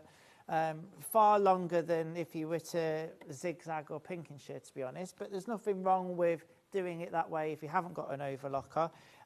It neatens off the seams and the same time as over edging them, if you like, with thread. It also makes sewing jersey garments a dream, because you can actually make, once you get used to it, you know, things like t-shirts and jersey tops quite quickly. You've got 4 threads on your overlocker. You've not got to sew your seams like we're doing now and then overlock. You just overlock straight away and that's the seam. And I guess you can also then get things like when you want to make T-shirts and that, you could get much better quality ones because you can use thicker fabric. Yeah. Then when you're getting onto different types of fabric like chiffons and organzas, you can roll hem. And my overlocker at home, which is a Juki, not as fancy as this one, it does a really lovely rolled hem. So this one is a Juki, which is obviously your favourite thing. 1499. It's an air threader. Yeah. So what is it? Because from what everyone's telling me, threading them isn't easy, but an air threader makes it easy. Yeah. So I've got a confession, right? My Juki overlocker is a real good, like, solid one. It's a bit of a workhorse. This one probably is as well. I've not played around much with this one, but it's the first time, about half an hour ago, that I'd used an air threader, right? Really? It's so simple. If I get a chance, I'll see if I can demonstrate some of it, maybe, or... But okay, so you've never threaded up with an air threader? To be honest, I know what they do, and I've obviously heard of them, and I've seen people use them, and I think, oh, are they really as easy as it makes out? And I actually think it is, having done it for the first time, because I'm used to threading an overlocker. I've done it since I was 14, so I know how it all goes together. So it's never daunted me because I did it when I was young. Right. But I can understand people coming to it now. Actually, the air threading function takes all of the having to get all the tweezers into the little bits and honestly, it just sucked it through. So if that's something that's put you off ever buying an overlocker, you need to get an air threader. That I think I would, because I've never threaded one up. So I think when I get mine, it's going to be one of these. Now, this overlocker, 1499, you also get free 30,000 metres of thread and an F1 floss. Don't know what's an F1 floss? I don't know. Well, I don't know, but it's worth. Oh, I know what it might be. What is it? You can get what do they call it? It'll come to me in a minute. It gives a softer finish. Is it a specific floss type thread, or am I thinking of something else? I presume I presume that's what it is. F1 floss, we'll find out what it is. But it comes with, so anyway, it comes with thread worth $35.96. We've got it on 5-way split pay. So if you want to buy one, but you want to spread the payments, 5 equal payments of £299.80. Pay the one payment now. We'll send it straight to you. Well, Juki will. And then you can pay it over the next 4 months. Yay. Fabulous. Yeah, they are. I mean, Juki machines are like the creme de la creme of the machine. Not, in my opinion, not necessarily. It's a thread, I'm sure. I've got some. I've not used mine yet. It gives a really nice finish on things like napkins and things like baby garments. Oh, okay. It's softer and gives a... I know what you mean. There's a different name for it, and I can't think what it is. Somebody out there will know. Someone will know. Tell us what it is. It's Christine watching. She'll know. Just message us in. You'll know. I'm sure that's what it's referring to. I mean, I might be wrong. Right. Jane has messaged us. Yeah. Oh, hi, Jane. I've told Jess I can come up with new patterns end of February, beginning of March, and I'd love to come up and see you. Brilliant, Jane. Yeah. Could we just organise our diary so that you come up on the same day? I know what my dates are in March, so that would be really useful. And hi, Christine, to you too. Oh, is that Christine? So now, we have got 6 of you with this in baskets, and that's it. So if you want one of these overlockers, you need to check out. We don't have infinite stock because obviously, you know, with the price of it, we don't carry loads of stock. Loads of you, well, 6 of you, that's quite a lot for that, have got it in your basket. I know it's considered purchase, but if it's in your basket, it needs to be in your checkout. It's just the and it's an air threader, and hopefully Adam will have time for us at the end to show us how to thread it up. It's beautiful. It's a kind of a one-off investment, isn't it? That's it. Yeah, but once that's it, once you bought it, you've got it. I know, and it's very lovely. Treat yourself. Treat yourself. I've got the bodice practically done there already. Obviously, so if you were going to line it, you would just make another one exactly the same. Make it again, and then you'd want to bag it out. Through the shoulders, probably. You'd have to have a quick look how to do that. I ain't got much time to explain now, but... But if you've lined, you'd know how to do it. Yeah. Or you could do... Oh, God, I'm going on one now. You could do... you could flatline it, which is with an overlocker. Oh, right. So... is that where you line each piece and then sew it together? Yeah, but you still got to then finish off your... armhole. If you've ever lined a bodice, you'll know exactly how to do it. Yeah. I'm considering that. So, Jane, I think this dress could be a pinafore. Although, I'd shame to lose the sleeves. Maybe you could put poppers. You want poppers? Poppers, so I could take the sleeves off if I fancied it and then put them back on. So you've got your skirt pieces. Let's do the neckline bit first, because that involves a bit of overlocking as well. I just need to find my neckline pieces. You would have used a bit of interfacing on your neckline pieces. $16.99 for this pattern. It is absolutely flying out. Sizes 8 to 30. We've got over half of what we've got left is in baskets. You need to be quick. Every time we have this on, it sells out. So please be quick with it. Right. That's a very good thing to have your machines on. Yeah, I just said to Levi, we were just trying to work out how we were going to do it. And I said, if we put them on mats, I can slide easier to move. Yeah. Obviously, what you need is a very large rotating cutting mat. Just turn them round then. Yeah, can you imagine that on a huge Lazy Susan? I'm sewing the neckline pieces. Adam, come on, say it properly. The facing pieces, a centimetre seam allowance at the short edges to join those. Now, because I'm getting a bit excited and carried away and I was cutting out all sorts of things, I've not interfaced these, but you would have done. You would do that. You would have done. And to be honest, the best way to interface them, really, the cleanest way is to block fuse, which would be to take your interfacing, roughly about as much as you need, onto your fabric and fuse like a rectangle or a square. Right, and then cut out. And then cut out together. So why is that then? You just get a cleaner cut.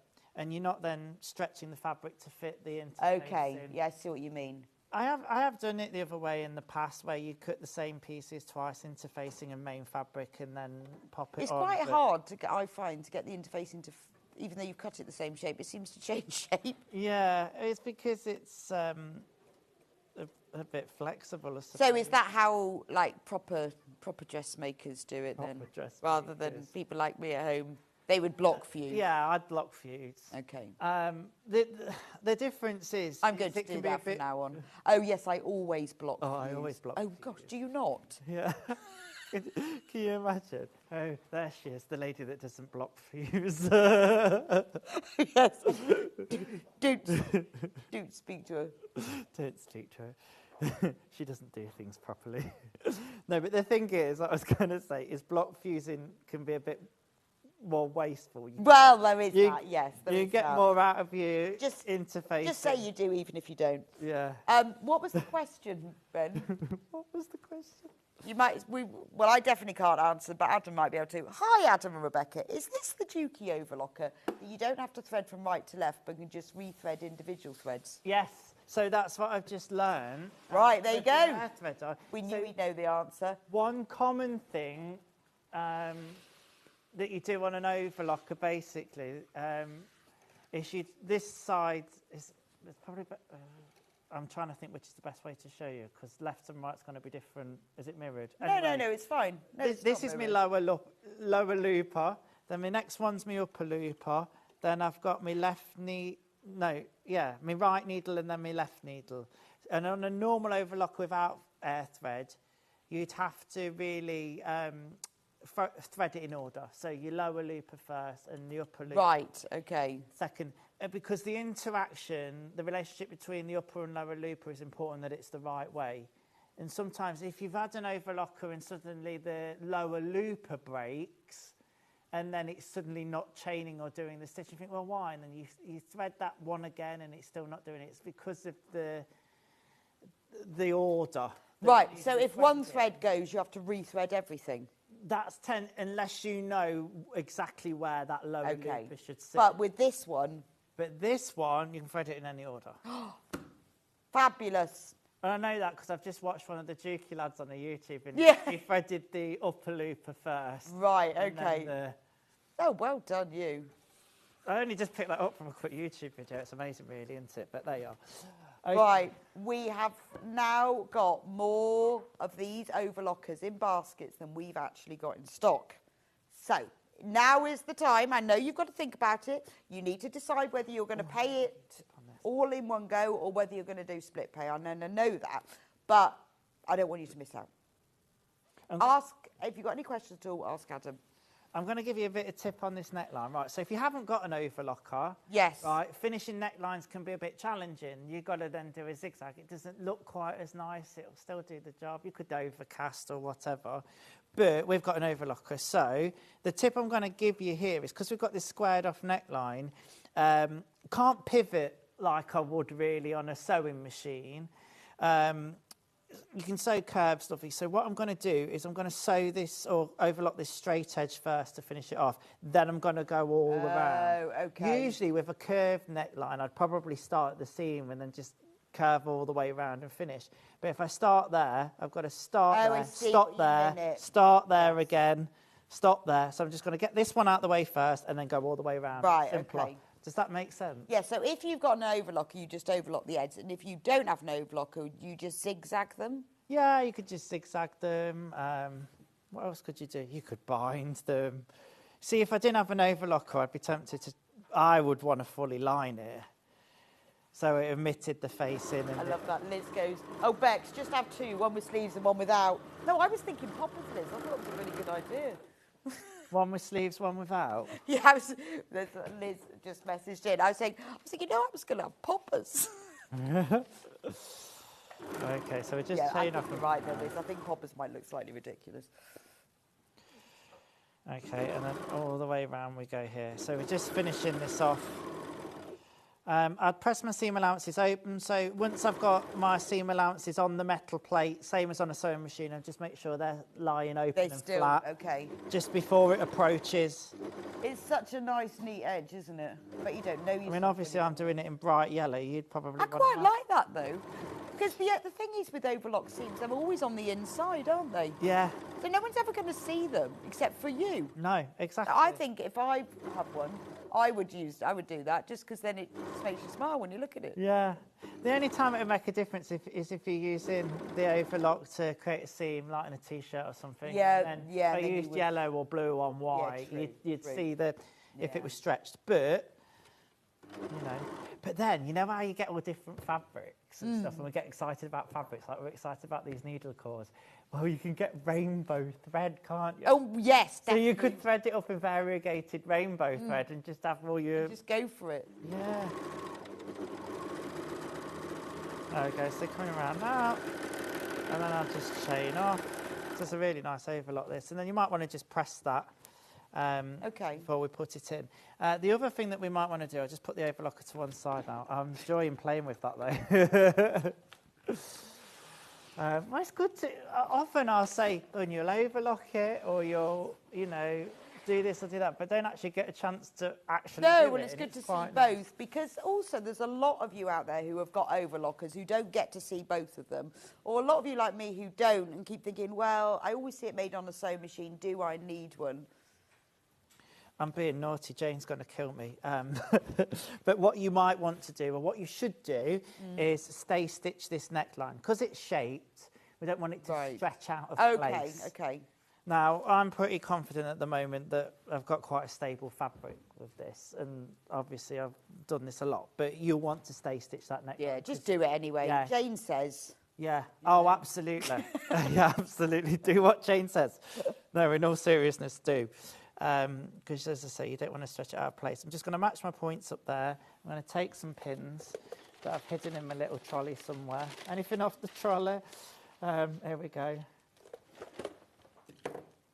I don't know where I'd be without a magnetic dish these days. Do you know, I have 3 of them. Yeah, I love them. But I've now got quite fussy about which ones are best, because I have 3 different brands. Do you? Yeah. Well, this one's really strong. Yeah, but that one doesn't pick the pins up off the carpet as well as the one that's sort of oval shape. Oh, okay. You know the one? Yeah. It's sort of, I've got a purple one, it's like oval and it has grooves. Yeah. That's lovely because it's really magnetic, but it doesn't, for some reason, pick up the pins off the carpet as well. But your oval one picks up the... Pins, yes. If you just hover it over the carpet, it picks them all up. See, I've got to be careful, you know, because I might have had to... Well, not an accident, but I managed to sort it. But was hoovering with a Dyson. Or other brands are available. I slipped up. But I was hoovering along, and suddenly a safety pin shot up into it, and I could hear it go like this, and oh gosh. And then Jason comes to use the hoover the next day, and he's like, "Why is the hoover not working?" Did you go, "I've no idea"? I have no idea. It was working when I last. Did you? I do that. I go, "I don't know. It was absolutely fine." No, it was fine when I last. Karen says, "Thank you for your hints and tips. I've got an overlocker, and when dressmaking, I overlock at the pattern pieces before constructing." From Karen in Surrey. Yeah. Well, you always do that, don't you? What's that? Well, I know when you come in and Dale comes in, all your fabric's overlocked before you come in, the edges. Yeah. Collective Merseyside says, my overlock has 4 different colours on it all the time, so I can tell which bobbin is the problem. If the stitches don't look right, that's a good great idea. Tip. Absolutely, yeah. If you've got any problem with your tension and need to see, 4 separate colours. And then you know. It. And a lot of them are colour-coded now as well with where to thread it. This is done with shapes and colours, but you could match your colour thread to your... Yeah, I think if you're starting off with it as well. Yeah. Good idea. I've had so many people message me since I started on Sewing Street saying, I finally delved in and I've got the overlocker and I've opened it. It's out of the box. Because that's the other thing. I know, but we keep them in the box, don't we? Because, like, when I got my new Dukey and it came through the post, I'm like, oh, I haven't got time to sort this out. You think, no, just get it out of the box. Just get it out of the box and start sewing. Start sewing, that's it. And they've said, honestly, I'm so glad that I went for it and did it. They're not, you know, as scary as I first thought, you know. It's like anything, you've just got to put some time aside, use it. I mean, come on, right, OK, I use a lot of different machines a lot of the time, but I had the instruction manual out half an hour ago, and for 10 minutes I had a little play, looked at the instructions. Yes, I did go on YouTube to watch one of the Dukey lads just showing how to thread it up. Just see, that's amazing, isn't it? But then the thing is these Dukey machines are made so that they're user-friendly, aren't they? Yeah. though, although they're industrial build quality, because when I bought mine, I thought, oh, well, it's industrial, is it going to be really hard to use? But actually, it's so easy to use. So imagine the Overlocker's the same. And to be honest, the only reason I went on YouTube is because I just needed the answers quickly to show it on. And I knew that doing it that way would just, I could skip. Well, I would do that. I'm not. I do read a manual just so I really understand it, but only when pushed. You know, only when I really need to know. It's like I keep forgetting how to wind the bobbin up, and I have to keep getting the manual back to remind myself how to do it, because I've never really. If you don't read it properly at the beginning, you've never really got it, have you? $16.99 for the pattern for this fabulous dress. It is flying out. Remember, every time we have it in, it sells out. We have got a few left. So if you want to make this gorgeous dress that I love, easy. I mean, it's amazing value for money, because firstly, it's only $16.99. Secondly, you get a video tutorial. And thirdly, you will be able to use it with loads and loads and loads of different fabrics. So, there we go. $16.99 for the pattern. It's fab. Right. Recap the fabrics quickly. Now, the burgundy fabric, which is the one that I'm wearing, I've refolded. Look, there you go. That's I've shown, because that's so. There we go. $39.99 for 4 meters, which is what you need for the biggest size. You won't need anything else. It's got no fastenings. Oh, a little bit of interfacing and some thread. That's it. The petrol, which is mine and Adam's favourite. There's the petrol. Gorgeous. We only have 10 of this bundle left, and 18 in baskets. $39.99 for 4 meters of beautiful needle cord. Absolute bargain. Only 10 of those left. Rebecca, just pass me that one while we're up. Yeah. You just hold that one, because you just need to check the quality. Yeah. Yeah, just put it in your bag so you can check the quality for now. Then brown. Nutmeg. Gorgeous. $39.99 for that one. Then we've got this real silvery grey. Isn't that lovely? Really gentle shade of light grey. It's beautiful. Really, really lovely. $39.99 for that one. And then we have normal plain black. But again, needle cord. It's beautiful. It's so fine. In fact, in the black, it really does look felt. The best-selling print one. Okay, that's the black. Right, we'll move on to the prints. The best-selling print is the purple, the big purple one. Just like Quality Street. The big purple one. I love that. It's so unusual. And because it's needle cord, it just it looks really different. Gives it a real structure. I think that's beautiful. $44.99 is an amazing price for 4 meters of print needle cord. Then we have the Black Daisy. This is the second most popular print one. Midnight in the Daisy Fields. Midnight in the Daisy Fields? Yeah, that's what it should be called, shouldn't it? Midnight in the Meadow. Midnight in the Meadow, $44.99 for 4 meters, which is enough for the largest size. Then we have Daytime in the Meadow, because it's got Hot Summer Meadow. So the background on this is green, but it's a greeny blue, called Baltic. I always think of cold. You know, people go, "Oh, it's Baltic out there." Oh, it's Baltic. Oh, it's Baltic out there. And then the final one is this one.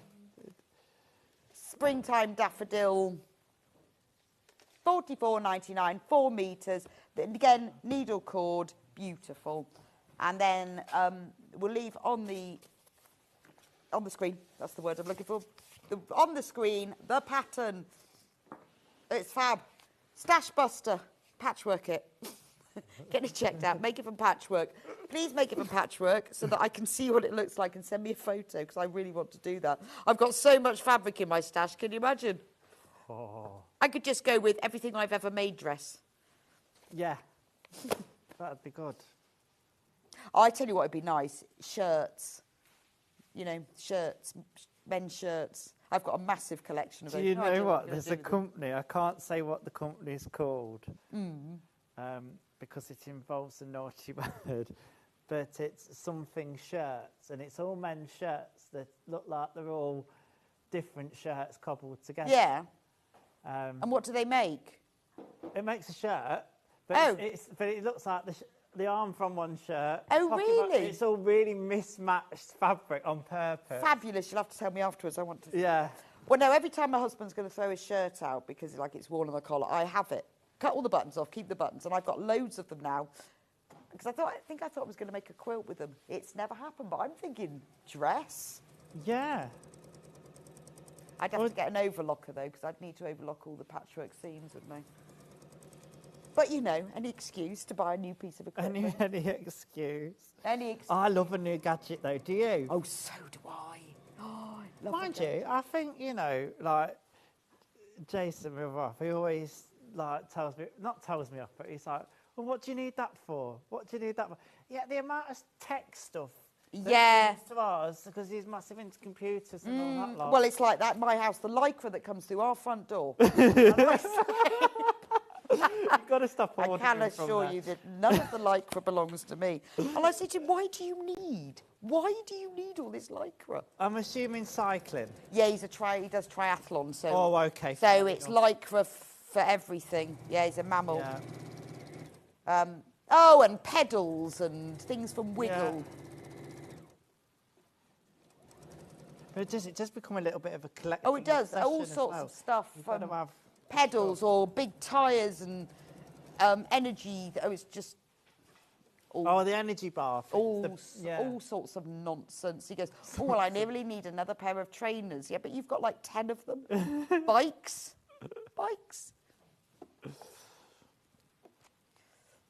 I'm really good at sitting on the sofa knitting.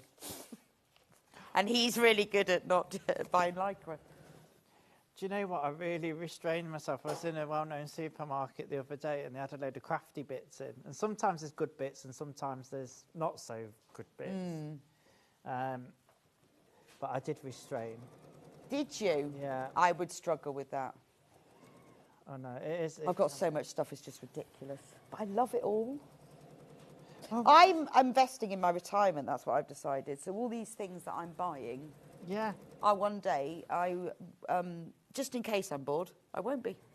Exactly. And you know what? All this fabric, especially in the cold months, it's insulation. It is insulation. It absolutely. You know. Yeah, in fact, if you put quilts on the walls, that's what they used to do in medieval times. Yeah. They used to put like tapestries, didn't they? Absolutely. So we could just put quilts. Do a quilt version of the Bayo tapestry. Oh, how nice would that be? All around your house. I'm just sewing these. So how many panels are in the dress? 2. Oh, only 2? Okay. Yeah. Because it's so gathered, you get the shape, you see. And there's some shaping down the outside seam. Yeah. But it's, just cut 2 on the fold, nice and easy, job done. Sew them together like I've just done now, and back stitch. I love that. Look, just because there's 2 pedals on there. You know the organist when they're doing all that. Great, isn't it? I think mine pedal cuts. I think I went with cut. Yeah. I like Jenny Jackson. Honestly, whenever she comes in, she takes your name in vain. She says he's been using this machine. He's reset it all. Do you know what? That's really funny because I got to use this morning and I thought, where's the bobbins? There's only one bobbin with it. And I thought, that Jenny Jackson, I saw her using it the other day. Yeah. She's had that. She says that you set it all wrong. You set it all to different settings. I've just changed it to that. So she's got to wait it when she comes. I think I must have been. I don't remember the last 2, but the last 2 times before that, she goes, honestly, Adam's been on this. But that's why, honestly, that's why it's great because you can set it how you like. Yeah. It's different for a quilter because she'll like it where the presser foot lifts, I assume, when the knee is down when you stop. Yes, that's what mine does, yeah. Yeah. But I prefer the foot and needle down and to set the other.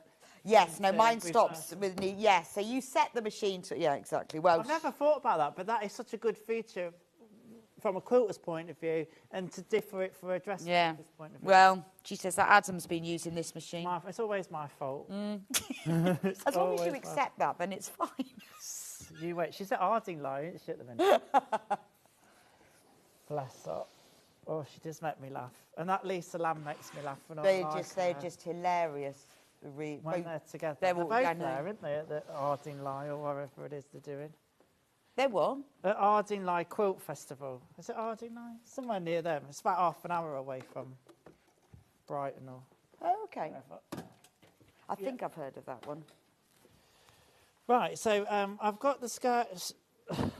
It's more S's than S's. The skirt shows... So the skirt seams sewn. She sells seashells by the seashore. Yeah, like so now you go. Now, are you overlocking this together? Yeah, or I'm doing it at the moment. Right, okay. Yeah. But again, because it's a lightweight fabric. Now, if it was a fabric that was a bit thicker, if I was doing the needle cord, I wouldn't really want to overlock that together. I'll probably overlock that individually, then sew it together and press it. Right, yeah, so because quite often when you come in, and I know where the Dells is, you've overlocked all your bits of fabric before you even start sewing. So with this, you would overlock all the bits and then sew it together. Yeah, it's... When I first started, I'd overlock round everything.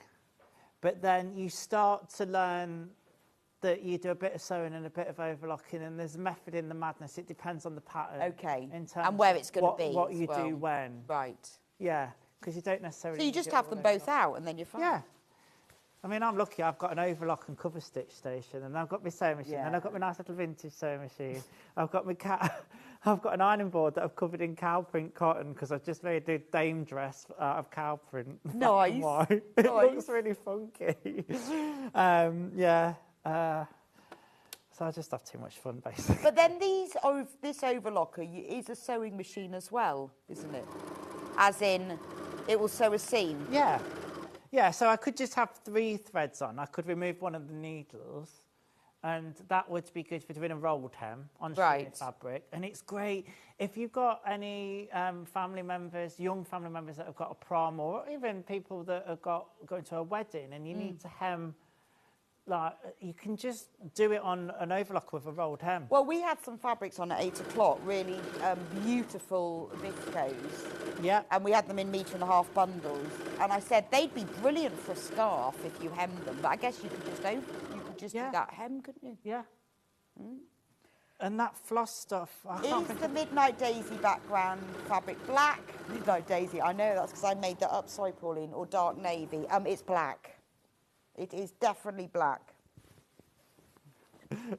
We're going to be trying to get more in, and people are going to be like, word up. I can't find this Midnight Daisy for love or money. It is black. Lovely though, isn't it? It's worth noting. Always send your messages in, because we can answer you straight away, you see. But so what I mean is that you can seam and overlock at the same time. Yeah. Which I didn't realise until quite recently. I thought you could only finish seams with an overlocker. To be honest with this, I could probably, because it's a 4-thread overlocker, I could probably, even with this, not sew it and just overlock it. Right. And you've got to be careful with your seam allowances. Yeah, that's And then you've got to think, OK, well, over time, then it's probably not going to be as durable and whatever. It works well with just overlocking with jersey fabric because it's a stretch fabric, and an overlock stitch is a stretch stitch because of the way the loops and the triangles and it's flexible. Right, I see. Same with a cover stitch. That's the. I could really go into it. I won't confuse everybody, but yeah, it stretches with the fabric. Okay. That's why it's great for jersey. Right, shall we do a bit of gathering? Have we got time to do some gathering? Yeah, let's do a bit of gathering. Because there's quite a bit... Gathering's a key feature on this pattern, so I feel like I should show you a bit of gathering. We'd love to see a bit of gathering, and then we'll let you go, because you... Oh, hang on. No, I'm getting times confused. No, you can stay with me as long as you like. Are you sure? Yeah, yeah. All right, then. And then shall we see if we can thread it up with the air thing? Yeah, let's do it. Shall we do it? As long as you don't mind. I don't mind, as long as I'm not outstaying my welcome. Have we got to go to a break? No? Yeah, we can have a quick break while you breathe, and then we'll thread the overlocker. So we'll have a very quick break while we let Adam breathe, and then he's going to... Don't go anywhere, because he's going to show us how to thread up this overlocker. I'll see you in a little bit.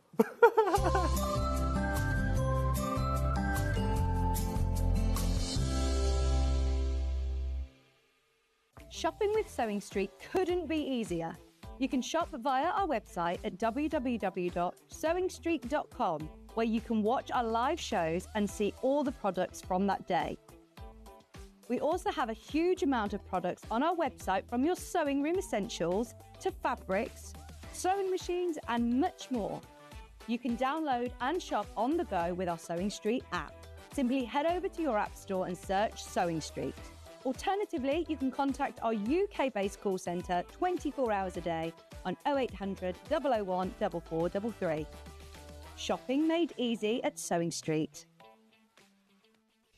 Hi everybody, Stuart Hillard here, and I'm so excited to be sharing my birthday with everyone at Sewing Street this year. We're going to be celebrating on the 1st and 2nd of February with a really special weekend of guests and projects. Lynn Goldsworth is going to be joining me. I'm going to be doing this fabulous William Morris quilt that's hanging behind me. I'm also going to be launching a brand new quilt pattern called Sierra Nevada. If you loved my New Mexico quilt, you are going to fall in love all over again with Sierra Nevada. I'm also going to be launching the brand new fabric range from Tilda. It's called Sunday Brunch, so of course we'll have mimosas and a whole load of gorgeous projects to inspire you.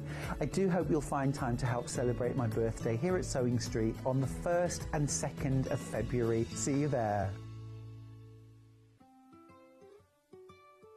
So have you heard of the sewing term fat quarter? A fat quarter is a rectangular piece of fabric, usually measuring 18 inches by 22 inches.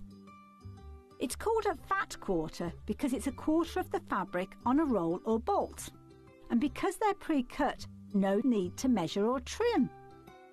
You can find fat quarters in different styles, plain, patterned, or even bundled together in matching sets. So now you know what a fat quarter is. Here at Sewing Street, we only charge one P&P throughout the day. You can add as many items to your basket and check out and still only be charged once. Once you've checked out the first time and want to order again, you simply add the item to the basket and click on the Combine Order button. Remember, standard P&P is £4.95. Charges may differ for outside the UK. Or upgrade to our premium option for £6.95 on certain items. Shopping made easy at Sewing Street. So this is the really long needles that you use for your blankets and your big jumpers. Your big blankets.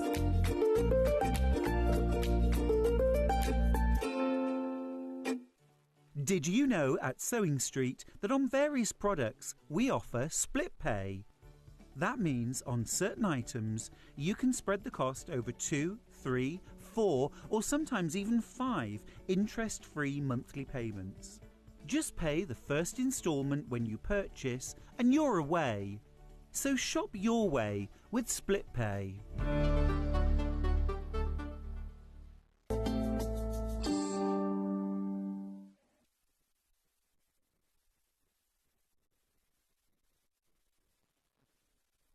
Welcome back to Sewing Street. So we let Adam breathe. Hey. Yeah, a little breathe.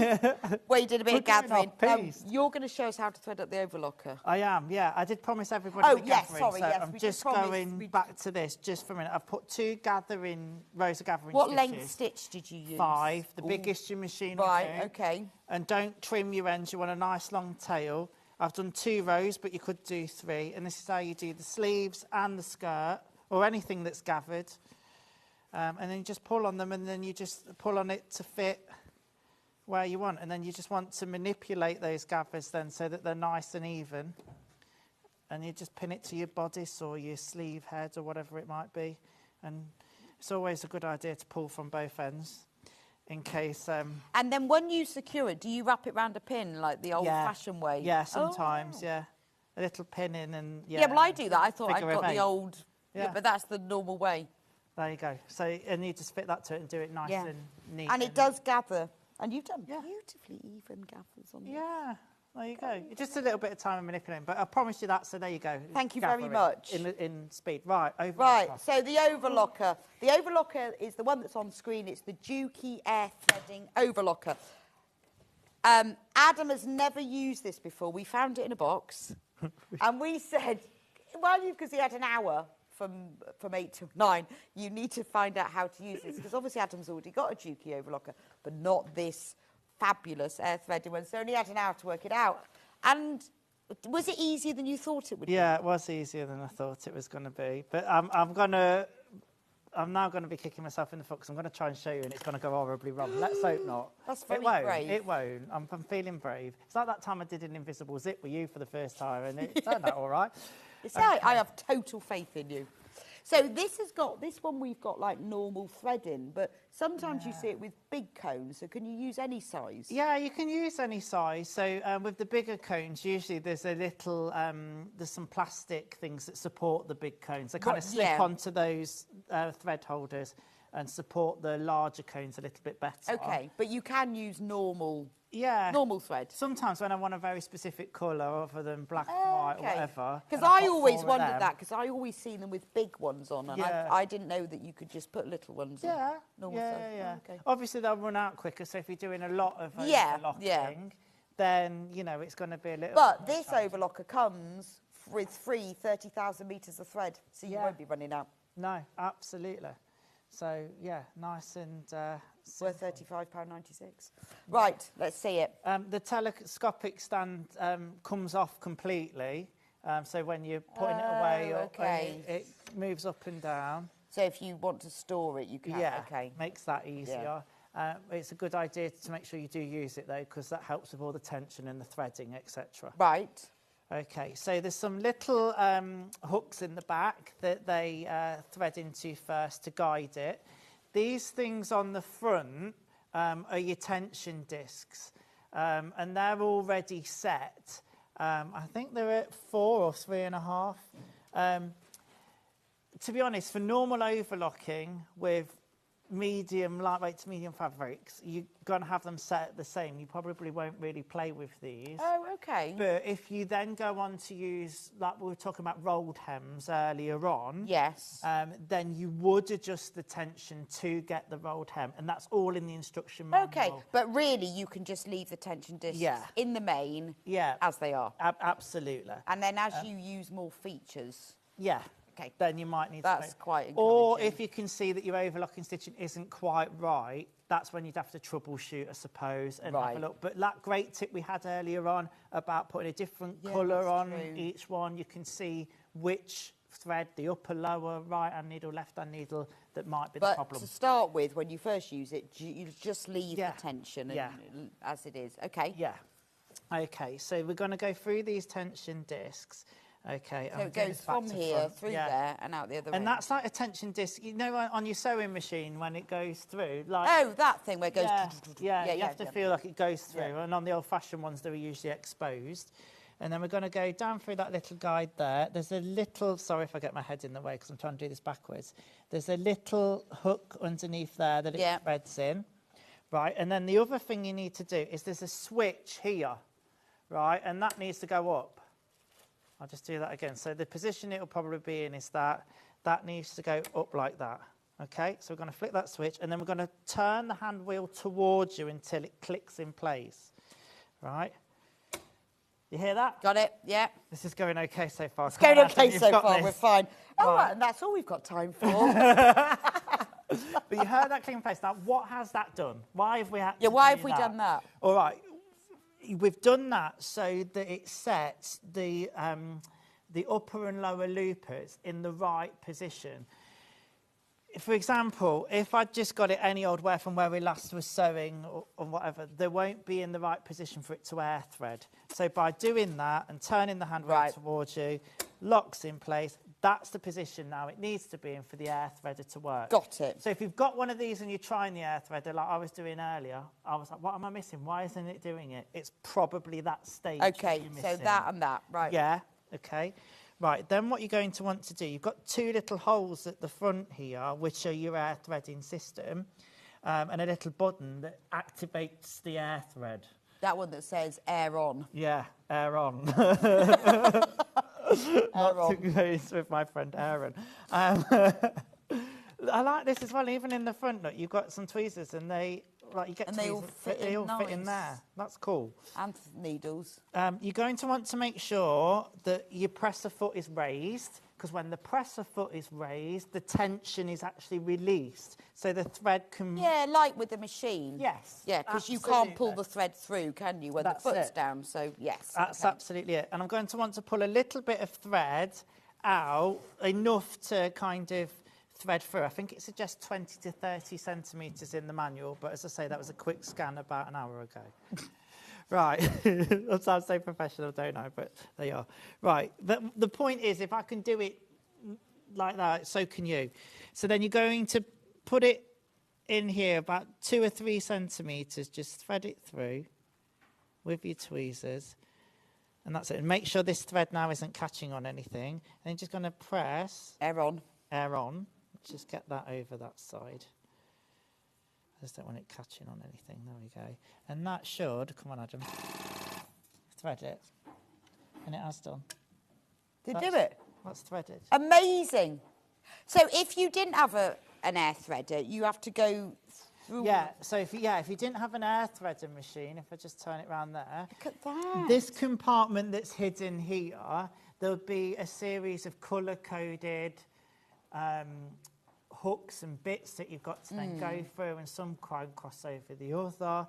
And then what I was talking about earlier as well is then you have to kind of, with the looper, you kind of have to come one side of it, then through the eye on it. And it can be a little bit tricky. It's all achievable with... Not impossible, no. but this is like... So this might be a deal breaker for people. If you thought... Well, like me, I've never threaded one, so I don't know why. I've always just told it's difficult. But now watching that, I think, oh, yes, I can do that. I can do that. Shall I have a go? Yeah, well, I think so. Like, if it goes wrong, it goes wrong. Do you know what I mean? Like, it's just what it is. So I've got it all through the tension disc and everything else. Right. That's already set. Is that? Yeah, so you need that up. That's up. And I think it's already in its position because we've started. So you don't have to do that every time. It's just at the beginning of Which threading. one do I put it in? The blue one or the red? So you're now going into the blue one here. Do I have to use the tweezers? I would, because it just gets it in enough. I found that trying to just go in with my fingers, I maybe couldn't get as much of the thread in as I needed to. You couldn't get it in as far? Yeah. How much do I need in? About 2 centimetres. It's not much. I think if it's just tickling the surface, you might have a little bit of a problem, but... Don't make me laugh.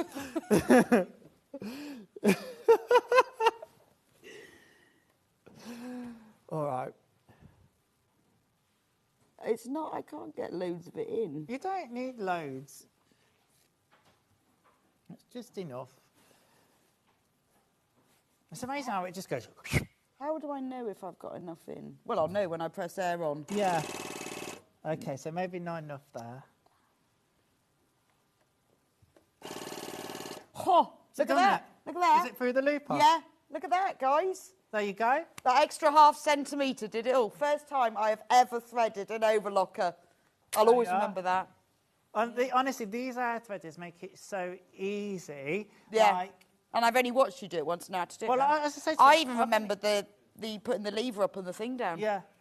So I would say then, if you're troubleshooting, if you've got one of these and it's like, oh, it doesn't do it first time, I'd say it's probably because you need that 2 or 3 centimetres. Well, yeah, it was only a little bit more. Yeah. I just pushed in. It was just so it's fine. Getting it enough. That's not difficult. That is not difficult at all. And then it doesn't stop there. So then what you'd then want to do is take these threads. This is a bit weird because I'm doing it back to front, but they need to go underneath your foot then. That's not right. It just needs to navigate the blade. Sorry if my head's in the way. I'm just going to go around the blade and then around there and then pull it off to the, if I'm looking at it, to the left-hand side. It's also got a built-in needle threader. Oh, okay. Oh, because of course they've got to go through the needles now, haven't they? Yeah, Yes. so it doesn't air thread through the needle, to make that clear. The air threading system is for your loopers. Yes, yeah, that's fine. And then the other threads go through the needles. Yes. Oh, okay. But you know, like on a sewing machine that's got an automatic needle threader, it's the same principle as that. Right. So it's only the underneath threads that you air thread, and then the top threads you thread through the needles? Yeah. Oh, okay. But that's it then. It's the loopers that are usually, without an air threader, the trickier ones to thread. Right. I mean, my overlocker at home is not an air threader. It's the first time this morning that I've fully threaded one up. Which I'm a bit ashamed to say, actually, because I've been at loads of Juki shows, but they're already there threaded. Did you know what? They'll have you on as a demonstrator now. Because he did do it properly, didn't he? You did go. Now, what you do is you turn that lever and you did it like a proper demonstrator. You'll have a new job. The thing is, though, Gary will find some fault. Yeah. Adam, you should have really You done didn't actually. No. You didn't. It was 2.5 centimetres, The point, not 3. I think the point that I'm trying to make is that if you've never done it before, it is as simple as it sounds. It's what it says on the tin. You've done it. I've never done that. I didn't even know it worked. That's amazing. Now, don't get me wrong. There are other overlockers on the market that don't have the air threader. Mine's a Juki one. Oh, I can't remember the model number now. 645DE or something. It's a real good, solid machine. It doesn't have the air threading, but I'm used to threading an overlocker. I can see to thread the needle. And yeah, I mean, well, it's the same with sewing machines. You know, everybody has their budget. Everyone has what they want, and you get the machine. You know, and I would say get the best machine that you can afford, but that's the same with everything, isn't it? You know, get the best ketchup you can afford, really. Yeah, I'm funny about my ketchup. Yeah, I like a certain so, you know, brand. but it's the same sewing machines, ketchup, whatever, really. Now, the machine is 1499, amazing price, because you're getting 30,000 metres of thread for free. So that's all your overlocking thread. So you've sorted with that, and the F1 floss, worth $35.96. Amazing. If you want to buy it on split pay, it's tricky that. Would you buy it on split pay? Spread the costs, no charge? I mean, it's a good idea. It depends what you can afford, doesn't it, at the end of the day, and how much. I'm always like, if I'm going to get it, I'm going to get it, and then it's done. But if you can afford to do that, that's great. But you see, some not places charge an admin fee to do it, and some places charge interest. Oh, yeah, we don't, do we? No, because we're nice. We take that hit ourselves. Would you like to go, Adam? We're feeling really bad now. I'm all right, if you want. Oh, you can stay. We've only got 6 minutes. Is that? Oh, yeah, see. Yeah. I'll stay now. As long as I'm all right. You're trying to get rid of me. No, I'm feeling really, really bad that you're still here and you could be like whistling down the road. So if you want to spread the cost, and it is entirely up to you, it won't cost you anything else. And some people would rather want to get it, but they think, oh, I haven't got all that now. It's up to you.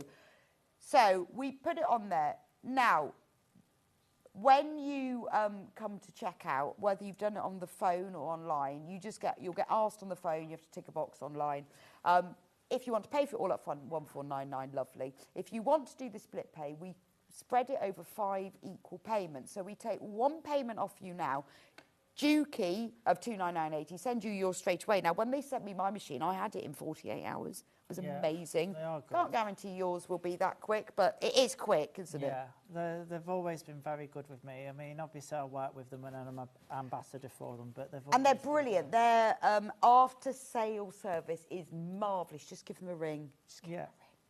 And then they explain it to you. They sort you out. It's fabulous. So 5-way split pay, and then you pay one amount now, and it will get sent straight to you. And then every month for the next 4 months, you'll pay the other amounts. Entirely up to you. But it's a great thing, isn't it? It's got more features, and I'm not going to pretend to know everything on it because obviously it's got this this digital. Is digital the right word? I don't want to tell you the wrong things. It's got an automatic needle threader. It's got an automatic needle threader. Again, it'll thread the left needle and the right needle. You just push the setting left and right. So the new Easy Threader feature, Easy Thread machine from the threading hole to the looper with a strong whoosh of air. We've done that. Yeah. Other useful features, automatic rolled hemming. Oh, well, you said about that. So there's a little lever on here that you just flick, and then you remove a needle and adjust the tension slightly. And then that'll do your rolled hem. Brilliant, which is for very lightweight fabrics. On other machines that can be a bit of a faff, but that lever's just there. It's easy. Again, so that's more intuitive, more accessible. Right. Adjustable presser foot pressure. Oh, is that if you're using different weight fabrics? Yeah, I mean, that's quite standard on most overlockers now, so I wouldn't say that's a standout feature, but it's useful to have. And that's just that little dial there at the top. You just twist that for plus and minus. Okay, depending on whether you're using voiles or denims. Exactly. Next is option to deactivate upper knife. Yes, so, well, that's usually... Like, what does that mean? Again, you usually have to deactivate the upper knife when you're doing a rolled hem. Right, OK. So if you want to sew without cutting, you can. Yeah, so, again, on other machines, on older machines, it would be a faff to deactivate that upper knife for a rolled hem. You'd have to remove and some machines, older machines, can't do it. So okay. My very first overlocker couldn't do a rolled hem. Right, OK. So the option to be able to do that makes a difference. Yeah, and the option to be able to do it easy. So that means that you can sew without cutting if you want to. Yeah. Well, because it'll flat lock as well, which is, you know, on like sports garments, is lycra. Yeah. And you Don't see get the looking at the inside of seams, that. and they've got like, it looks a little bit like overlocking, but it's on. Yes, it's flat. yes. You can flat lock. So I know exactly what you mean. Yeah, it looks like it's all. Yeah. It adds support to seams, and sometimes added as a designer feature. So if you want to mend lycra, I'll send mine to you. I mean, that's all advanced stuff. If you just get yes, I know, but I think if you're spending the money on this, you want to know what it. I'd want to know what it does. But you'll grow with it as well. Yeah. Well, I get it out the box. Sew 2 bits of fabric together. Yeah. And I was saying when we did them last week, because I just had a quilt. Amanda Little quilted a quilt for me, lovely, and it came back overlock round the edges. So much easier to bind. Do you know what? Because it stabilises that edge. There's other. I do a bit of a cheat hem on, and I did it on this actually. If I want a quick, I call it a quick and dirty hem, I'll overlock it first. That adds a stability. And then on most woven fabrics, I can turn it again. And because it's overlocked, it'll hold. I don't have to press it in place, pin it in place, and literally just whisk round and sew it. Much better. Doesn't work on a circle. It's got to be straight. But then that's great. So I think there's loads you can do with this. I know it's not just dressmaking. I know people who've got them for dressmaking end up using them for patchwork and quilting and everything. So the price for this, 1499. It's available on 5-way split pay, which is amazing. But that's optional. We don't charge you a fee. We don't charge you any interest. Now, we don't have unlimited stock of these, but we do have more in baskets than we've got in stock. So if everyone who's got it in their basket checks out, we're not going to have enough. Just to warn you. Have a think about it. Of course, it's a considered purchase, but you've got all afternoon. Well, you've got all afternoon to think about it till midnight or until we sell out. So up to you. Remember, it does come with £35 worth of free thread. Anyway, thank you for joining Adam and I today. That's it. I've just got one more thing that I think it's important to tell. Before you start sewing and before you start threading the needles, you have to take that thing off and line your square up with your thing there. Otherwise it won't work. I just thought I'd better say that. Yes, otherwise you'll get sacked from your new job. Thank you for joining Adam and I today. Tomorrow on Sewing Street, who's presenting tomorrow? John, the lovely John Scott is presenting tomorrow, and this is the menu. So at 8 o'clock, we've got end of month clearance. At 9 o'clock, 10 o'clock, 11 o'clock, and 12 o'clock, end of month clearance. Hey, get yourself your overlocker, check it out, and all that cheap fabric you're buying tomorrow, you can use to make something with. Say goodbye. See you, everyone. Thanks for having me. And have a wonderful afternoon, and I'll see you next week. Bye.